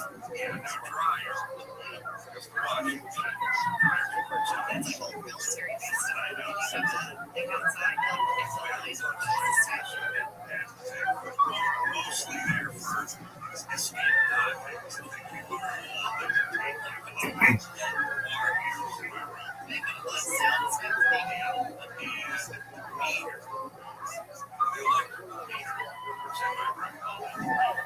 That means the guy every month reading the meter has got to be.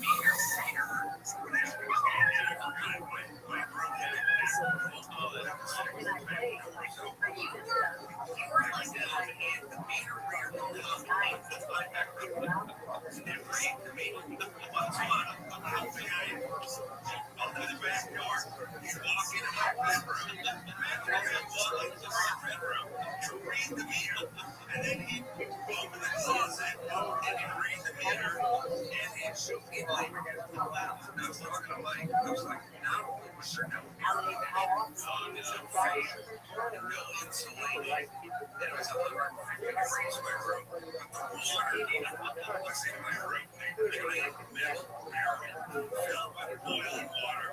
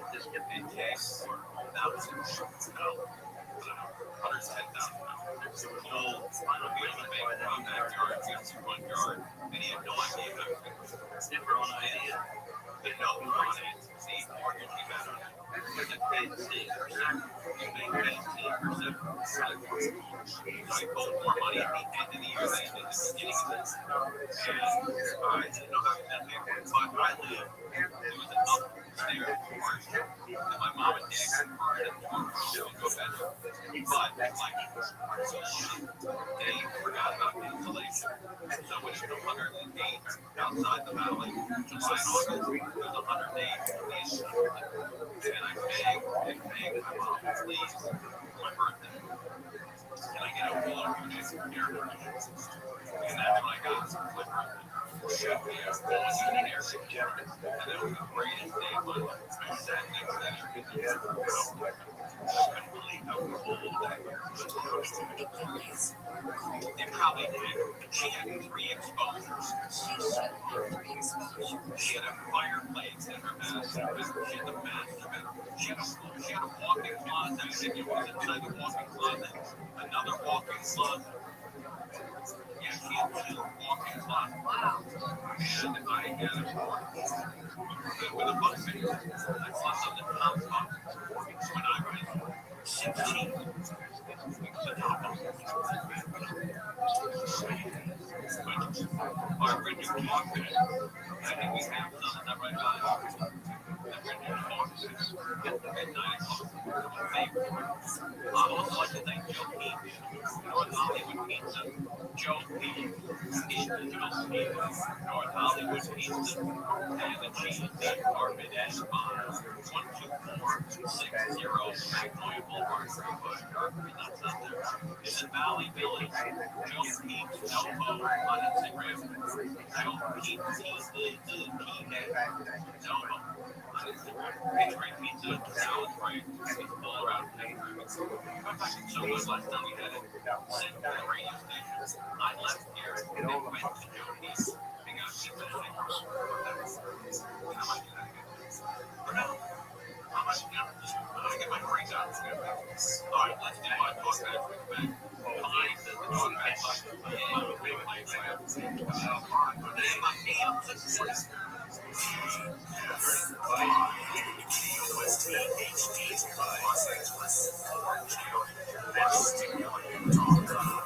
just one turn from us.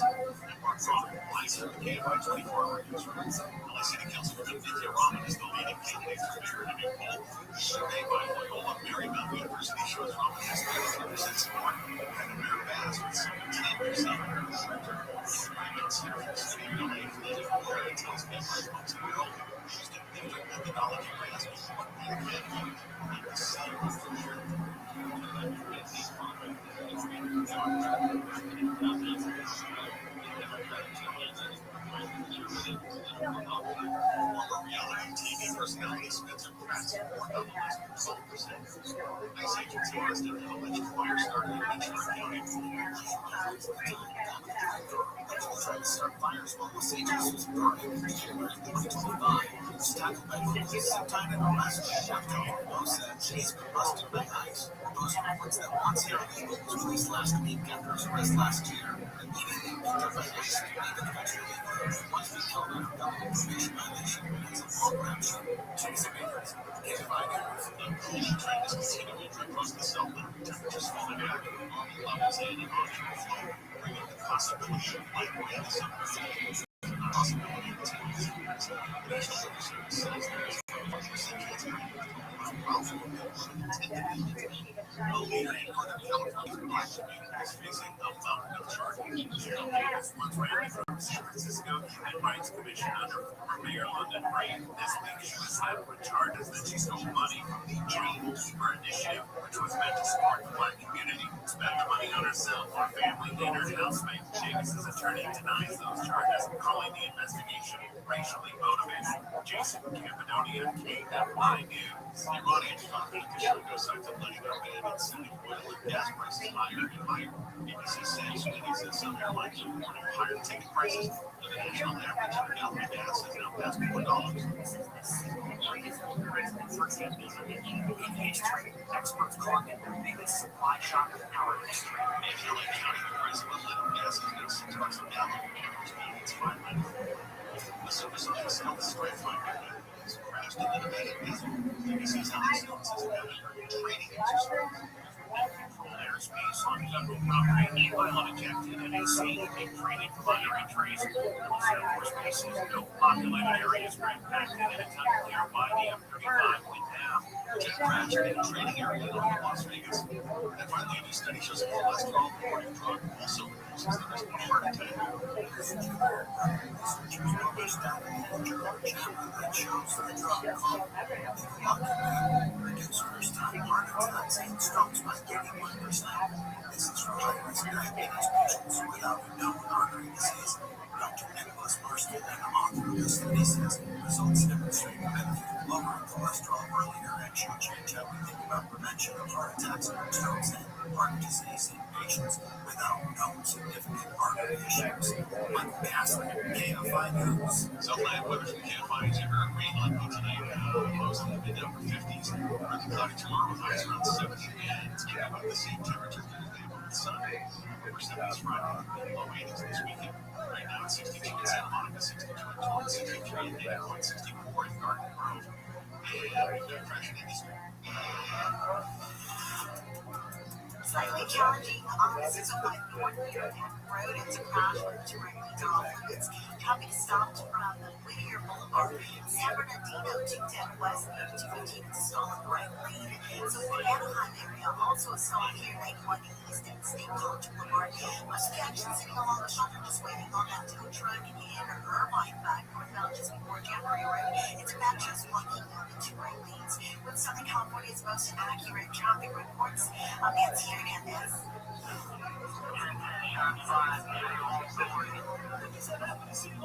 Somebody tell me that the shocking public murder is one of the most dramatic events that have ever happened.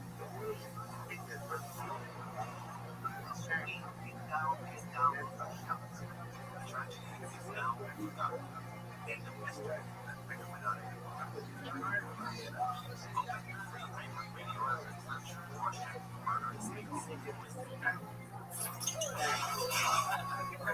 milestones, first, last, and everything in between. What happened today in sports history on iHeartRadio? What's going on, fellow sports fans? It's Andy West. Let's take a look back on this day in sports history. First, we'll start off in 1954. Detroit Red Wings right winger Gordie Howe scores 2 goals, 1 assist, and set the Stanley Cup playoff record for fastest goal for the start of the game in 9 seconds. 4-3-2 overtime game over Toronto in Game 5 of the semifinals. Fastest goal in an NHL playoff game broken in 1977, only 6 seconds.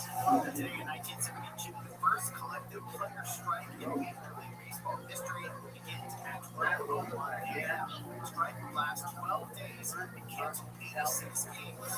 And today in 26 Warriors have a record of consecutive home wins and today before games. 109-106 lost to the Celtics. The loss at Oracle Arena was the Warriors' first since January 2015.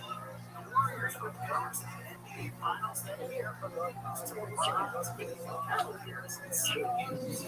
Now you know, today in sports history on iHeartRadio.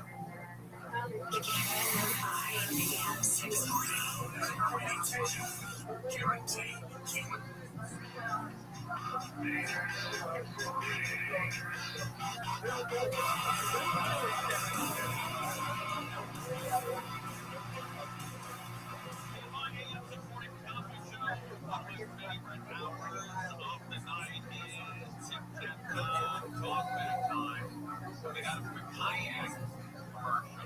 Kayak commercial, probably 10, 12 years old.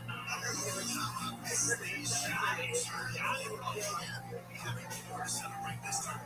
I use Johnny. I compare hundreds of travel sites to find us the best deal in this hotel. Like Tip Tap Time. And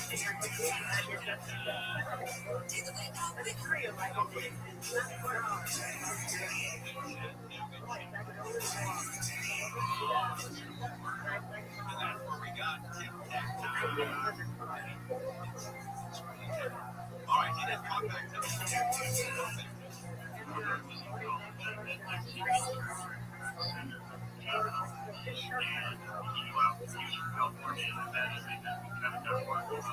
just put the poster up for a new event, multistream happening where now that's the best of the sports center. And the poster will be on its advertising Monday. And Mr. U.S. went up to his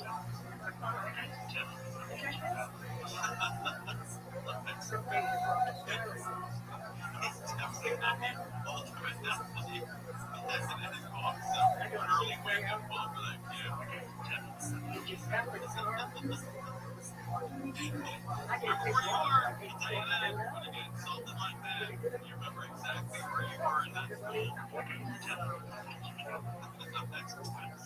That's and give the kids a all right, by the way, it is raining from Santa Monica all the way to Anaheim, and from Rancho Palos Verdes all the way to Lancaster. It is raining everywhere in Southern California right now, except for Mission Meeting on Lake Forest. It's not raining, but there's a big cell coming in, and I will tell you, it's going to hit Long Beach, okay? It's going to hit Long Beach at 9:40 p.m. 9:40 p.m. tonight. So it's going to hit Signal Hill, Long Beach, Seal Beach, a little bit of Rancho Palos Verdes at 9:40 is when you're going to get some. Fine, it's going to go to Signal Hill, Los Alamitos, Lakewood, Cypress, Loma, and it's going to continue moving northeast up to Anaheim, and then it's going to disappear. So we get rain coming. If you're in Long Beach, you have about 30 minutes to close all the windows, or especially as far as, some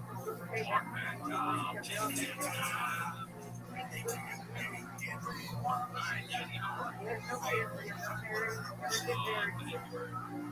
next one.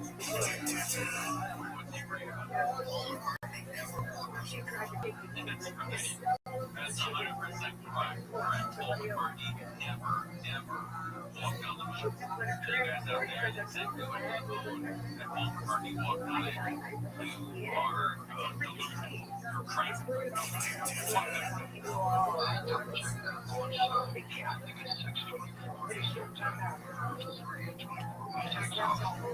Alright, I'll double check.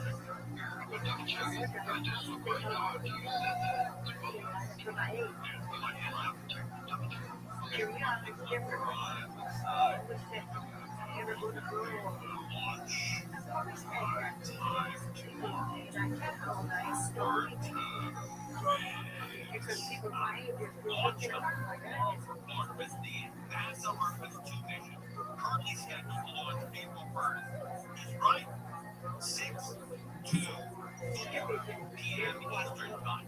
I'm going to give out the wrong right to my phone. 6:24, 3:24 p.m. our time. 3, 2, 1. That means Gun Hobel may not take it look.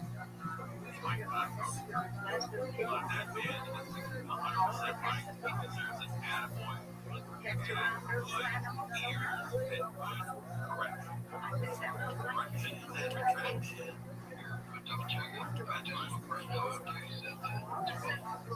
Yeah, that man is correct. Thank you, sir. Whatever your name is. You deserve a sticker for your helmet. I'm taking off Billy's helmet, putting it on that man's helmet. He gets the microphone sticker for that. Yep, that is correct. 3, 2, 1. If everything goes right tomorrow morning, 3:24 p.m. We'll be watching Artemis blast off and go to the moon or around.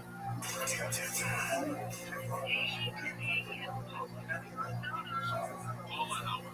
Well,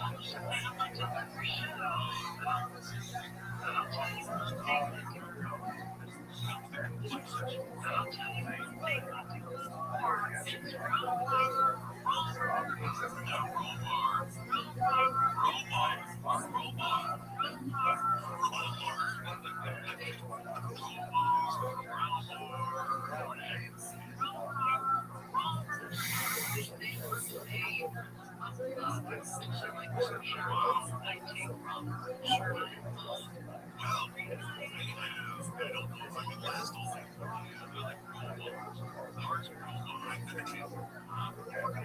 She seems like a nice lady, and she may have a house. We can move into her house there. I'd love to live next door someday. Nobody wants to live on a porch.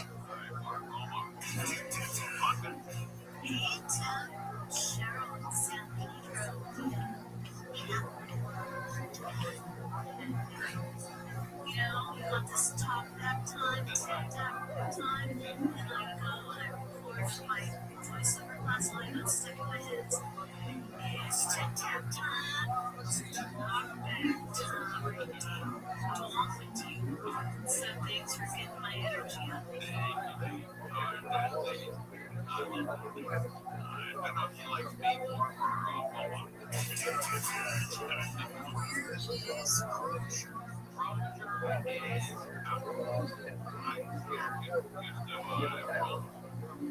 Romar's a new guy. Bad deal. Been shaken out Romar's way. I'm going to change my name on a lot of stuff. No, I personally back to my just simply and so the guy that I'm pushing all right. Right, you go back. Or you go back to your own time. I will, Roger will be back rested and refreshed, and I'll be back in the morning. What time is our name? God, it's at 10:30. Hollywood.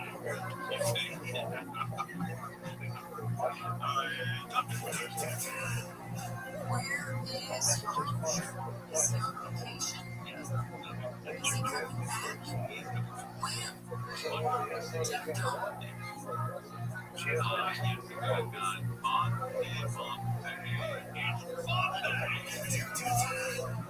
Mr. Conway builds also an ice skating rink down there on Gardenia. Just west of Lindley. Oh, okay. There was another ice skating rink right near City Hall, which is playing football there, and in Anaheim. Right near City Hall in Anaheim, there was a small ice rink there. That's really cool, but I think they closed that down. And they're all closing. It's value, that makes property value is too expensive, it's too high in the San Fernando Valley. So a guy could buy an ice rink and put up a condo complex to make $20 million. So that's what's happening. They're getting rid of the ice rink, so the kids are going to suffer for that. And they're putting up all these huge buildings. So I know it sucks. I grew up with ice rinks. There's like half a dozen, maybe more, maybe 8 of them in the San Fernando Valley. And now they're down to 1 or 2. And it sucks. It sucks. I remember one of my favorite ones was the one off of Little Canyon where Nova West is right now. And we lost that one in the earthquake. I believe the 94 earthquake took that forever. Then there one in Vegas, and one in talk about City Hall. And in Van Nuys, there was another one in Tarzana where Carol's was. Right off of Lindley, the city with purple huts, big domes, big gables. And my parents used to take us there because now they stayed there when we were young. And now the whole district. So we're live on KMI AM 24 now. We're all on. There we go. Here's the latest Fox at Western Firefox. Flying towers during the big wildfires last year. Trump claims Iran now has complete regime change. King Charles visiting the colonies. The United States is else coming at the bottom of the hour. From your Toyota dealer's traffic center, make it easy. Now we're talking. We've got sheets in a bag on the 105 in South LA. And so we're talking about the eastbound side of the 105 connected to the 110 northbound. A bunch of debris and yes, sheets and bedding. Partially blocking that connector road. Just a heads up. City of Industry 605 northbound. So not only is the back portion of off ramp blocked, but also on top of that, two right lanes right on the freeway. Those are going to be blocked due to a couple cars involved in a wreck. Lanes are backed up to the boulevard. You find yourself in the, let's see, it looks like the area 405 northbound. Last year, boulevard off ramp debris right lane. With Southern California's news to accurate traffic reports, I'm Nancy Hernandez.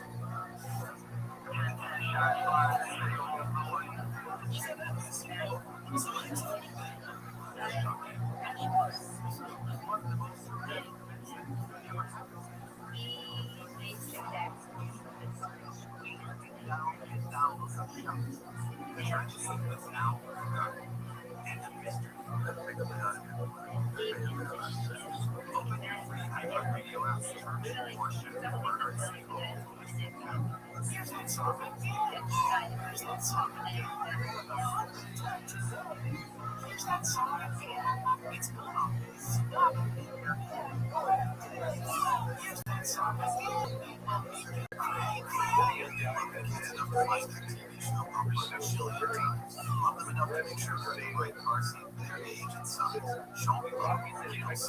Visit NHTSA.gov/election. Brought to you by National Highway Traffic Safety Administration. From the producers who brought you Princess of South comes the setup. A romantic comedy podcast starring Harvey Ian and Christian Lamar. The setup follows one man searching for love in the Vegas.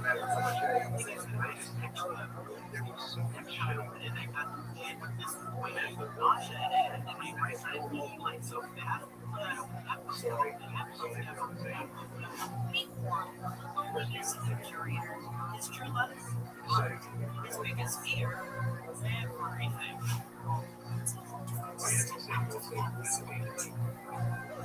When the perfect man walks into his life, he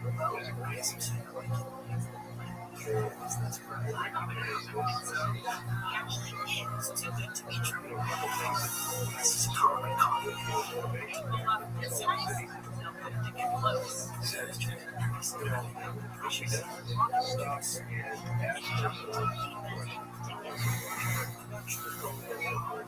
When you're dating a con man, how do you know if it's true love?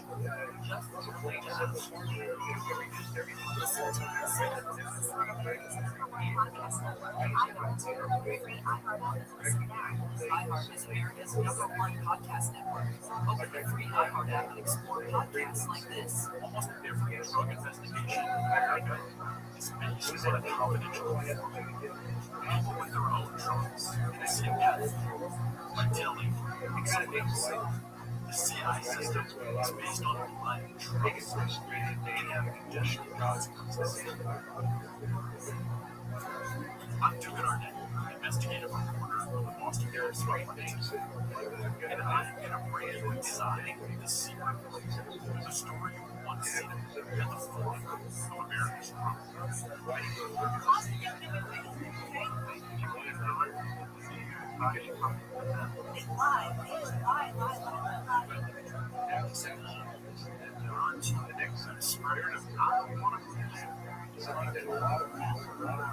This is Spotlight, Snitch City, an investigative series from Listen on America's #1 podcast network, iHeart. Open your free iHeart app and listen now. more stimulating talk.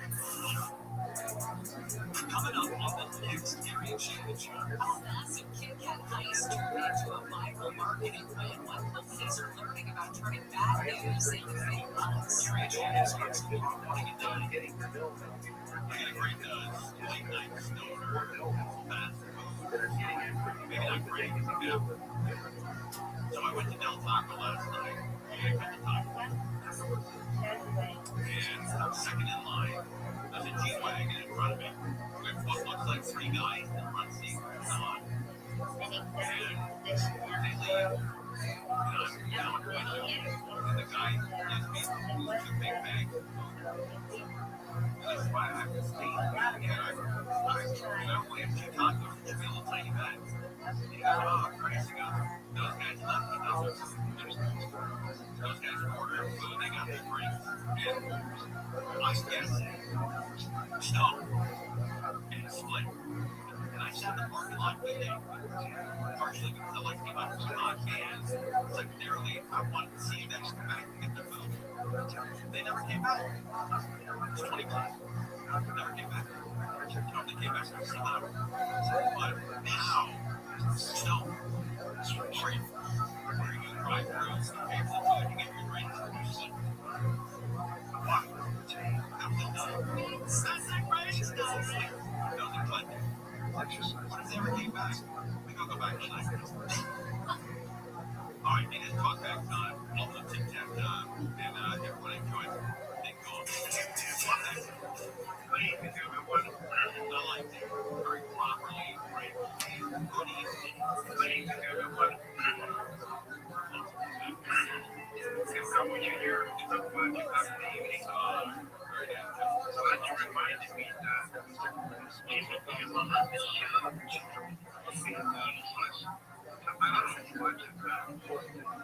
arrogant, stuck-up, tourism that he is, so it's what it is. Someone's dumbing out the van. Let this guy go there. Well, it was a mistake to go after the numbers like that. You probably noticed that note after he did the show. Somebody probably said to him, I don't know if we should go after plumbers. And a plumber. That's right, we have a plumber protecting us from terrorism now. Why I saw that show was the point that Mark doesn't have any qualifications for the security secretary. Well, it was an attack on him being a plumber. I think it's just that he didn't have the expertise or his position has been put in. But I don't think it was done for plumbers. You don't think that he was a plumber? You don't think that's taking a shot at plumbers? I mean, would you want Mike Diamond, the smoking plumber, to be Homeland Security Secretary? That's the Homeland Security. Just to know, he'll be more hurt because of their fight. Wasn't it the trans guy? No, I never looked it up. But point is, I don't think that he was dumping on plumbers so much as happened. Doesn't that sound like he's dumping on plumbers? Well, the context is, a plumber as Homeland Security Secretary, but he's got no relevant experience as the way I understand it. And a plumber. And that's right, being a plumber protecting us from terrorism. And well, he's not a plumber. He's a big business owner. He was a senator as well. But I wouldn't want to the CIA for fix my plumbing. Why not? But at the same time, if you're a graduate, I'm very sure we were in fast. So therefore, yes, greater prostitution. Yes. Your first job to go off, he knows the problem.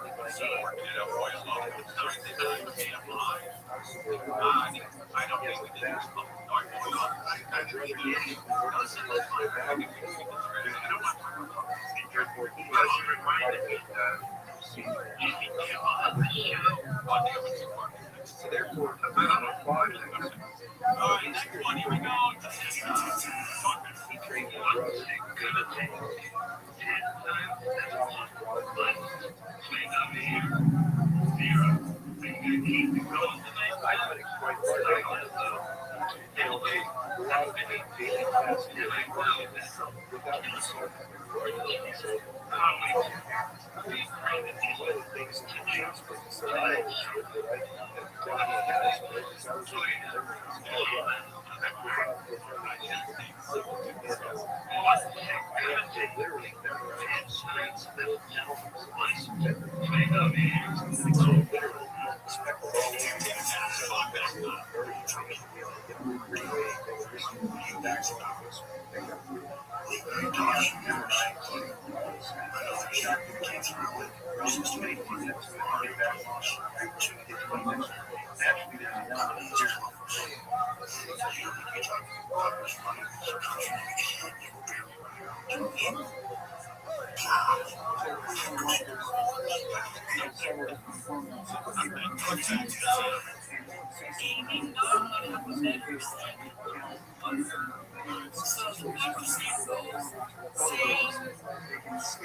Different toilets.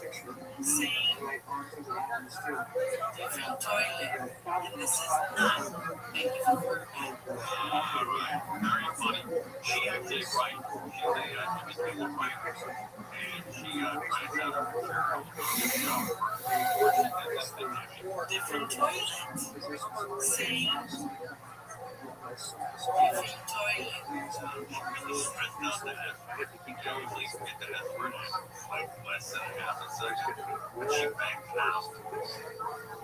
So you'd have to go. There's going to have to be fence support. I'd like to see somewhere in Los Angeles getting cemeteries there and starting another Hey, let's say you guys are talking about that guy. maybe Seattle. And somebody called and said, hey, that ever Steiner Brothers is as good as Bob. That's right. You remember Steiner Brothers slogan? It's for me, that makes it. It's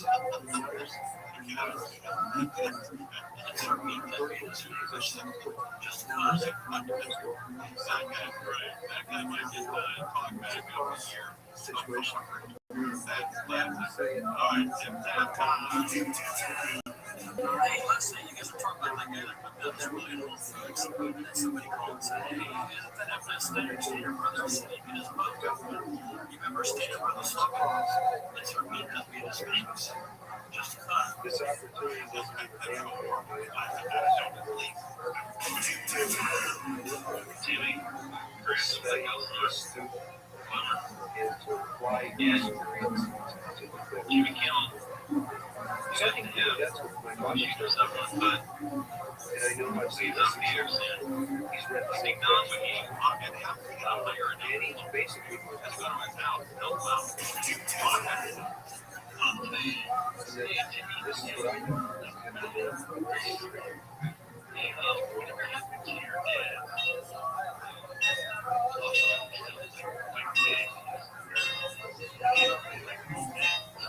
Oh, yes, give me the old man. Never a problem or anything. Oh, yeah, you know what? My brothers and my sister and my stepsister, yes, like that. Church has its pieces of it, but I don't know what happens. And I quit. My friend, she does give me the old man. Or the door, ring as well. But I have the door back in.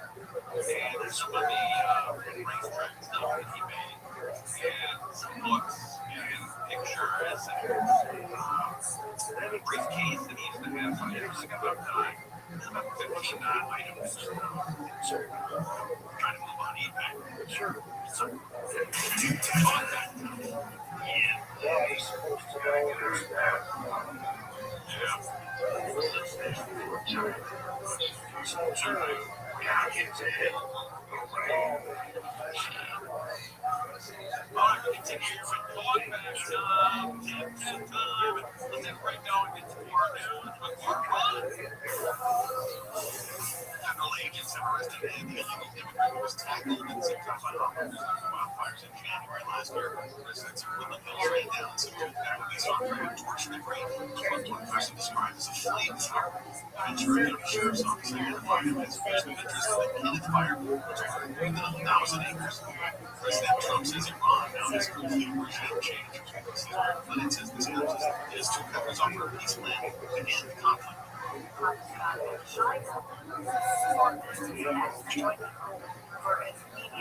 thrive and for the safety of all waterways, including the located stream to be protected.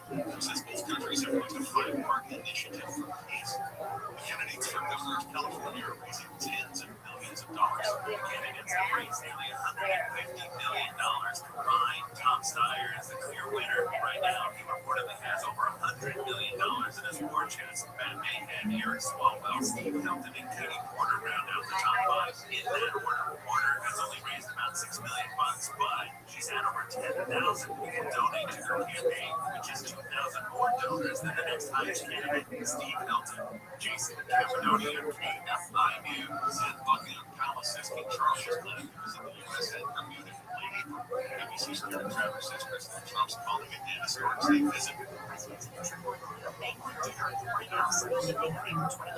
In a social media post, the president says the trip will be even more special this year, with the U.S. celebrating its 250th anniversary. Trump says he looks forward to spending time with the king and paying respect. King Charles and Meghan Markle are scheduled to be in the U.S. on April 27th through 30th. Salt Lake Valley hit by rain tonight, lows in the mid-upper 50s. Partly cloudy tomorrow, with highs around 70 and on the same temperatures, but sunny on Thursday. The upper 70s, Friday, and low 80s this weekend. Down 60 to Brand 60 and Burbank. We're at the wrecking industry. Plenty of action tonight on the 65 from still not only off-road roads, but two right lanes are off-limits, and this is all due to weather. Things are stopped on Whittier Boulevard. You're also at Rothschild Park and 91 East Newport Beach Boulevard, right? Taking up the three right lanes, stopped from Knob Avenue, and in Montebello, 60 East right before St. Gabriel Boulevard. This right now moving stages with most of the action along the right shoulder. With Southern California's most accurate traffic reports, I'm Nancy Hernandez.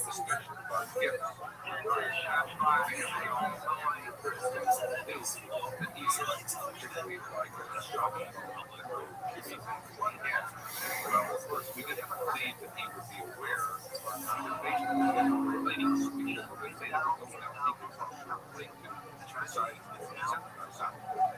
this morning, I think we're dead. We all put it down, hyper-radio, recorded all the way down The free IAVUR is number one for music, radio, and podcasts all in one.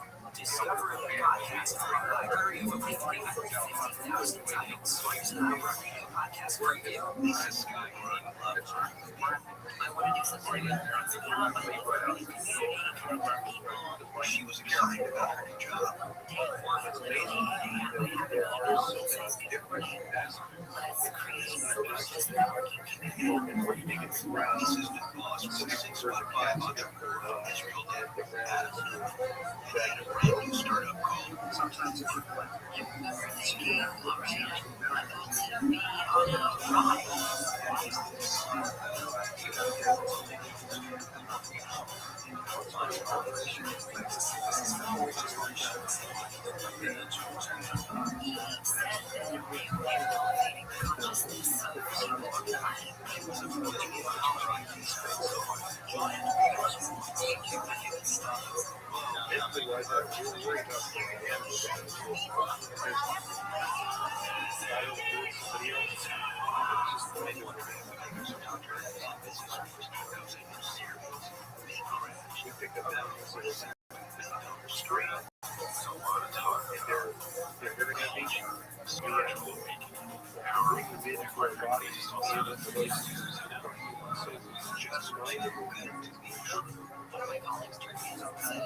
Oh my husband.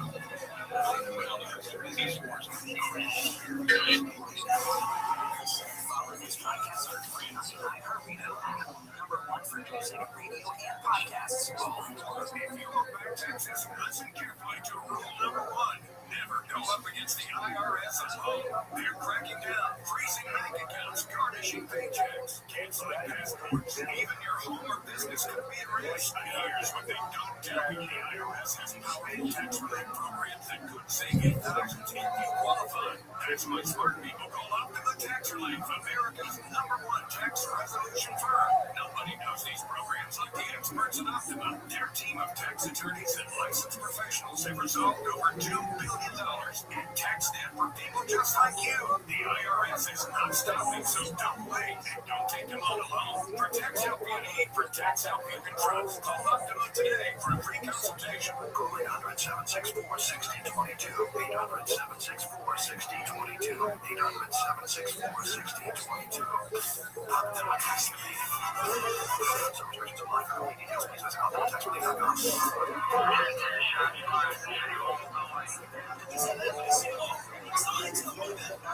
Shocking public murder. This is one of the most dramatic events that really ever happened. This week, now can download the show. The tragedy is now forgotten. And a mystery that may or may not have been born. That may or may not have sex. Open your free iHeartRadio app and search Portion Murder Funeral. Listen now. We post it, you see it. Ready? Follow us now on all the socials. AM 6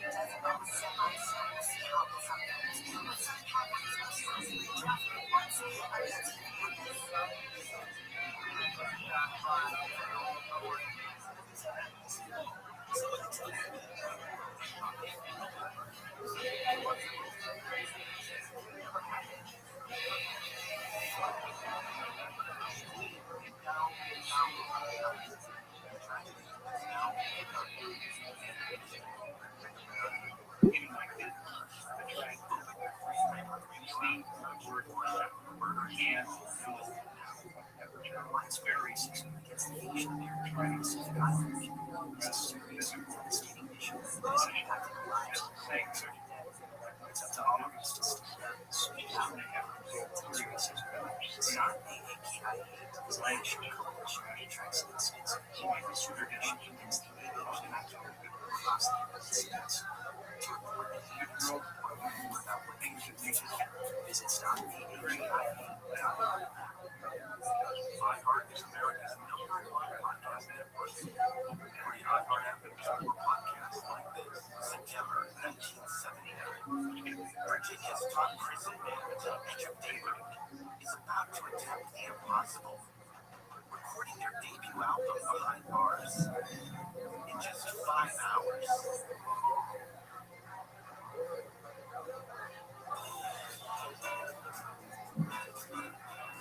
They were black artists serving extremely long felony sentences. Each had grown up under segregation, only to get caught up in America's prison boom during their 20s. I'm Jamie Petrus, music and culture writer. For the past 5 years, I've been talking to the band's 3 surviving members, Jamal Jahanubi, Neil Cave, and Harry Cupcake Cole. Put it this way, we were the band of the state penal system. They would come in and stand around with a sweat. Just like it poured off of us. Just to hear us clean. They're out of prison, quitting their 70s, their past behind them. But they also have some unfinished business. The end of the day, Wayne, the house of love was supposed to be followed up by another half. They never got that opportunity, but they never stopped dreaming either. Listen to Soul Incarcerated on the iHeartRadio app. Listen on America's #1 podcast.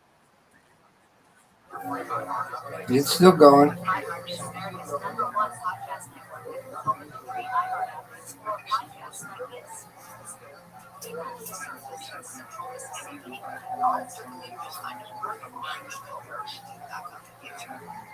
It's called Gassy Delay. There's one thing it's just wreaking havoc on anything very natural. It's the strangest, most destructive soil I've ever had. You never get what you expect. Over the years, Gassy Delay has killed and destroyed in 2012, construction crew covered in wood. Thousands of them on the site of the state of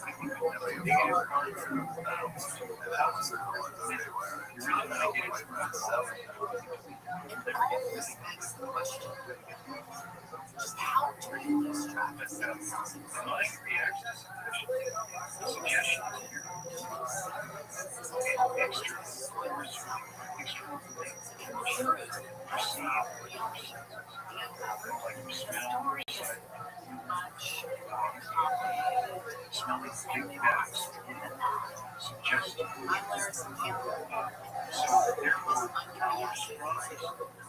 America's #1 podcast network, iHeart. Open the free iHeart app and listen now. iHeart is America's #1 podcast network. Open the free iHeart app and explore podcasts like this. Welcome to Growing Online.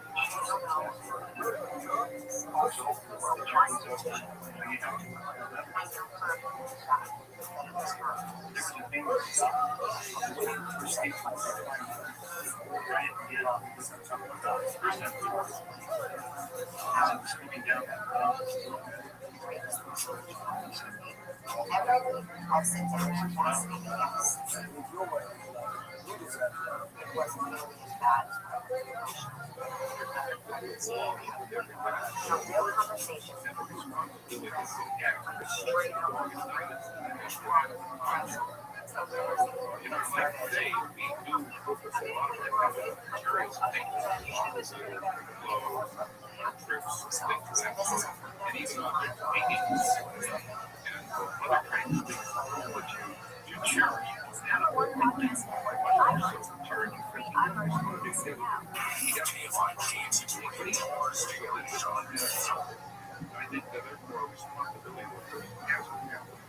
You sense that when you have their love and affection for each other.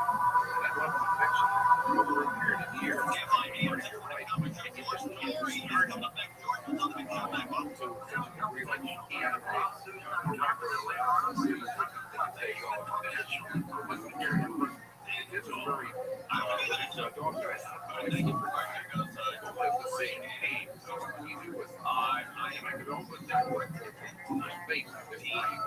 Health secretary it was supposed to be a man. The health secretary. And the secretary was also a player. So,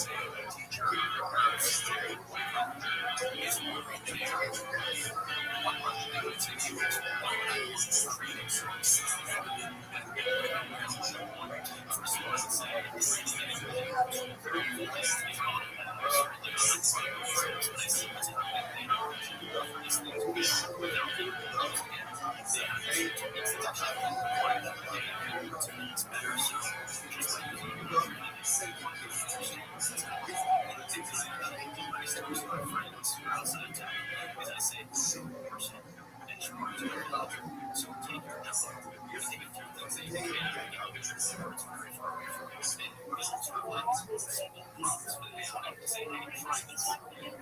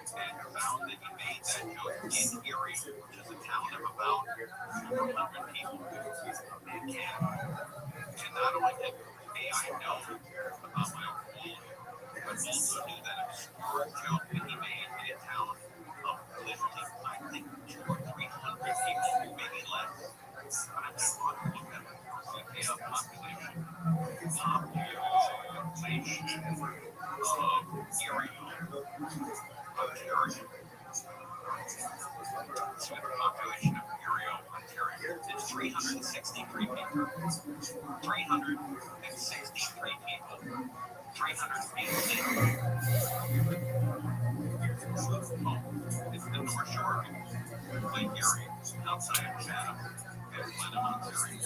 It's a small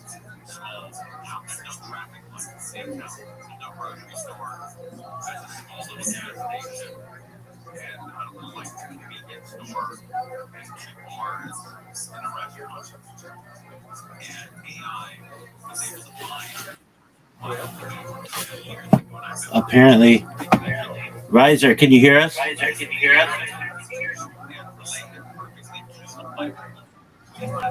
Riser. He'll come back. Which dog? I thought that was the most boring fucking documentary I've ever seen.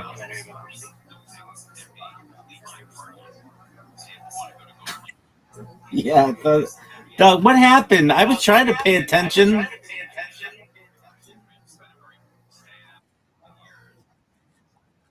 Wait, I thought it was beautiful, but it was boring.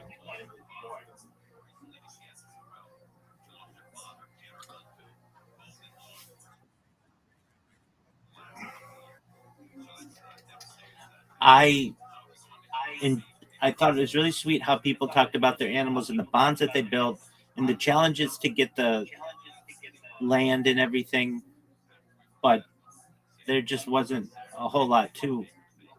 Was there more to it that I missed?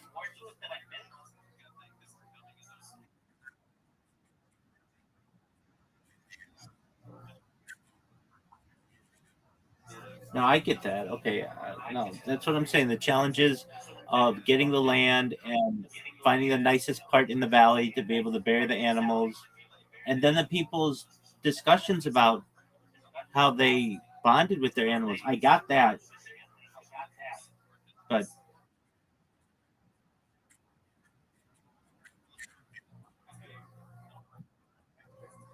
I find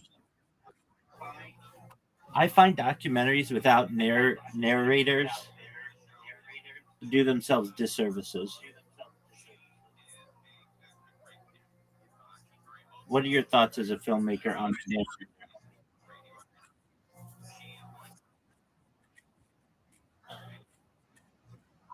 Sure. I want to hear. I really want to hear your opinion on narrators.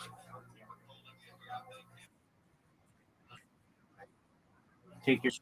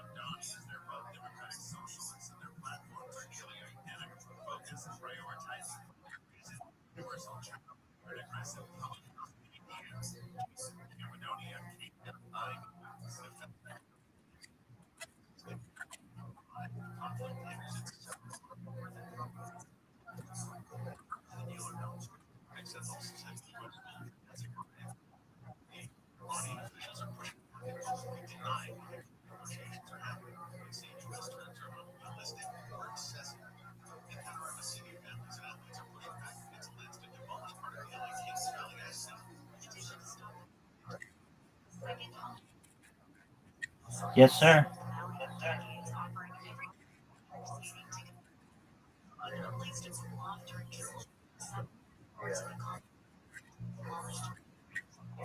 Okay, excellent. All right. So I I'm surprised that was from 1978.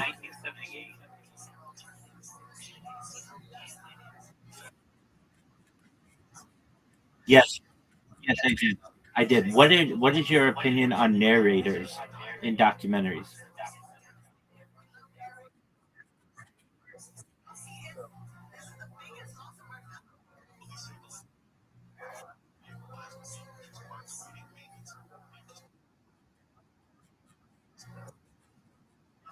About the dog. Hold on, Isn't that a movie? Yeah. Okay, but that's different.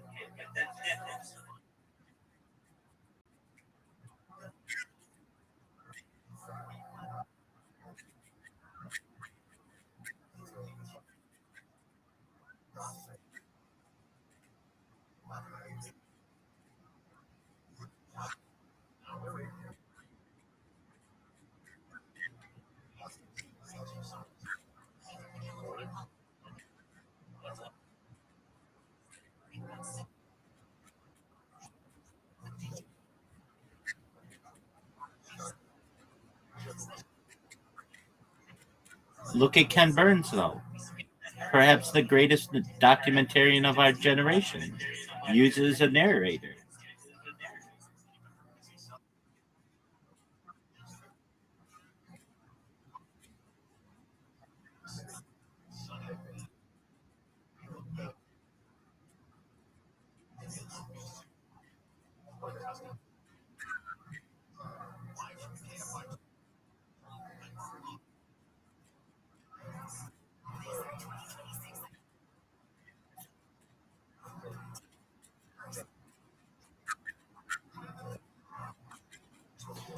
To me, this was more a collection of interviews about people talking about their pets and the journey of creating this cemetery, but there wasn't like a great story.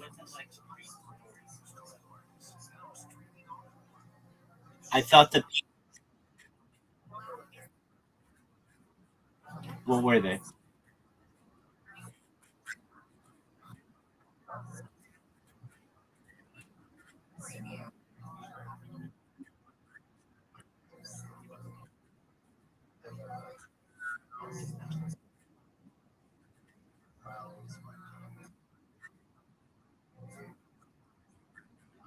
I, I remember that. I remember that absolutely.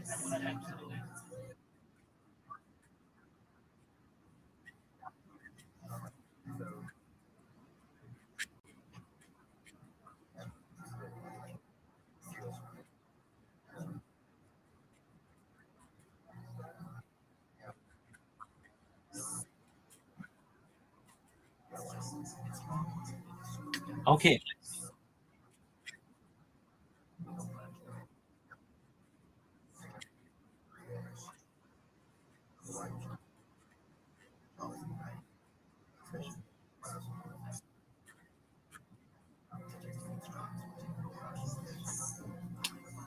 fountains. You said fountains. Oh,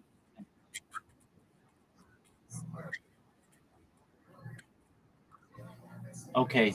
Um, I kind of had to keep it low because I'm streaming, and it's like copyrighted material, and so perhaps I wasn't hearing that well.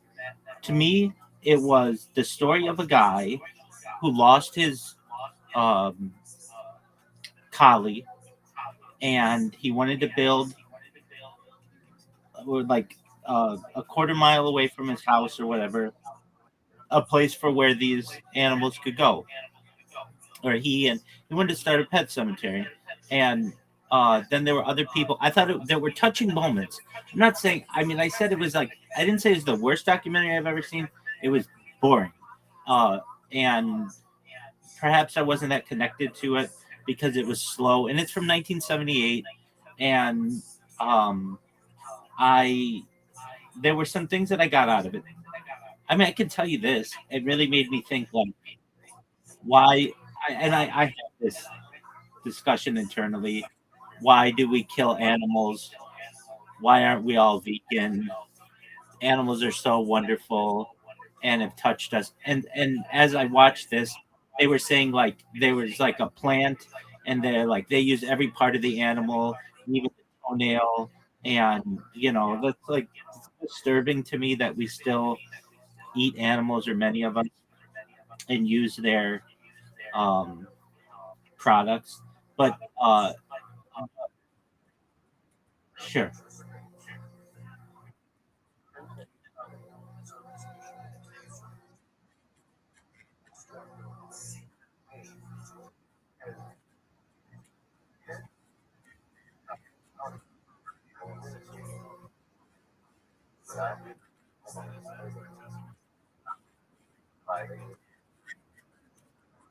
Right.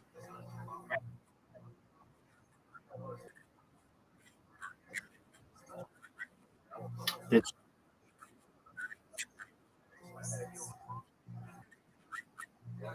I agree. I agree, and that's why I'm stating like that part had an impact on me. Um, Other documentaries on veganism, specifically, oh, what is it called? It escapes me now, but I'll think of it perhaps at another time. Where you actually see the slaughtering of the animals. Every time I see that, it makes me want to be vegan more and more. And I look forward to a day when I'm vegan. I just can't get there yet. And I would like my children to be vegan. Now, that doesn't mean we don't eat meat, but perhaps lab grown meat, which is different. But basically, where something doesn't have to suffer. And I empathize with animals. I think they're wonderful. I have a section of this Discord dedicated to animals. I love animals. Uh, and I look forward to a day where I can not depend on them anymore in any facet. And I look forward to the globe not having to depend on them and they can live a natural life. When people get uh, generally, I mean, yeah, it's fresh fruits, vegetables, kosher meat and cheese. Um, that's generally what it is. New, yeah, I have like apricot kernels right here. Hold on, they are interesting that you say that. They're within arm's reach, and yeah, I have nuts. Um, where did I put this? Like I always have these things like right next to me, and the fact that I can't find them is amazing to me. Okay, anyway, yeah, I mean almonds are great.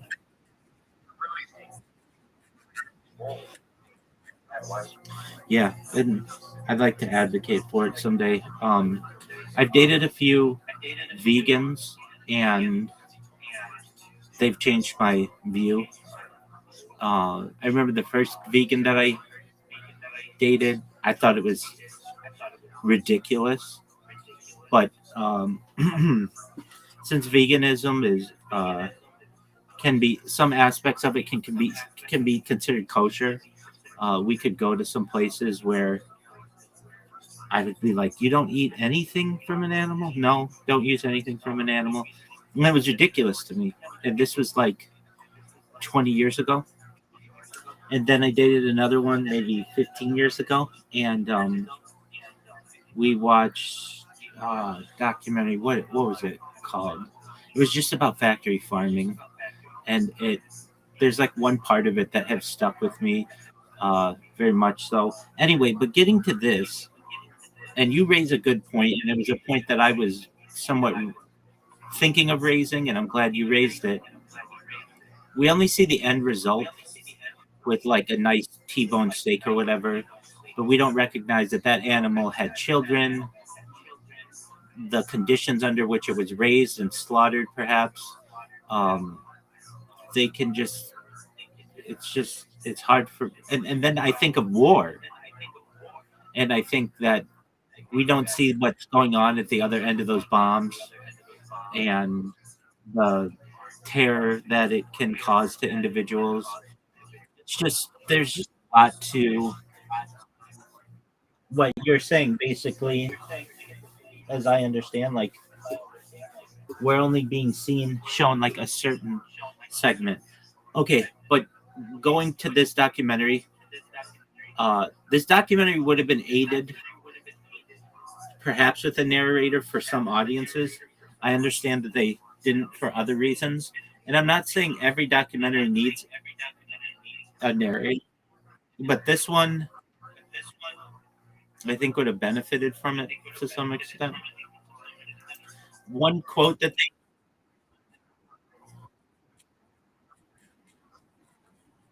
Yeah, oh yeah, oh totally. You could even show a documentary with him. You could choose with a narrator or without a narrator, and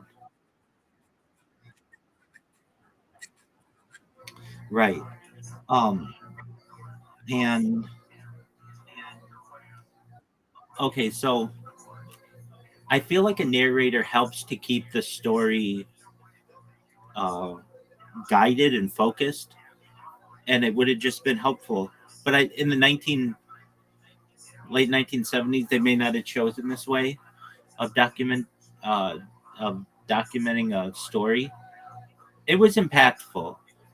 The thing that impacted me most in it is the people talking about their animals, how much they love them.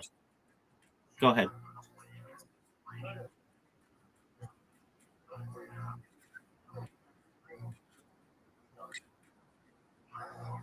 Like he just did. Are you on an Android, iOS, or desktop? Okay. Um, if you press the screen at the bottom, do you see like where you turn on your video and your microphone and stuff? Okay, pull up on that, and there'll be a little set of options, and one of them is share my screen.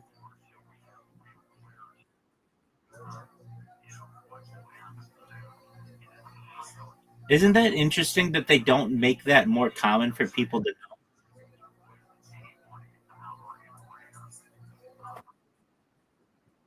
Okay, do you want me to check?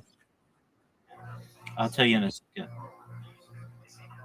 To me, it's unbelievable, but that they think that that type of user interface is that intuitive. It's not. It. I bet you half the users don't know how to do that. Okay,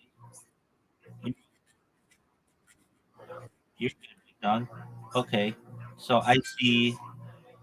Um, I might not be looking at yours. I'm looking at somebody else's. Hold on a second. Okay, land. Uh, you are. It just says you are sharing your screen. You just moved it. Now we're looking at all the little boxes of the people in Discord. Now I'm looking at Discord. Now I'm looking at your home screen icons. I can see at the bottom you've got a phone, messages. You just swipe to the right. You've got. Oh, okay.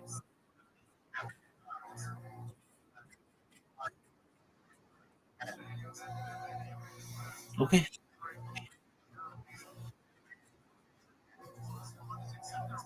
How big's your phone?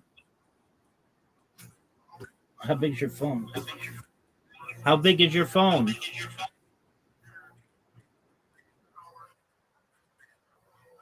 Okay.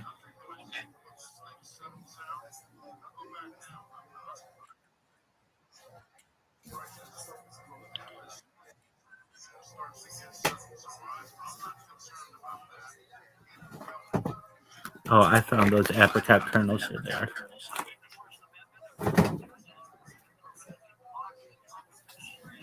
And I know you said um, almonds, but I keep that. I do my best to eat that kind of stuff when I can.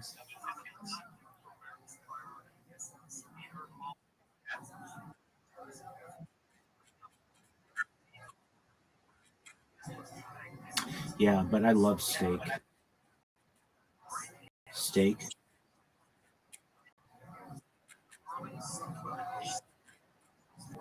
Vegans.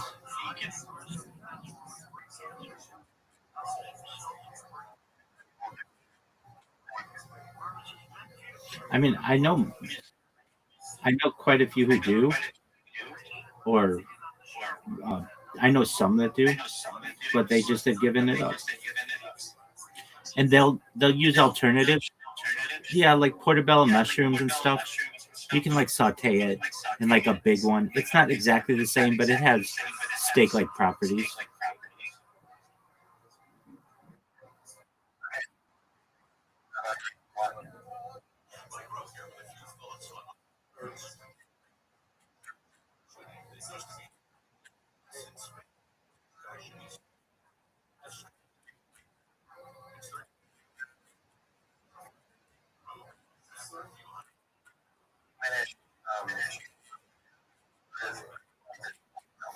Bruce Willis. Is Rose McGowan that pretty in real life?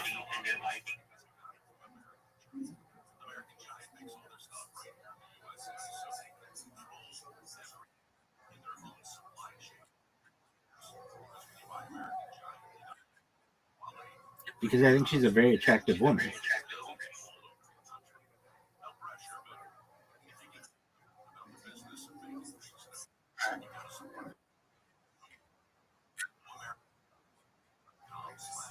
That's cool. I feel badly for her with that whole Weinstein thing. And when I first started this stream,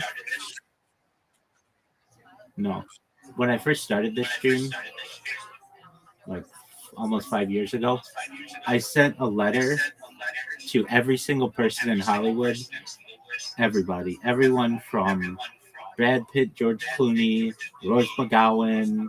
I sent one to all of the major trusts of the world, all of the major CEOs of the world, but everyone in Hollywood. I must have sent 50 different letters just to William Morris Agency or William Morris Endeavor, and basically told them that I was what I was doing, and it was going to be a big deal.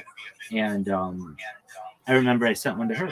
Well, so I hadn't sent one to her, and then I heard a news report that about like her and Harvey Weinstein or whatever, and then I sent one to her. She's like the last person I sent one to. These weren't like love letters; they were just like who I am, and so because I thought if I ever go viral, I can go back and be like, yeah, I already sent you a letter, and it would be very funny. Like I think that would be a very funny thing. So that's what I did.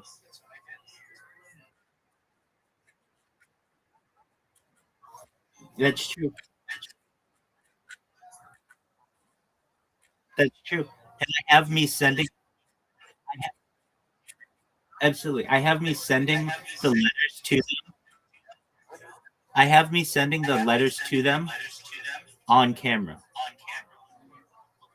So like at the very beginning of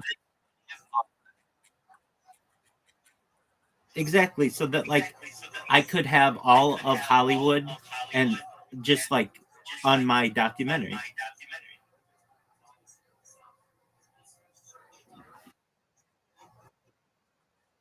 Oh,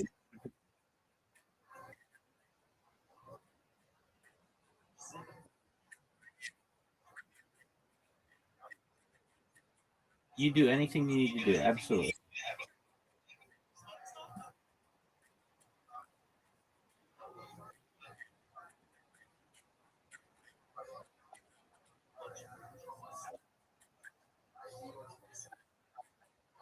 Yes. Yep. This is Bruce Springsteen or Bruce Willis.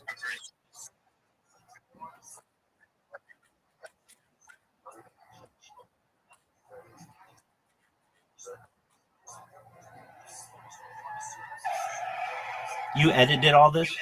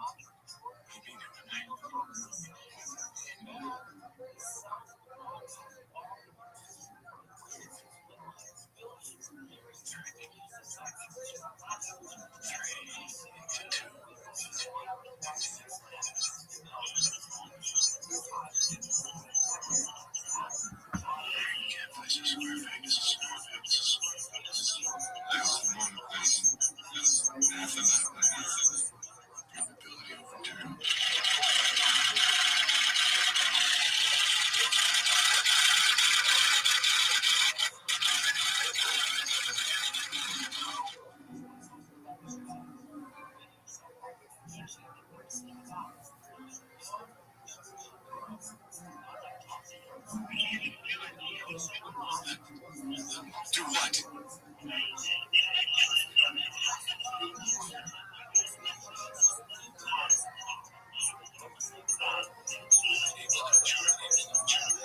That's not my name. That's not my name. That's not my name. That's not my name. That's not my name. My name is not Charlie.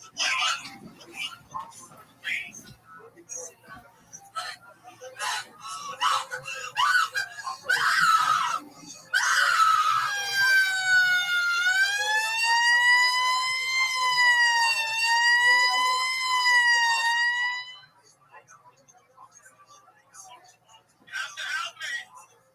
You have to help me.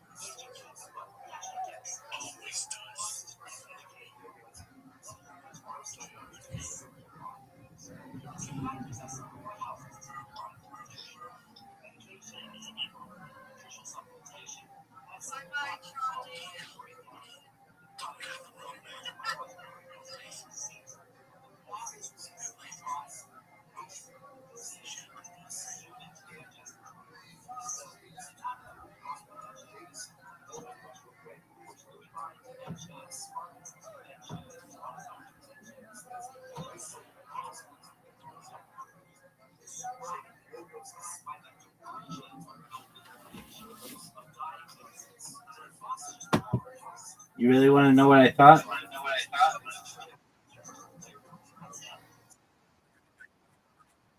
It's That's absolutely phenomenal, man. I have like a ton of questions. Uh, did you edit it? Dude, that's phenomenal. Okay, I think that will be made into like a future full length film. You've got some amazing shots of Bruce Willis there. Uh, okay, so one shot that you had in the background, you have the Chrysler building. Is that correct? How did you do that?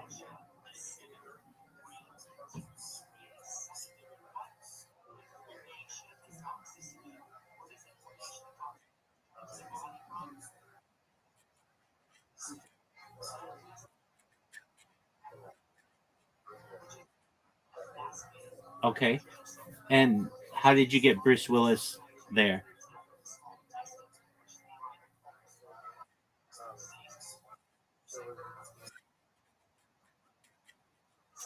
Oh no way! So that's a real shot of him in a hotel room with the Chrysler building behind him.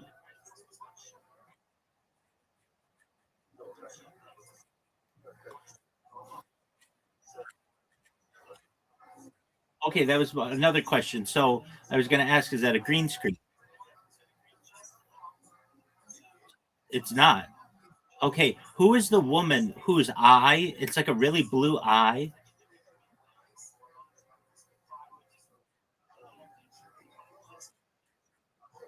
Okay, um, that woman has like some amazing symmetry. Um, okay, so right, no, I understand. I get well, like her bone structure from like her eye to her nose is like a perfect circle. Um, okay. Well, I mean, it's a 5 minute movie, so you can't tell a lot, and there's no narration or anything. It's basic, and then you got Bruce Willis to make out with some chick. Dog, that's even better, man.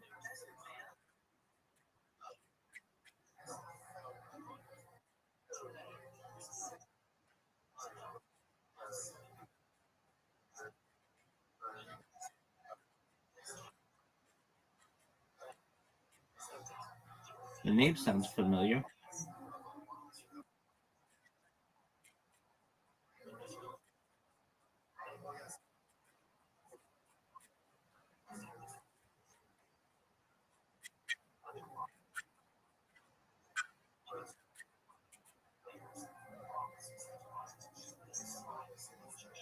Oh, okay.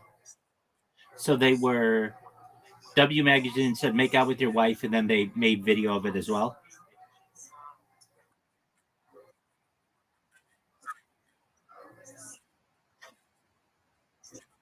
Right.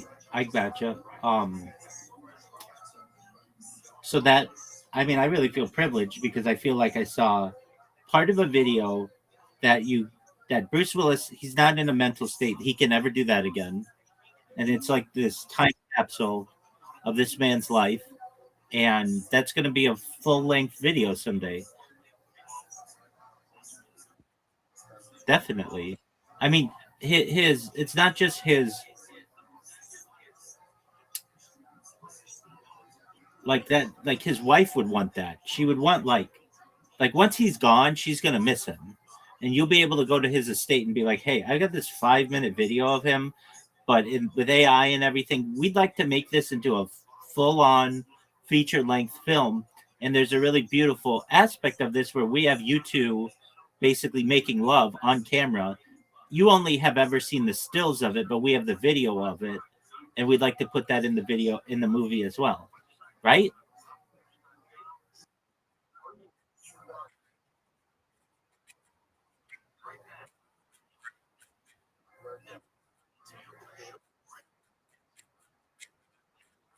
I understand.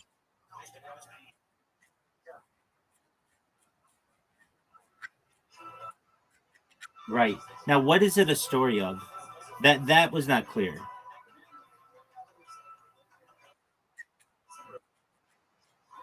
Oh well, I understand that. Okay. I just saw 5 minutes of it. A guy, Charlie. I saw his. I saw. I, I saw his feet like. I saw his feet like 3 times.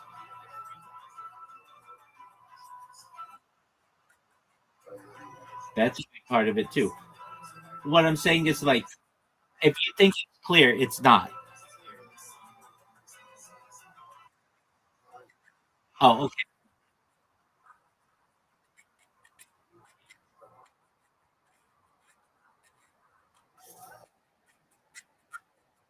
Well, well,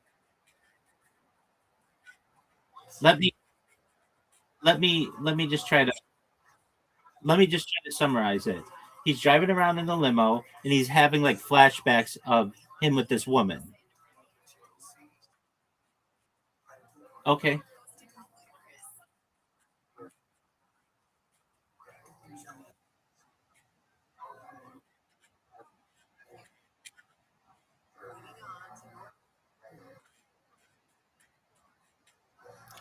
I get that.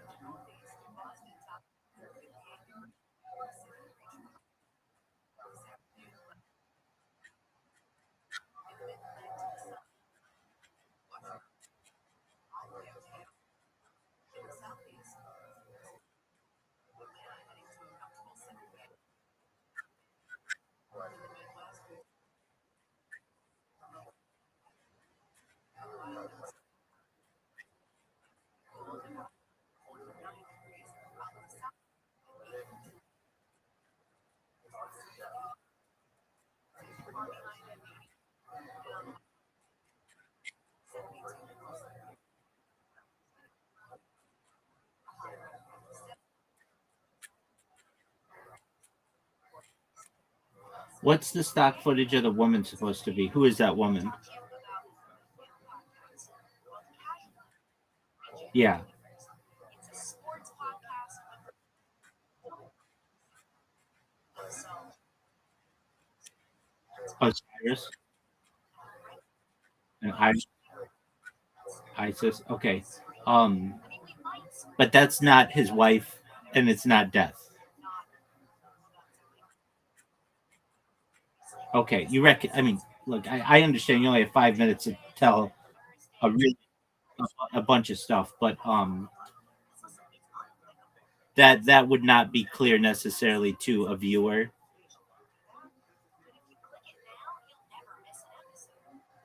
I thought it was really cool. I thought it was really cool. Like, um,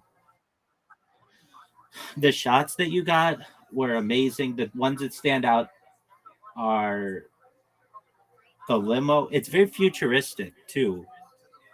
Like, the limo. It's beautiful colors.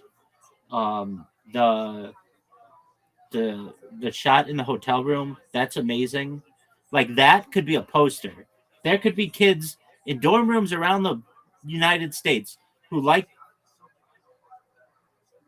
Bruce Willis and want that as a poster. It's very chic and urban and just really a beautiful shot of the city. um I think that the view with his wife is really beautiful. I understand where you might think it's a little grotesque to some extent, but I get that. That's human. Um, it's just that is going to be a movie. I feel like I really saw a piece of 5 minutes of a 180-minute movie someday, or a 120-minute movie someday, whatever you want to make it. Absolutely, it was amazing. Yeah, I want to see the narrator thing.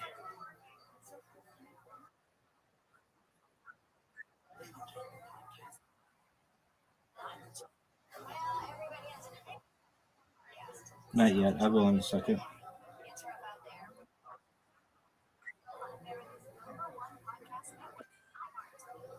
All right, I'm ready.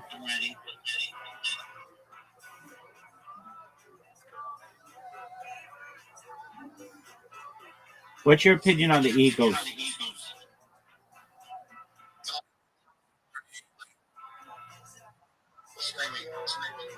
Neither the band.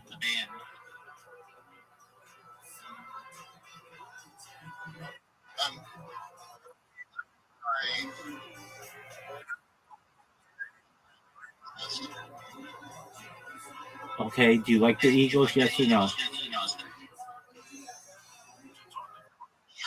Okay, exactly. Excellent. Do you ever listen to Coast to Coast AM? Yeah, it's interesting. Do you ever listen to Coast to Coast AM? Okay. It's it's the largest overnight radio show in the Western Hemisphere. Yeah, but that's okay. Um, I believe it's on KGO.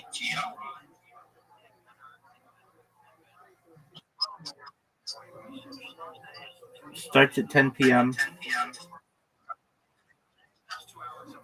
That's okay. You know the radio station KGO out of San Francisco? Oh, well, they changed formats like 3 years ago and went to like sports betting. So they may not be on there anymore. But anyway, it's just it's the largest overnight talk show in the Western Hemisphere. It's the second biggest overnight show in the world next to BBC News. Anyway, I'm ready to watch your narration video.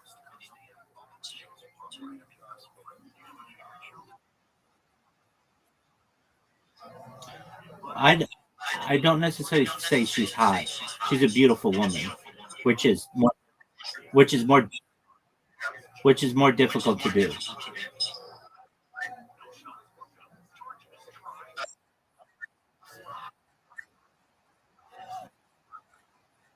Doug, your thing is frozen, or maybe my thing is frozen. Hold on. Oh, maybe it was my thing. Hold on. Okay, let's see it.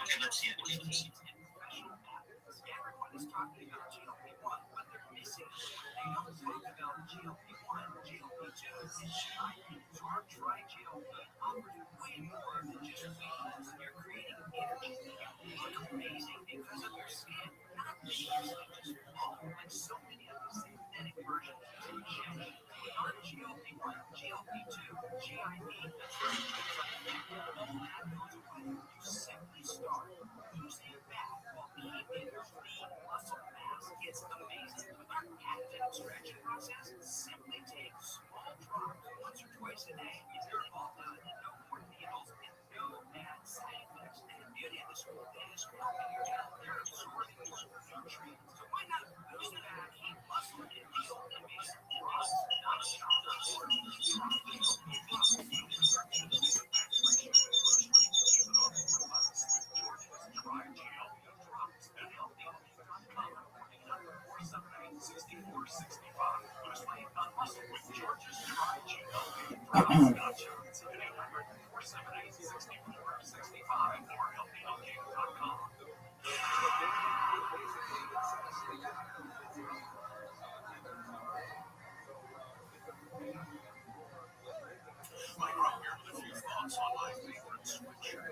classics of upwitting. It used to be navy blue, but has since faded to what the fashionistas call a distressed navy blue. It's 13 years old, soft as a flannel bath robe.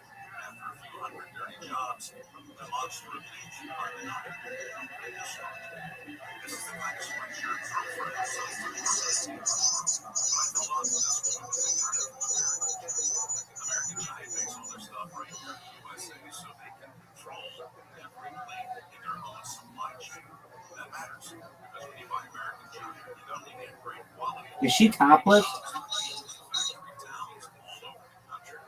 No pressure, but if you give a damn, tell them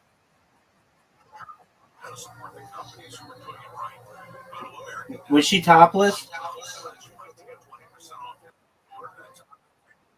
Yeah, it did. So when she shoots a shot like that, does she wear pasties or something?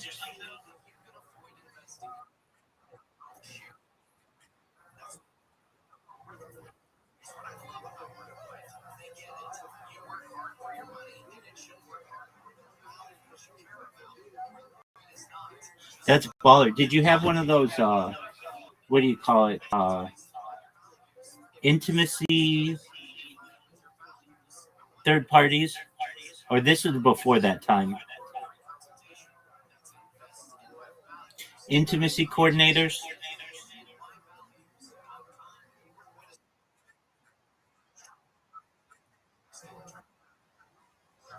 Oh, okay. Yeah, that's right.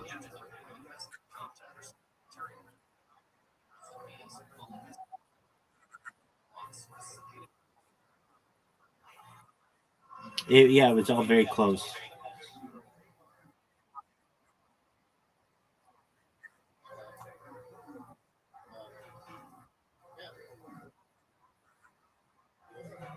She's a beautiful woman.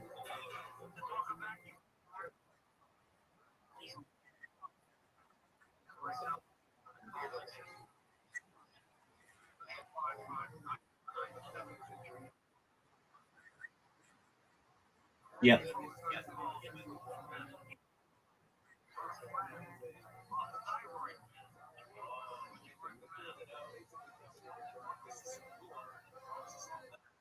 Uh, does that say Telltale Heart?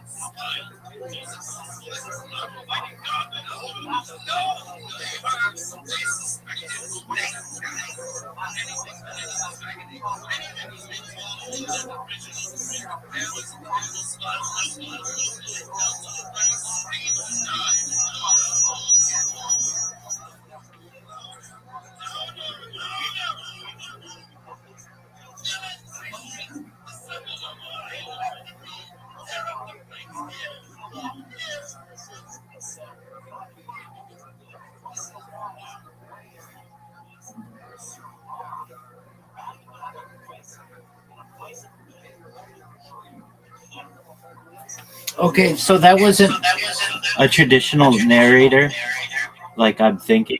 That's more like an actor recalling what happened, which is narration. I get that, but I mean a narrator that like moves the story from one step to another, but basically summarizes things so that the watcher or the viewer uh, knows what's going on. But I mean that wasn't bad narration by any means. It's just that was more like an actor recounting what was happening, right?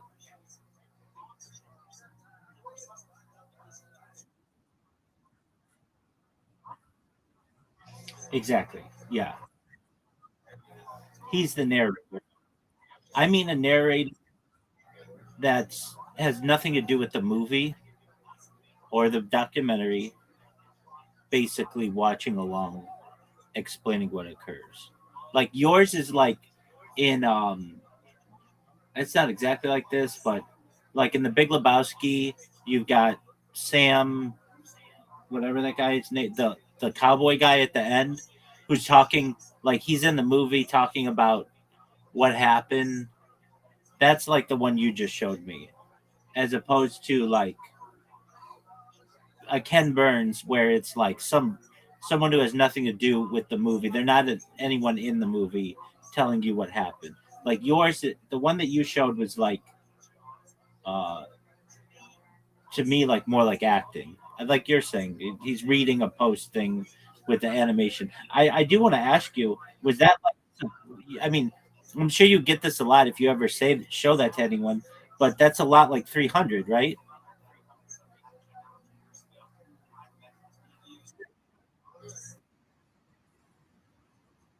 It reminds me very much of that, like almost like those graphic novels brought to light or brought to the big screen.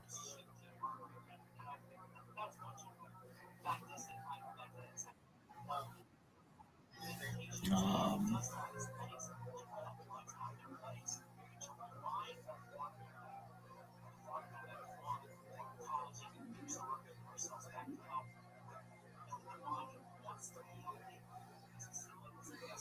Not yet, just a moment.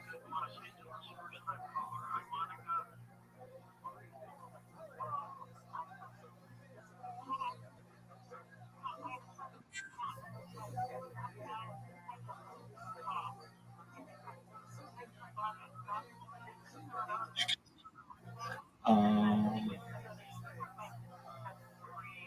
Now I can.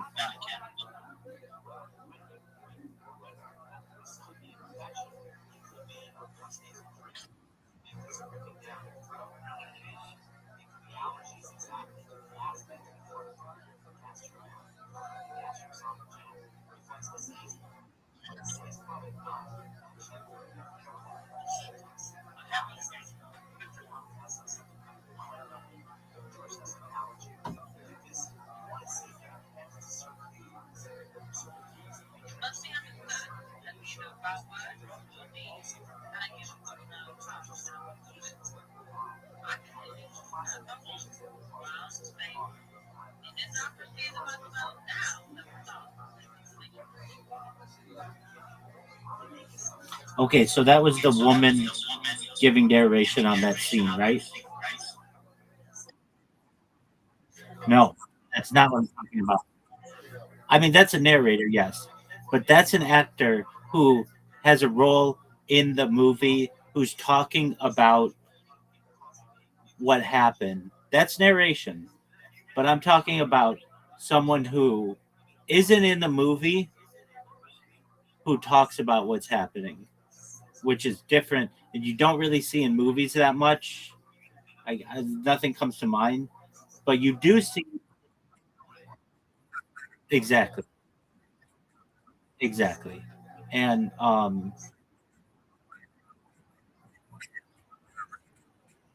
okay, yeah, that works.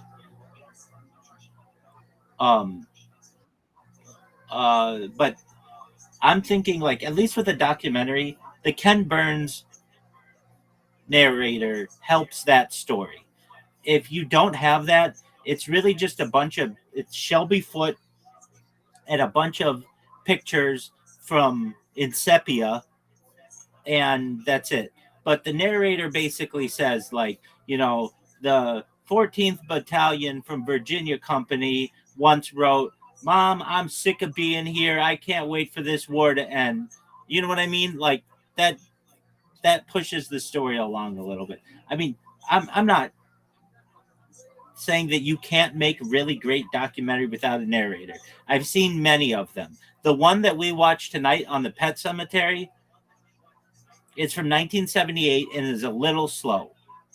But that's because I'm looking at it in the mind of a modern person that has a media philosophy that you cannot show someone a clip of more than 5 seconds or you will lose their attention. So those kind of things become slower to me. I'm not saying I can't enjoy them. It's just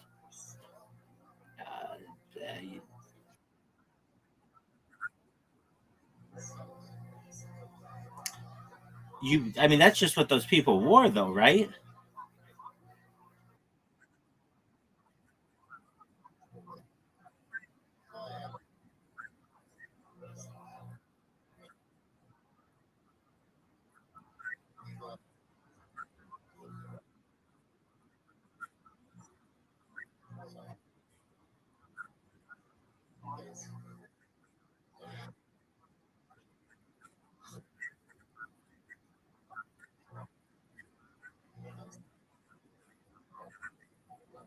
We watched we watched a documentary last week that was from 1994, something like that.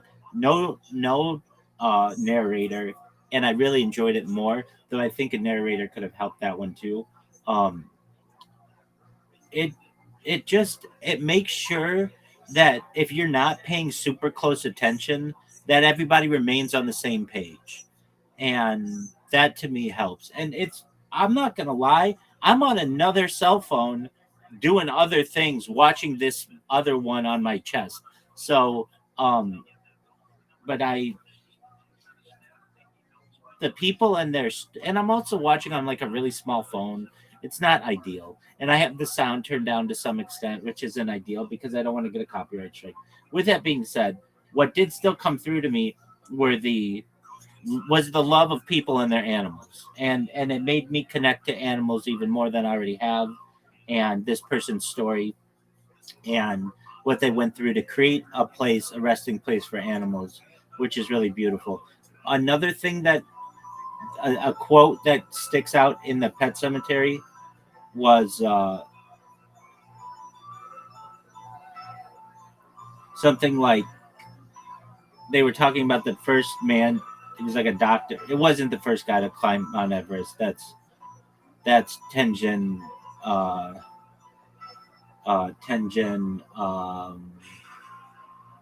Can't think of his name right now. Tenjin and Edmund Hillary, but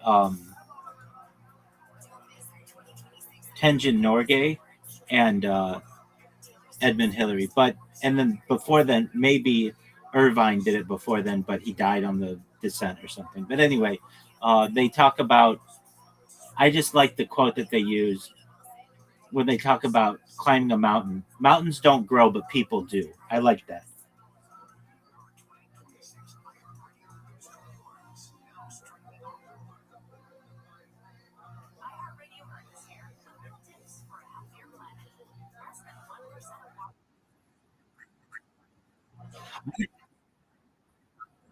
I was gonna say it's in your backyard, basically.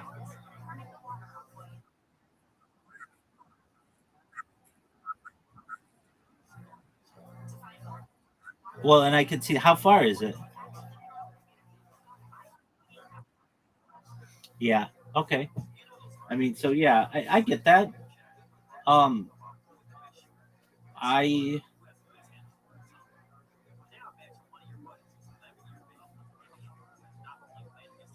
the thing that resonated most is how much people love their animals, and there isn't any denying that.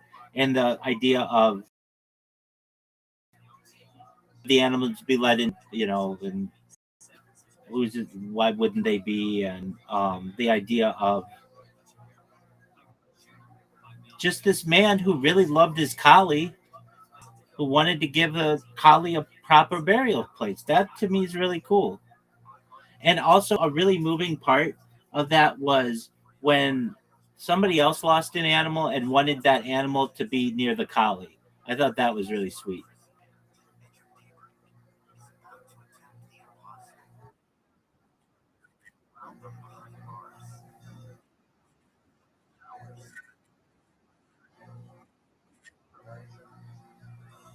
Well, they ate meat more than just about anybody. They lived their whole life finding meat. Grown up under segregation, only to get caught up in American That's not veganism. music and culture.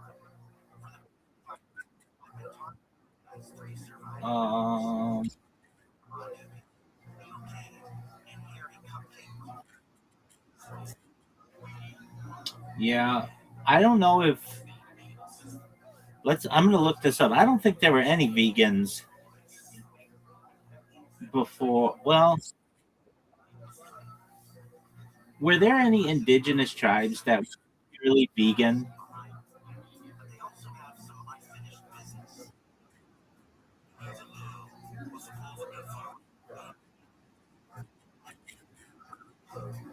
What's the difference between a tribe and a band?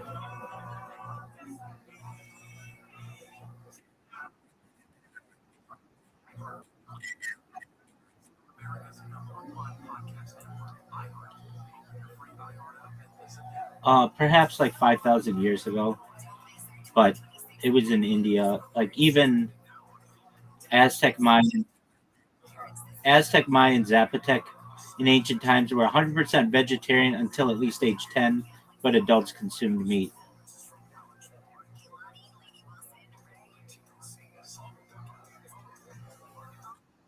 Okay, so what's the difference between a tribe of Indians and a band of Indians?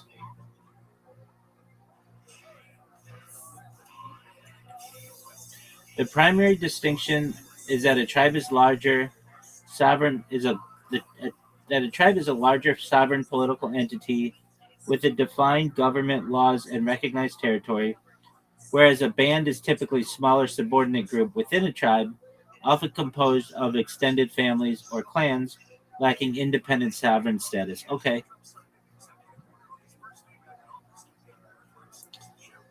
so a tribe generally has like some type of governmental recognition. Bands are smaller versions of tribes. So why did you make the distinction?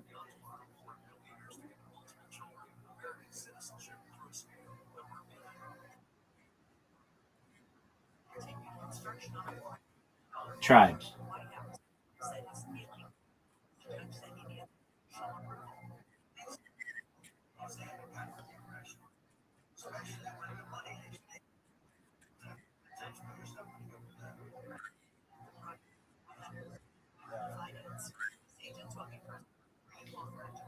That's what. Yes, it said.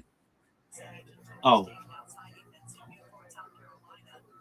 there was one 5,000 years ago in India, and perhaps there were bands that's smaller, but generally they all ate meat. All ate meat to some extent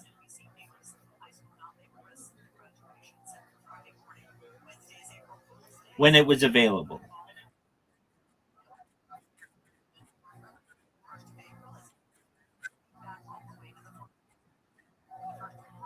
I'm I'm looking at that too. Okay, the Choctaw were described in 18th century French manuscript as having vegetarian leaning diet, but they ate small game. But they ate small game. That's an omnivore. That's not a vegan diet.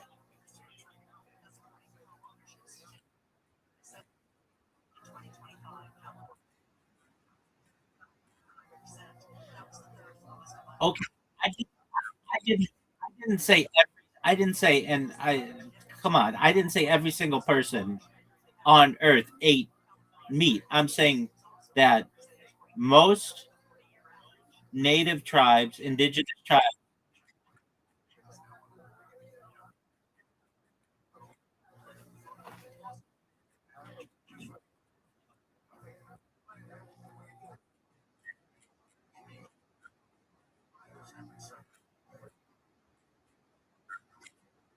incorrect, incorrect, incorrect.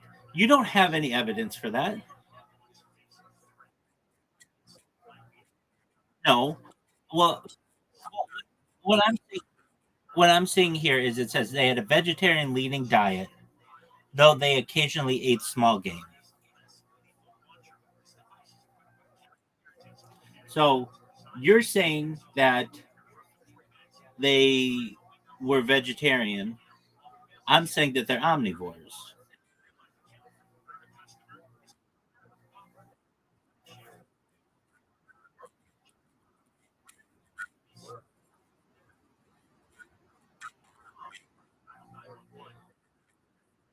Right.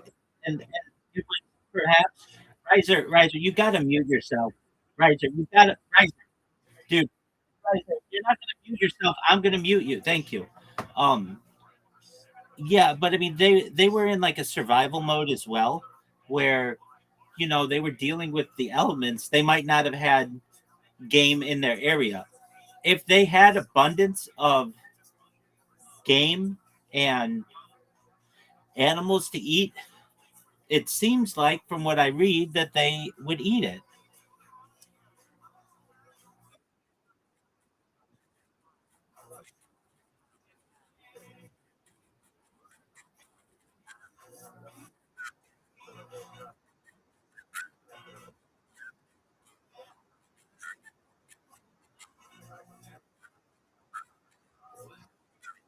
Okay, so now we're getting into people who were vegetarian by choice and vegetarian by necessity. Okay, I'm in agreement with you there. So I think we can say all people are vegan if you don't give them meat, if they have no access to it, and they only have access to vegetarian items or vegan items, then all people are. But under abundance, it seems like the Choctaw people would eat small game when they could get it. Now, would every would every, would every single person eat would every single person eat it? No. There might have been some people. It might have been a hierarchical thing where only like the hunter guys, since they went and killed it, they got it or whatever, and they wouldn't give it to the children or something because there wasn't enough of it to go around. I get that. But then you get some tribes that like would literally they spent their whole life just chasing buffalo around the West.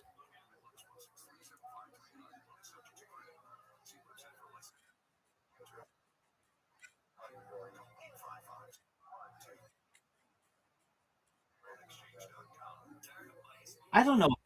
Well, I mean, I don't know if it's sad up until Western people come in and destroy things. I think that it's the story of survival.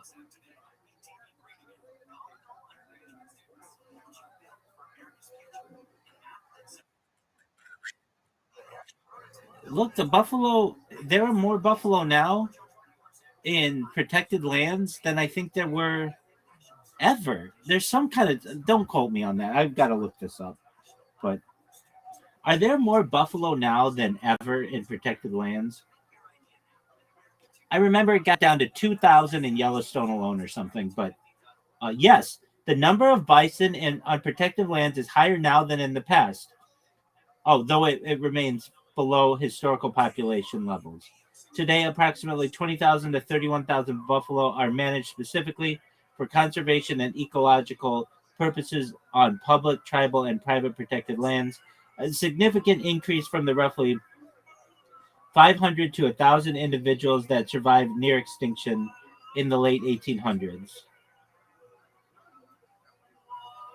So, but then they have commercial herds, which, so that's what it is. So, um, with commercial herds, they have like maybe 500,000 bison are raised for commercial purposes.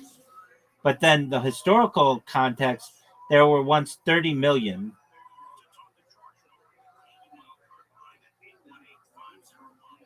Um, okay,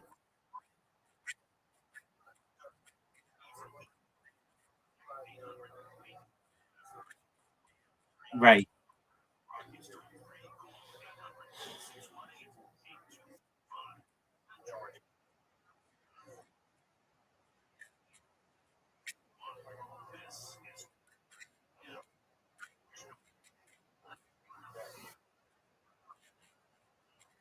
I agree. Yeah, no, that's a terrible thing.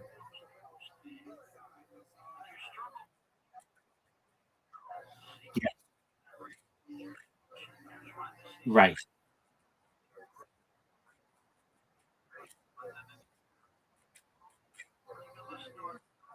I agree. And the idea of native indigenous people, I didn't think it was sad up until like the 19th century or so, whatever, before Western contact. Then it gets sad. But I thought you were saying it's sad that they would hunt buffalo. And I thought, it's not that sad. I mean, that's like how they live their life. And they used every aspect of the animal. And it's,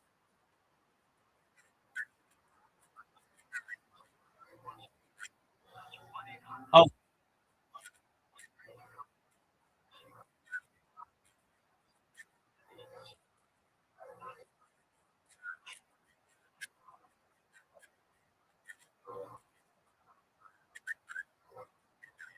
I get that. I get that. Okay. We've got Riser here. Riser, we would love to hear your opinions on Pet Cemetery.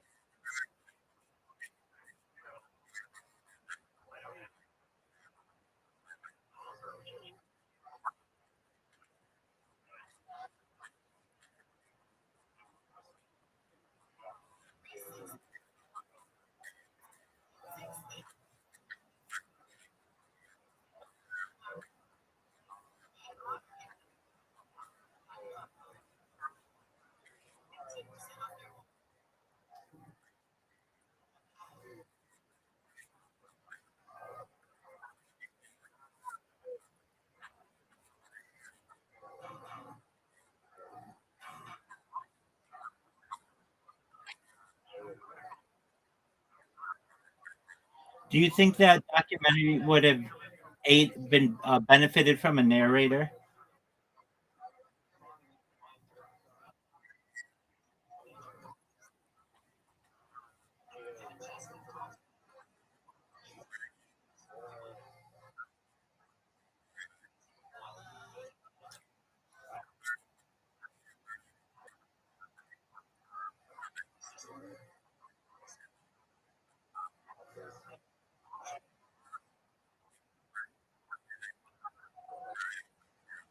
Okay, so oh yeah, oh yeah, we've talked about it like for an hour. Um, okay, so my man Oz really liked it. It takes place pretty close to where he is, and I'm not putting words in his mouth. He found it deeply moving, and I will say this: I thought it was I thought it was extremely boring. Um, I thought it needed a narrator to just move it along. I understand it took place in 1978. Look, there were some parts of it though that I think I will remember for the rest of my life, like the idea of the man with his collie and the the acre of land or whatever. Just he didn't want to give up on that, and the idea of not wanting to not wanting to um depart with or part with your departed, um and how much people love their animals and they cherish them, and that they are like a member of the family, and that they shouldn't be just turned into dog food or something like that. That all was really interesting. um Oz raised the point about, like, a quote that stuck with him is, when you get to heaven or whatever the afterlife is does God say that you were on two legs versus four legs? A quote that stuck with me was when he was like building the pet cemetery or whatever, the the doctor who was going to climb Mount Everest or whatever said, uh, "Mountains don't grow, but people do." That was an interesting aspect, but I thought it was extremely slow. Um, I do connect with like it as a time capsule of history of what life was like in Central California in the 1970s, but uh, there wasn't like to me it was more about a story of creating a place for the animals to go when they die, and then people talking about the connection that they have to animals, but there wasn't like a really great story out of that, in my opinion. Riser, what are your thoughts?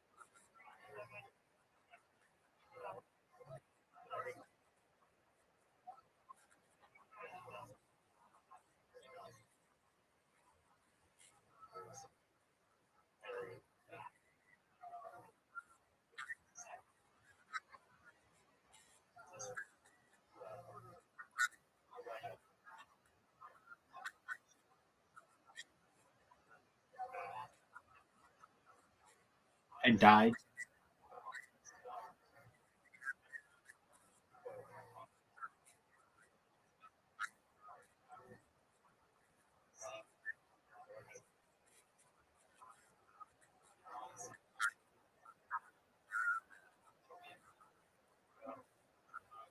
That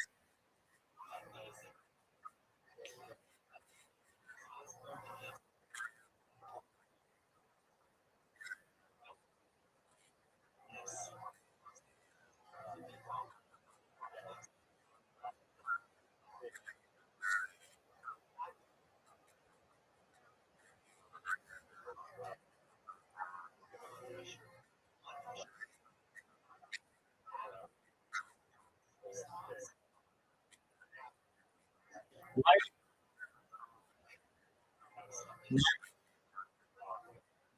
why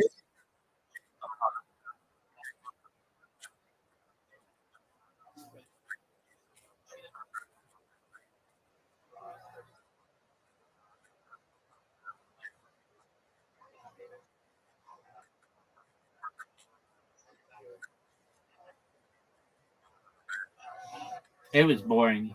I hate to say it.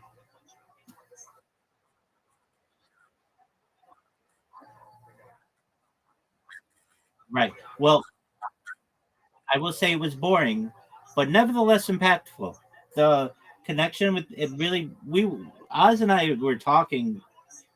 We've talked since then about narration and documentaries, and um, he showed me some of his artwork, and which is really amazing. His he's got movies with Bruce Willis that no one has seen.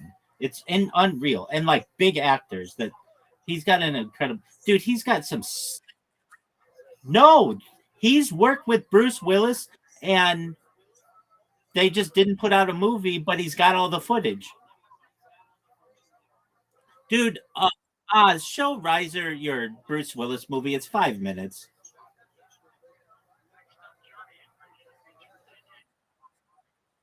Well, he's edited it to just be a short. But Oz, are you there? He's doing some. He's here.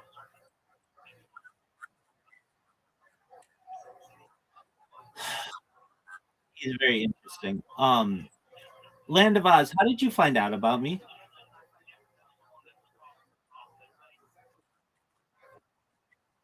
Oh, okay.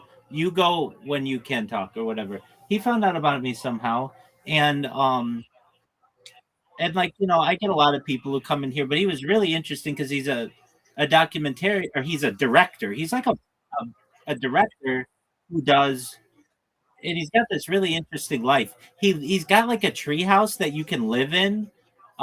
He like lives in a tree, like a tree house in Central California, like just a very avant-garde person. This is how he does business in LA. He'll drive from Northern California to Southern California, meet with some directors and uh, actors, but instead of paying for like a hotel room, which is normally done, or a conference room, he has his own limousine, and they just do the deal in the limousine, and that way he can just, he doesn't need like a boardroom that can get complicated. They just do the deal in the limousine. And he's worked, like you said, with Rose McGowan, if you know who that is, Bruce Willis, John Goodman, like just really interesting people. And his video, he liked it. Yeah, he liked it a lot. He, but I understand why. These are like people in his backyard. These are like, it's like pretty close to him. And um, to me, it just didn't move very quickly. And why are you picking documentaries that have like a 7 IMDb and not ones that have like a 9 IMDb?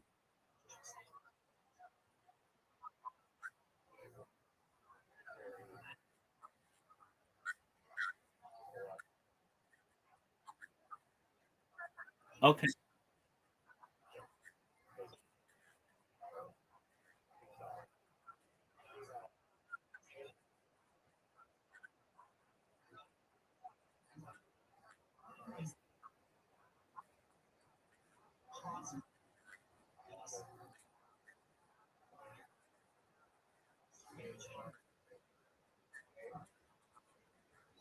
Yeah. So there is a website. Okay. Yeah, this is it. The best documentary website, and it's on a lot of things, is just top. If you,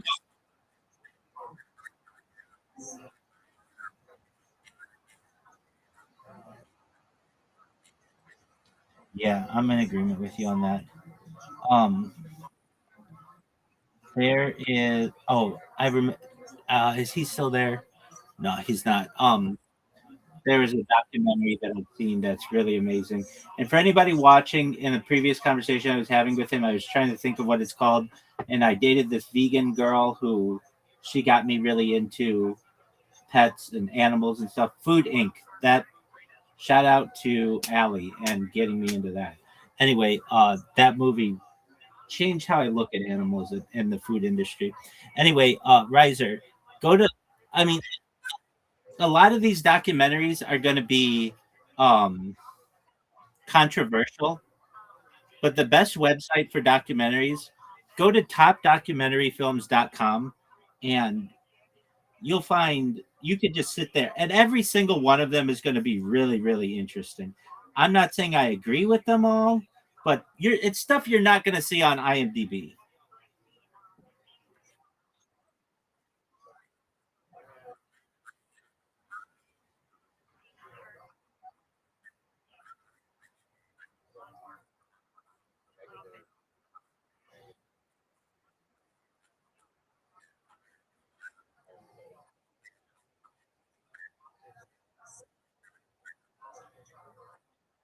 Dog, it's amazing.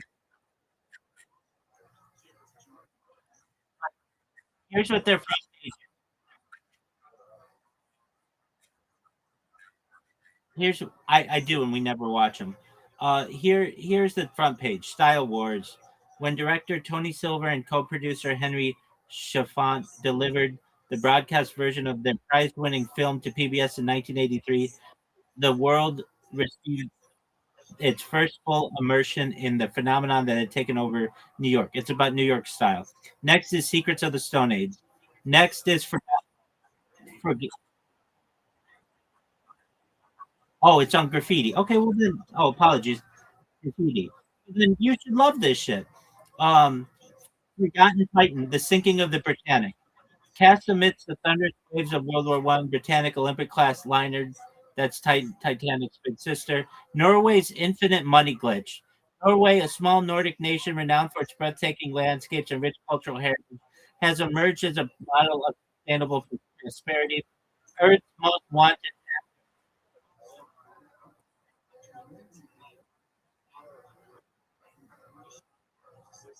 Is there a Reddit video on YouTube?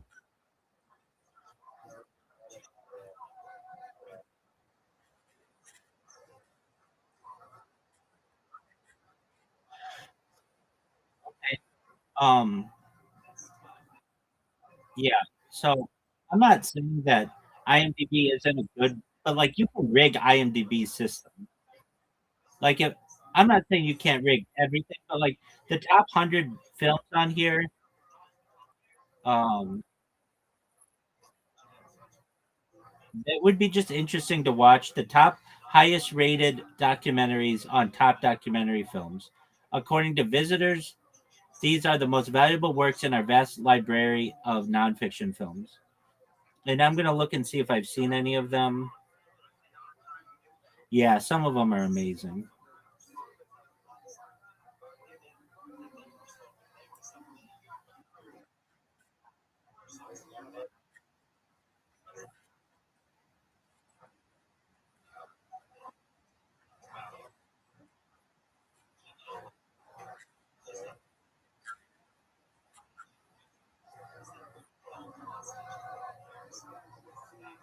Dog, I think I'm gonna watch. Dude, let's watch one right now.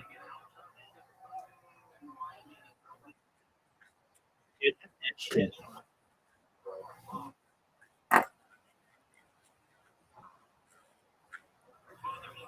All right. Um, why that? Why do you like those ones, if I may ask? Is it roller rink? Is it about is it about roller derby?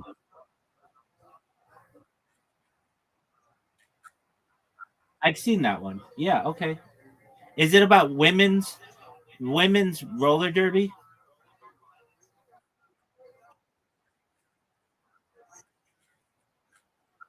Apologies. Okay, I haven't seen that one to my knowledge. Oh, there are a bunch of them. It's on, but the one that sticks out in my mind is on women's roller derby, and women's roller derby used to be on television. It used to be like on like NBC or like really big, and it was really big on ESPN at one time. It used to be like a serious sport in the United States, but just too many injuries occurred, and they stopped doing it. I shouldn't say they stopped doing it, but yeah, one time what was his name? Oh, why? Anyway, one time I met an entire team of roller derby women, and I just like was able to learn um, about that um, world a little bit, and they become like very just like any team, like very united. And there's something to that. I think though roller derby is like especially like that because you a lot of times will like grab the other woman or other man or whatever and fling them forward, and so there's like this bond that you create, and I just think it's interesting. All right, well, Oh yeah, yeah, yeah. No, it does. That's what I'm saying. I met a roller derby team that they told me what they did, and they were like, I mean, it could have. They were just like really cool individuals. It seems like a really dangerous sport, though. Okay, well, you go do. All right, absolutely. Shout out to Mama Riser. Say hello for me, please.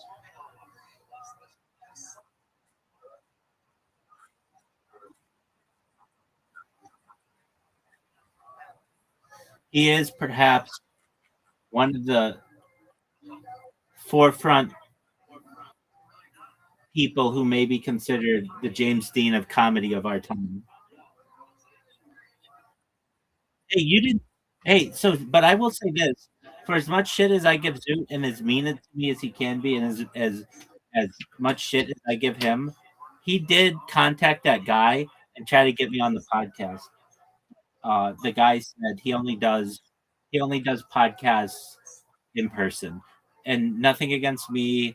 He's tried it with other people, and um, he runs into technical issues, and I get that.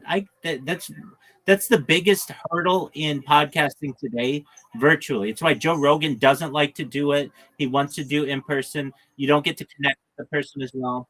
So, okay, well, very well. I'm gonna watch this one, and I'll tell you how it goes. It's the number one ranked documentary on that website. It's called Square Root One, and it's about the Michael Jackson trial. And I love alternatives. There's something weird. Let's watch it now. It's the number one ranked documentary. Oh, come on. How about you just put it on and fall asleep to it?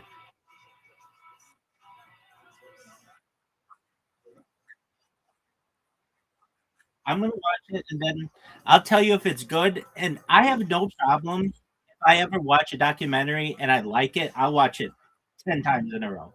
So I'll let you know if it's good. But this is the number one ranked documentary, and I've always thought something was weird about that story, and we'll find out. All right, take care, man.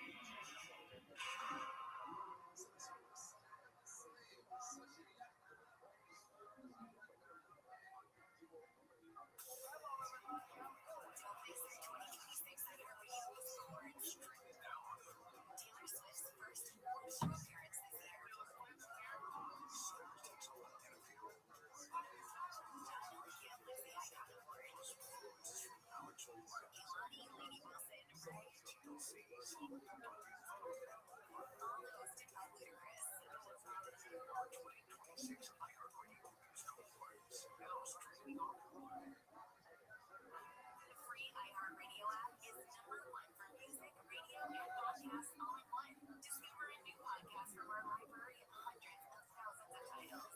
Here's an iHeartRadio podcast preview.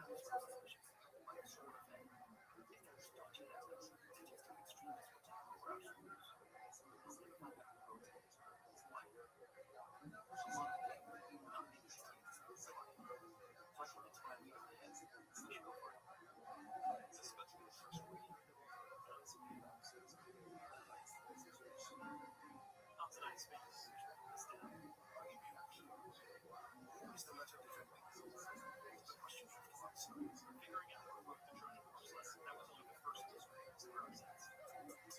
started to seem like officials knew more than what they were letting on.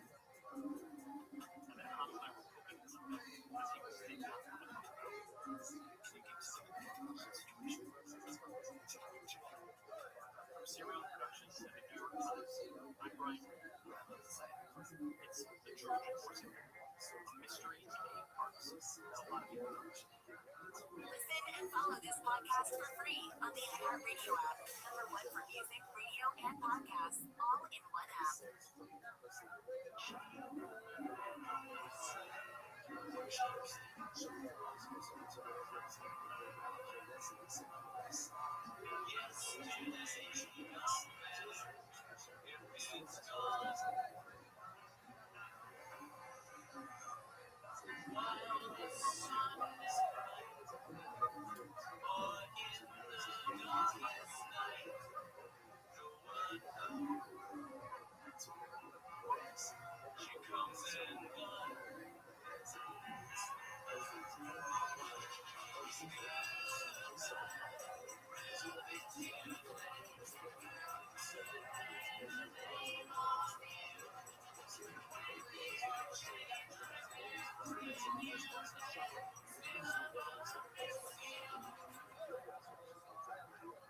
To talk to George Norrie, go to the wildcard line at 818-501-109. The first time caller line is 818-501-4721. To talk toll free from east of the Rockies, call 800-825-5033. From west of the Rockies, toll free, call 800-618-8255. Send George a text message anytime at 818-298-6521. This is Coast to Coast AM with George Norrie. Back with final calls with pharmacist and pharmaceutical health.com. Next hour, Jason Diamond joins us. Talk about the human potential and what may happen. Wow, are you excited? It's only 15 cents a day.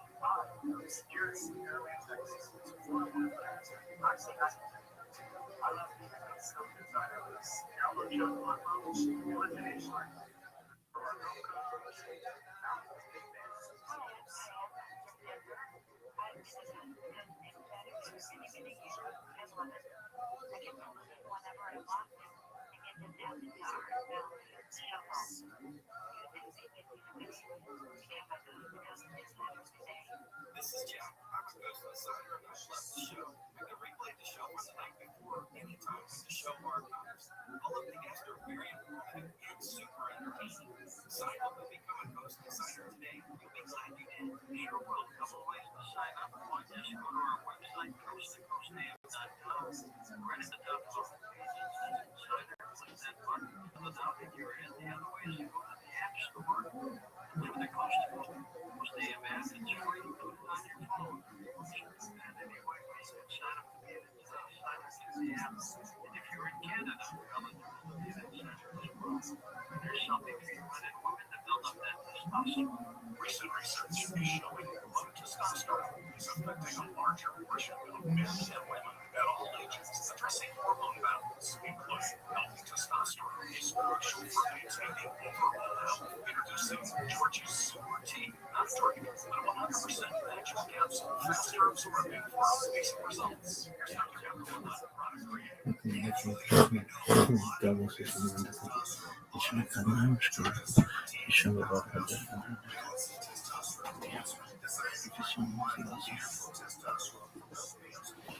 Sounds great.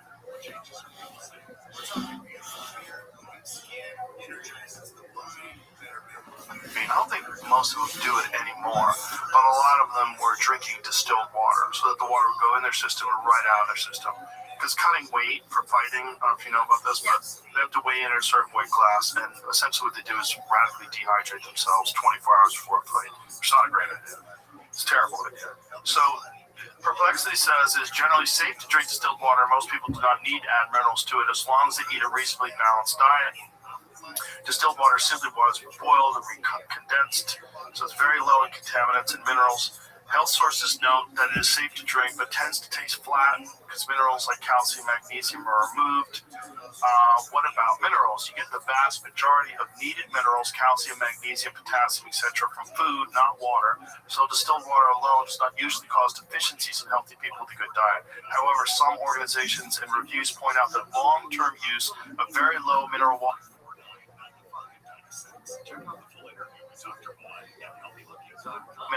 may slightly reduce mineral intake, and in specific groups, children, heavy exercisers, there we go, people with certain illnesses could contribute to electrolyte imbalance if diet is poor. So when might adding minerals help? Distilled water is your main or only drinking water. Your diet is low in fruits, vegetables, other mineral-rich foods. Adding a pinch of mineral salt or using a remineralization cartridge, that sounds terrible. Cartridge sounds like plastic, right? Or drops can help restore small amounts of calcium, magnesium, and electrolytes and improve taste. Athletes who sweat heavily, people with kidney or hormonal issues affecting electrolytes, and those on very restricted diets should be more cautious about relying exclusively on distilled water and may benefit from electrolyte or mineral replacement as advised by a clinician. I recommend people take electrolytes anyway. I always add electrolytes to water every day. Here's a funny anecdote. We have a cat. And what's your cat's name? His name is Archie. Archie! And Archie patrols the house and steals our water whenever possible. He comes and drinks from our glasses unless we cover them up. So I think Archie probably likes your water because it doesn't smell like poison to him. He loves our water. And he has the choice of his own water, which comes out of the tap, and he will 100% prefer our distilled water. Which makes sense if you think about a cat's sense of smell. It's got to be off the charts. Yeah. So he can probably smell like this water's got a bunch of junk in it. And when you do the process, which Stephen does, every other day, and he goes to clean the container that you put the water in, it stinks. It really stinks. You would be shocked. Wow. Well, we have a crazy filter at our house. We have well water, and we have this crazy filter, this giant machine that filters all the water. It tastes delicious, but it's not distilled. I'm not saying that that's you shouldn't distill. That's an alternative. You shouldn't filter. That's an alternative. But I'm just saying what we chose to do. Right. And so the distilling, it removes chlorine and all these other issues that are in the water as well. Yeah, and fluoride and everything. Yeah, fluoride is another one that's bananas that we add to water and under the guise that it helps your teeth. Like, shut up, brush your teeth. I don't have any cavities. I don't use fluoride. I have fluoride-free toothpaste. I don't have fluoride in my water. It's dumb. It's not just dumb. It's completely connected to lower IQs. There's a direct correlation between higher fluoride content in water and lower IQs. But there's a giant business involved in selling fluoride to these municipal water supplies, which is nuts. More poison. We are so screwed up. Chlorination. Yeah. And I've studied for years. I studied chlorination byproducts, and they cause miscarriage. So it's got to be terrible for people that swim a lot in public pools, right? Yeah. Because then it's being absorbed by your skin. I don't know how much exposure you get in the relatively short time you're swimming. I don't know. Yeah. Let's find out. Put that into perplexity. How much of an issue is chlorine exposure in swimming pools? Let's find out. We don't know. We're learning so much. There's a little science. I feel like that question's going to get tossed around here by Republicans. It could go multiple ways with it. Like, is there too much chlorine? Like, what are you thinking? You know what I mean? Right. Okay, let's say, is chlorine exposure in swimming pools a health concern? Yeah, that's good. There we go. Let's try that. I bet it is. It only makes sense. I would like to study someone like Michael Phelps, someone who spent his life thousands of hours in a pool, whether or not it's affected his body in any way, whether or not there's measurable chlorine levels in his urine or what have you. Chlorine in properly maintained pools is generally considered safe, but it can cause irritation of eyes, skin, and airways. Well, that can't be good. And heavily frequent exposure, especially indoors, can contribute to respiratory problems in some people. what chlorine does in pools. It kills germs like bacteria and viruses in pools and is key for preventing infections and diarrhea illnesses from contaminated water. Public health guidance typically recommends free chlorine about 1 to 4 parts per million, with pH 7.0 to 7.8 within this range. Disinfection is effective and side effects are usually mild. Common short-term effects: irritation of eyes, nose, throat, skin. Common when levels are high, when chloramines build up, especially in indoor pools. Chloramines form when chlorine reacts with sweat, urine, and other organic matter and can become airborne and irritate the respiratory tract, causing coughing, wheezing, or tight chest in some swimmers and staff. Long-term regular heavy exposure in indoors poorly ventilated pools has been linked to increased respiratory symptoms. Some studies suggest increased asthma risk. Okay, put this in as a follow-up question. Is exposure to chlorine through the skin responsible for any health issues? Let's just through the skin. See if there's any studies on that. Chlorine getting into the body through the intact skin from pool water does not appear to cause systemic whole body health problems in otherwise healthy people. Its effects are almost entirely local to the skin itself. With skin exposure, it actually does. Chlorine is an irritant that strips the natural skin oils and disrupts the outer barrier, leading to dryness, tightness, itching. So put this in. What exposure does chlorine have to healthy skin flora? Because healthy skin flora, I do jiu-jitsu, and one of the things that happens with jiu-jitsu is you get a lot of skin diseases. Like people get ringworm, staph infections. Well, you're getting scratched up a lot. You're rolling around on the mats, and if the mats are dirty, and if it's just there's exposure to it, you can have a problem. And then one of the problems that people have is to treat that, they use antibacterial skin soap. So what that does is it strips the skin of all the healthy flora, which actually protects you. The counter to that, I always bring this up. I have no affiliation with this product, but it's an excellent product. It's called Defense Soap. Defense Soap is my friend Guy Sacco. He invented it. He's a wrestling coach, and it was a solution using healthy things like tea tree oil, eucalyptus in the soap that kills the bad bacteria but does nothing to the healthy flora. That's great. Yes. So that's the only soap that I use. Chlorinated pool water does disturb normal skin flora temporarily, but in healthy people, the microbiome usually recovers within hours to a day or so after swimming. So that's a problem if you swim every day now. Yeah. Chlorine is a broad disinfectant, so it kills or suppresses both good and bad bacteria on the skin surface. Yeah. Reducing overall microbial diversity right after swimming. Experimental and field studies show that even short exposure can cut measured microbiome diversity markedly, often cited around 30 to 40%, with composition shifting away from the usual dominant groups right after a swim.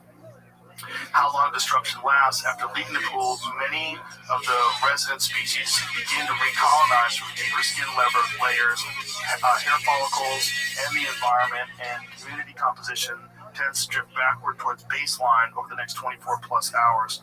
With frequent repeated swimming, daily or high volume training, the skin may be in a more chronically perturbed state with less time for full microbiome recovery in between exposures.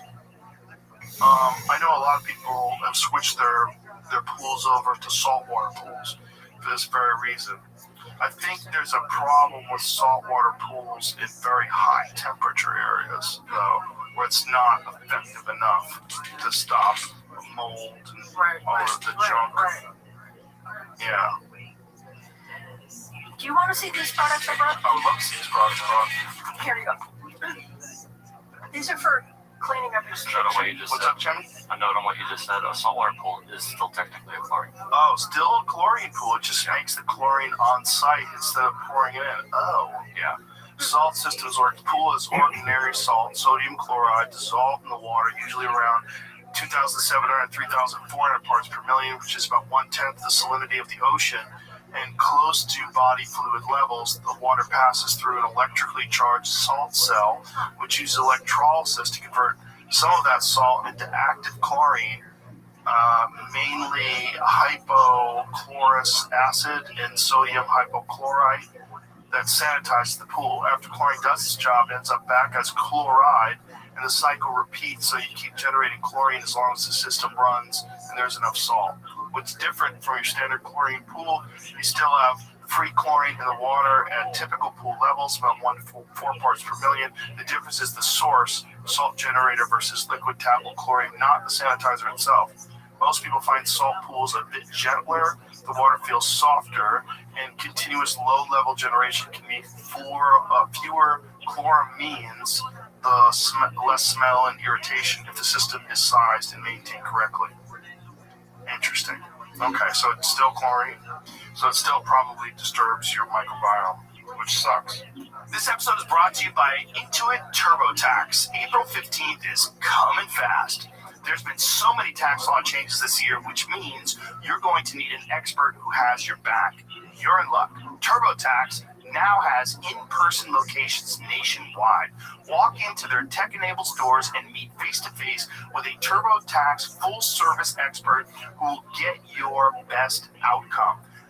Your expert works to get you every dollar you deserve while updating you as you go about your day. Head to TurboTax.com to find a store near you. See? So should open it? Should be open. No, it's not. It's sealed. It's tight. What do we got here? A lot of stuff. So, in the movie, you'll see that I came to the homes of the participants with a big box, though, about this big. So this is obviously a very small part of that. Okay. Yeah, this is just part of your These kitchen. are bags that are safe. Oven, freezer, microwave. It's called zip top. Yeah, they're silicone. They're made of silicone. Oh, okay. Yeah. So silicone's okay. Silicone, there is food grade silicone. Okay. And then that is Like spatulas. yeah. And food grade silicone is free of phthalates and bisphenol, so Okay. you can use that. Oh, this is a lot thicker. It's just like, A lot thicker, yeah. yeah. And so this is Just reusable. Is that yeah, good? absolutely. And you just store, put your food in the fridge in that instead of in a. So you can buy these things. They're this company, Zip Top. Do they make them specifically for that reason? Yeah, I'm sure. Yeah, there's even one of many companies that makes. So this is essentially like a Ziploc bag. Exactly. But it's way thicker. Yeah. Kind of cool. And so they make these larger as well. So Yeah. Okay. There are a lot of good alternatives for food storage. You know, glass, of course, is really good. Mm-hmm. And ceramic. It seems so much better too because it's not creating as much plastic waste since it's reusable. Right. Now, do you just run this through a dishwasher? Yeah. Now, what about dishwashing solvents and detergents and stuff like that? Yeah. No problem. Yeah. What's the problem? The pods are probably not great. Oh, right. Of course, right? Damn pods. Pods, tea bags, coffee pods. Yeah. Remember when kids were eating Tide Pods? It's like nature's trying to get rid of some of the dummies. Okay. So this company. I think there's two of those in there. Yeah. These are just little examples, you know. Let's give this company a shout out. It's called Zip Top. And I guess they make them all sizes. This is like sandwich size. Yeah. This is, I guess, a snack size. And they make them larger too. Yeah, and they seal well, you know. That's another question that I had about sous vide. There's a lot of people that cook their food in these sous vide machines. A lot, really? That's very common. Yeah. I thought it was kind of high, you know, kind of. In restaurants and Yeah, stuff? yeah. Well, I mean, I know there's consumer versions of it that I know a lot of my friends use it. Oh. Yeah, they use it for wild game in particular because you can slow cook. So one of the things about wild game, it has very low fat content, and a lot of people find that it's more tender if you slowly cook. So let's say if you like medium rare is like, what is medium rare? Like 135 degrees, I think.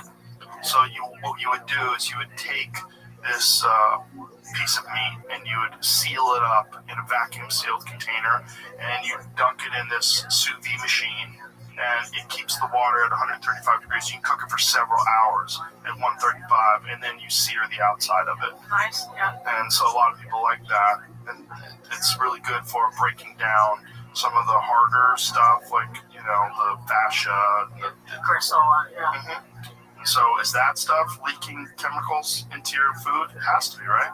Why? Well, because it's in plastic. You're getting these vacuum sealed plastic bags that the food goes in. And have you seen how sous vide works? Put it in plastic. Yes.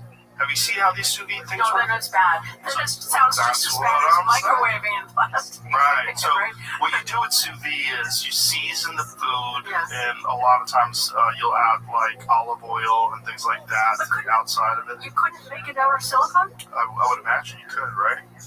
I don't know. Let's find that out. Has anybody made silicone-based sous vide bags? And do these sous vide bags leach chemicals? Some discussion on Reddit about this, but they didn't really have an answer. Like, they're asking if the temperatures might not be high enough. I don't know. Yeah, what are the temperatures that you need that start these chemicals leaching into from the plastics into your water? Because a lot of times they say don't leave a bottle of water in your car. That's right. Because your car can get really hot. Yeah. So how hot does your car get? It doesn't get that hot. It doesn't get like cooking hot. So it's like, what is... But if the sous vide bags don't have plasticizers in them, like if they're made of silicone, food-based, what is it? Food-grade silicone. Yes, it's similar. Right? So it says we use vacuum sealed bags. We're really going through them right now. Even our early sous vide, I tried silicone, reusable, and I wasn't happy. I don't really recall why. I think it was hard to get stuff in without a mess. Okay, that doesn't make any sense. Just deal with the mess. We made a switch to vacuum bags. I love it, but oof, we use a lot of bags. Okay. Put this into perplexity, please. Do sous vide bags leach endocrine disrupting chemicals into your food when you cook with them? Let's try that. It's like, we're learning things. Yeah. Does it have to be vacuum sealed? Yes. Probably, right? Because you don't want water leaking in there. Yeah, you don't want water leaking in. The one I have a machine, like, and I use this vacuum sealed machine. Like, so if I get wild game and then I cut it up into pieces, and then I seal it in these vacuum sealed bags to freeze it. Silicone-based sous vide bags are generally considered safe for food use and do not significantly leach. Significantly is a weird word. Leach harmful chemicals under typical cooking conditions. High-quality food-grade silicone is inert, BPA-free. Right. This is silicone, though. Food-grade silicone shows minimal chemical migration, such as siloxanes, especially compared to plastics and release microplastics like BPA. This is a silicone, though. What was the question that you asked? How did you phrase it? Well, you were asking you write silicone-based sous vide bags. Just not silicone-based. Just like plastic sous vide bags. Well, you know they're going to leach them. Let's find out. Regular plastic sous vide bags. Let's see what it says. Right. But I want to make sure that it's vacuum sealed sous vide bags. It should know that we're talking about sous vide bags here.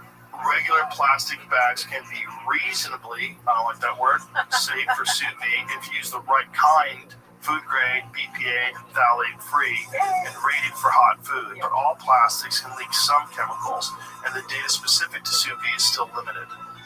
What regular bags are safe? Look for bags made with polyethylene and or polypropylene that are labeled food grade and microwave safe. Is there a plastic that's microwave safe though? Is that real?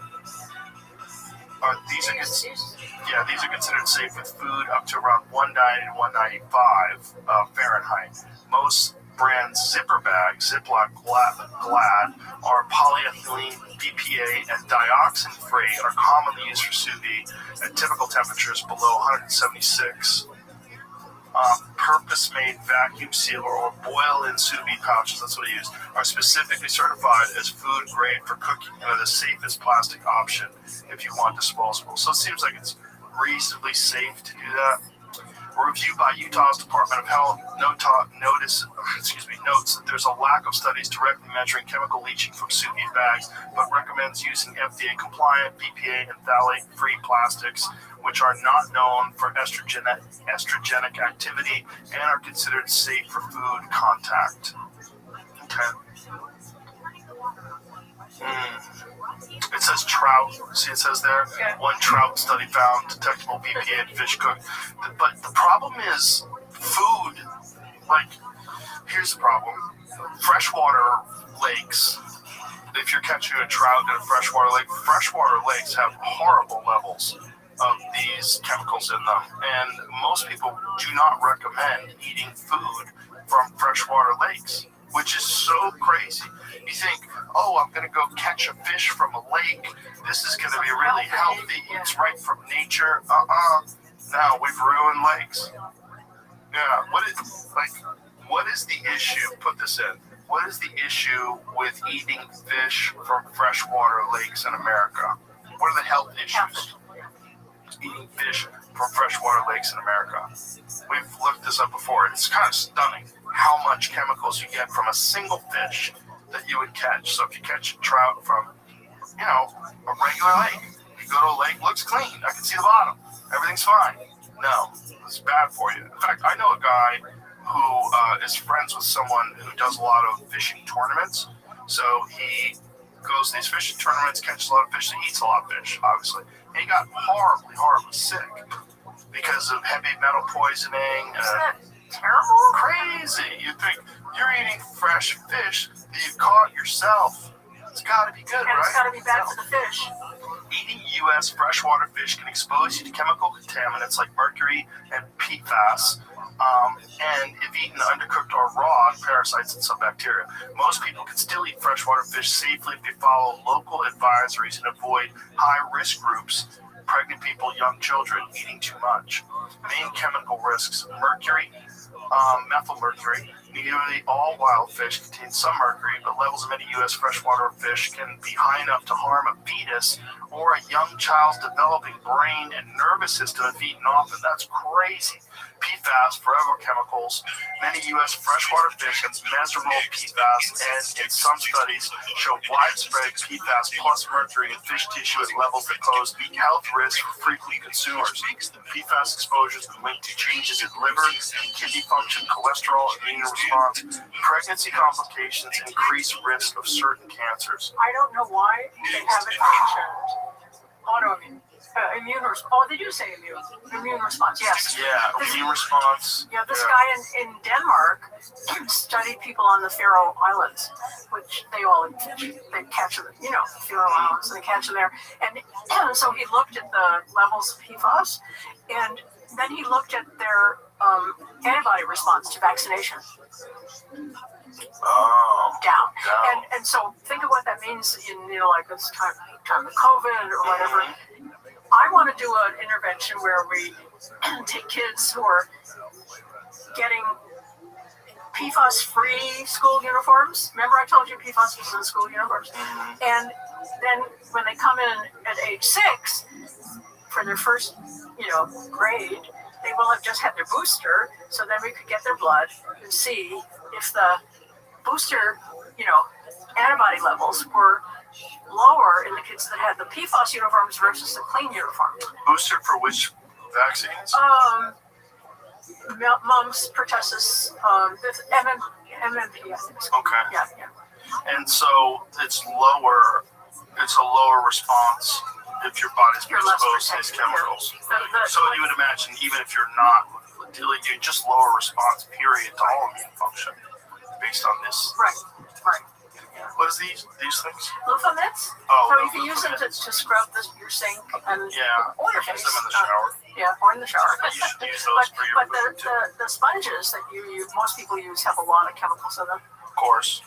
Makes sense. So these are better. Yeah, they're plastic sponges. And you get them in hot water and you're scrubbing things, and some of the stuff probably gets in your plates and your food and your Yeah, so that's good. All right, what else we got here? Bees wrap. That's really nice stuff. What is this stuff? It actually you can treat this is some kind of paper that's been treated with beeswax, so nothing dirty there. And take it out, you'll see how nice it is. I love this stuff. That's a lot of it because it seals on on wax. That's the wax. Wax Yeah. Oh, okay. So you use that to wrap your food with. Yeah, and it seals on itself, and you just rinse it out afterwards. So you don't have to use saran wrap and all these. It does seal on itself. Nice? It seems like it form fits around things. You can put it on an egg or a tomato or anything. Well, my friend Philip, I guarantee he eats a lot of sushi. He runs a sushi place, and if you ever go to a sushi place, all the fish is wrapped in plastic. Yeah. They're always wrapped in plastic, and they cut it open, and so there's exposure to all this stuff. You should use this stuff. Yeah. Probably has the same level of sealing as plastic Might be more does. expensive. Yeah. What's your health worth? Right. But it's also reusable, which Oh, plastic absolutely. isn't. Just wash it. Yeah. That's the thing. It's like it's probably economical in the long run because plastic wrap you don't reuse unless you're a And psycho. it gets all over the world. Right, everywhere. I'm sure you've seen the Pacific garbage patch, which is crazy, right? These are bags, and these bags are called WOWE, WOWE. Right, and what is this? It's another food storage, choice option. Paper, Yeah. or no, it's cloth. Cloth, but clean cloth. Yeah. And she used this. Like for bread, it's really good. Oh, Bread, okay. cookies, stuff like that. Okay. Yeah, we use those. And so, is this all these different products listed on your website so people can? They're listed on the Million Marker. There's a card there to scan the QR code, and you can go with that. And but it would be nice if it was like once. So if you scan the QR code, is there a one-stop shop? Like people listening to this right now, can we send them to a website? What website would that be? I can't remember. Look at the card. This one, tips for a detox journey. So this is the QR. So I'm going to scan this right now. It'll take me there. This world that we live in. We're not ready. Okay, it says the website is millionmarker.com. Chemical glossary. So this is the chemical glossary that's on this card, but it doesn't. Not the products, right? It doesn't say the products. It says partners. So there's products on that other website I told you, on Plastic Your Life. Unplasticyourlife.com. So that's a place where people can go and see these products. And then, so there's 3 steps. On plasticyourlife.com, Action Hub, protect yourself. And then it can tell you how to protect yourself against various things in different rooms. I have it by rooms. What is this one, Jamie? This one says... This is the same website. I just already went to the action. Oh, so when you go to unplasticyourlife.com, it takes you to OSP Society. Society. It redirects to this website. Got it. And then go to the Action Hub, protect your family, and then all the products listed down there. Okay, yeah, there it is. Okay, non-plastic bags, steel cookware. Got it. Replace the plastic cutting boards with wood. So I think some people use titanium, which is fine too, right? And then what about that? What's about that? Steel single-use drinking water containers. Never use plastics to store your food in. Never eat plastics. Holy, save your skin by selecting personal care products with natural ingredients, such in glass or tin packaging. Oh boy, so disturbing. Washing your clothes. Yeah. By the way, we didn't talk about smell. Smell. But everything that's fragranced has phthalates. Of course. And, like, you think you're doing good if you hang that little pine tree in your car? Not good? Not good. and you plug in things in the wall that are supposed to clean up your air, refresh your air and so on. Not good. There's ones that are in cars now, like certain cars. I think Mercedes has one where you refill it and you can, it actually will spray air freshener through the vents. Does Mercedes do that? I think it's Mercedes, which makes sense, luxury. I want to smell like lavender as I'm driving. Look at me in my luxurious car. I smell like lavender dying of chemical exposure.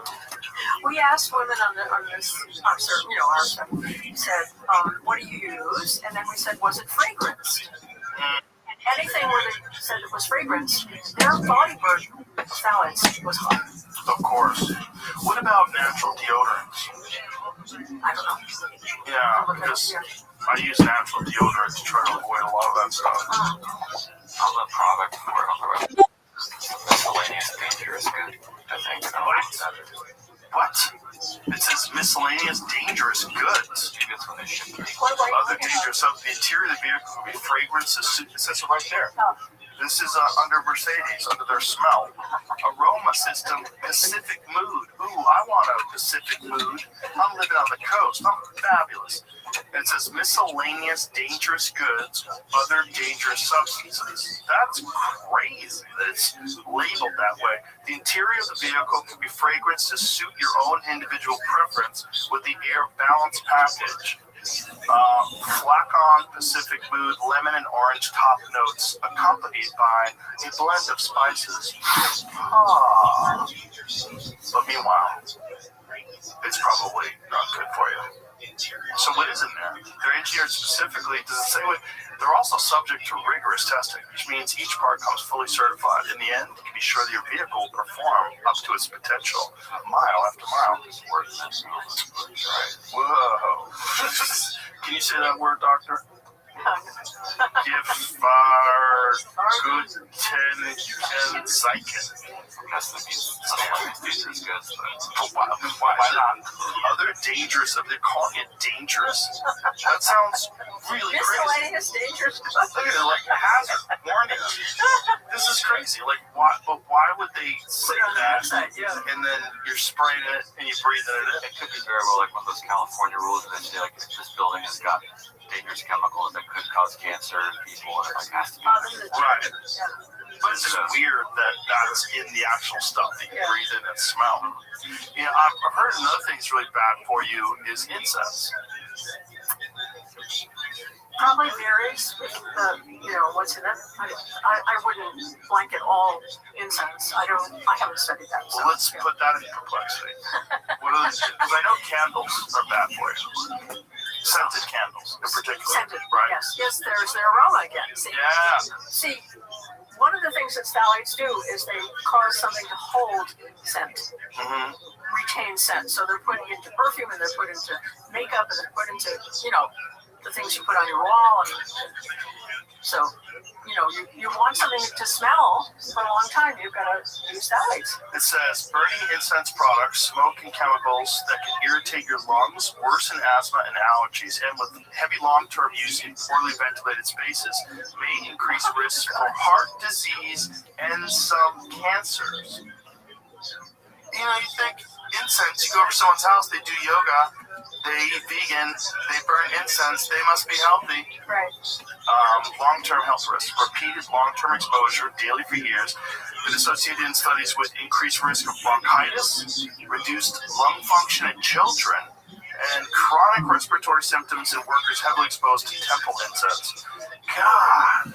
Epidemiological studies, mostly in Asian populations with heavy daily use, have linked long-term incense exposure to higher rates of cardiovascular problems, hypertension, coronary artery disease, stroke,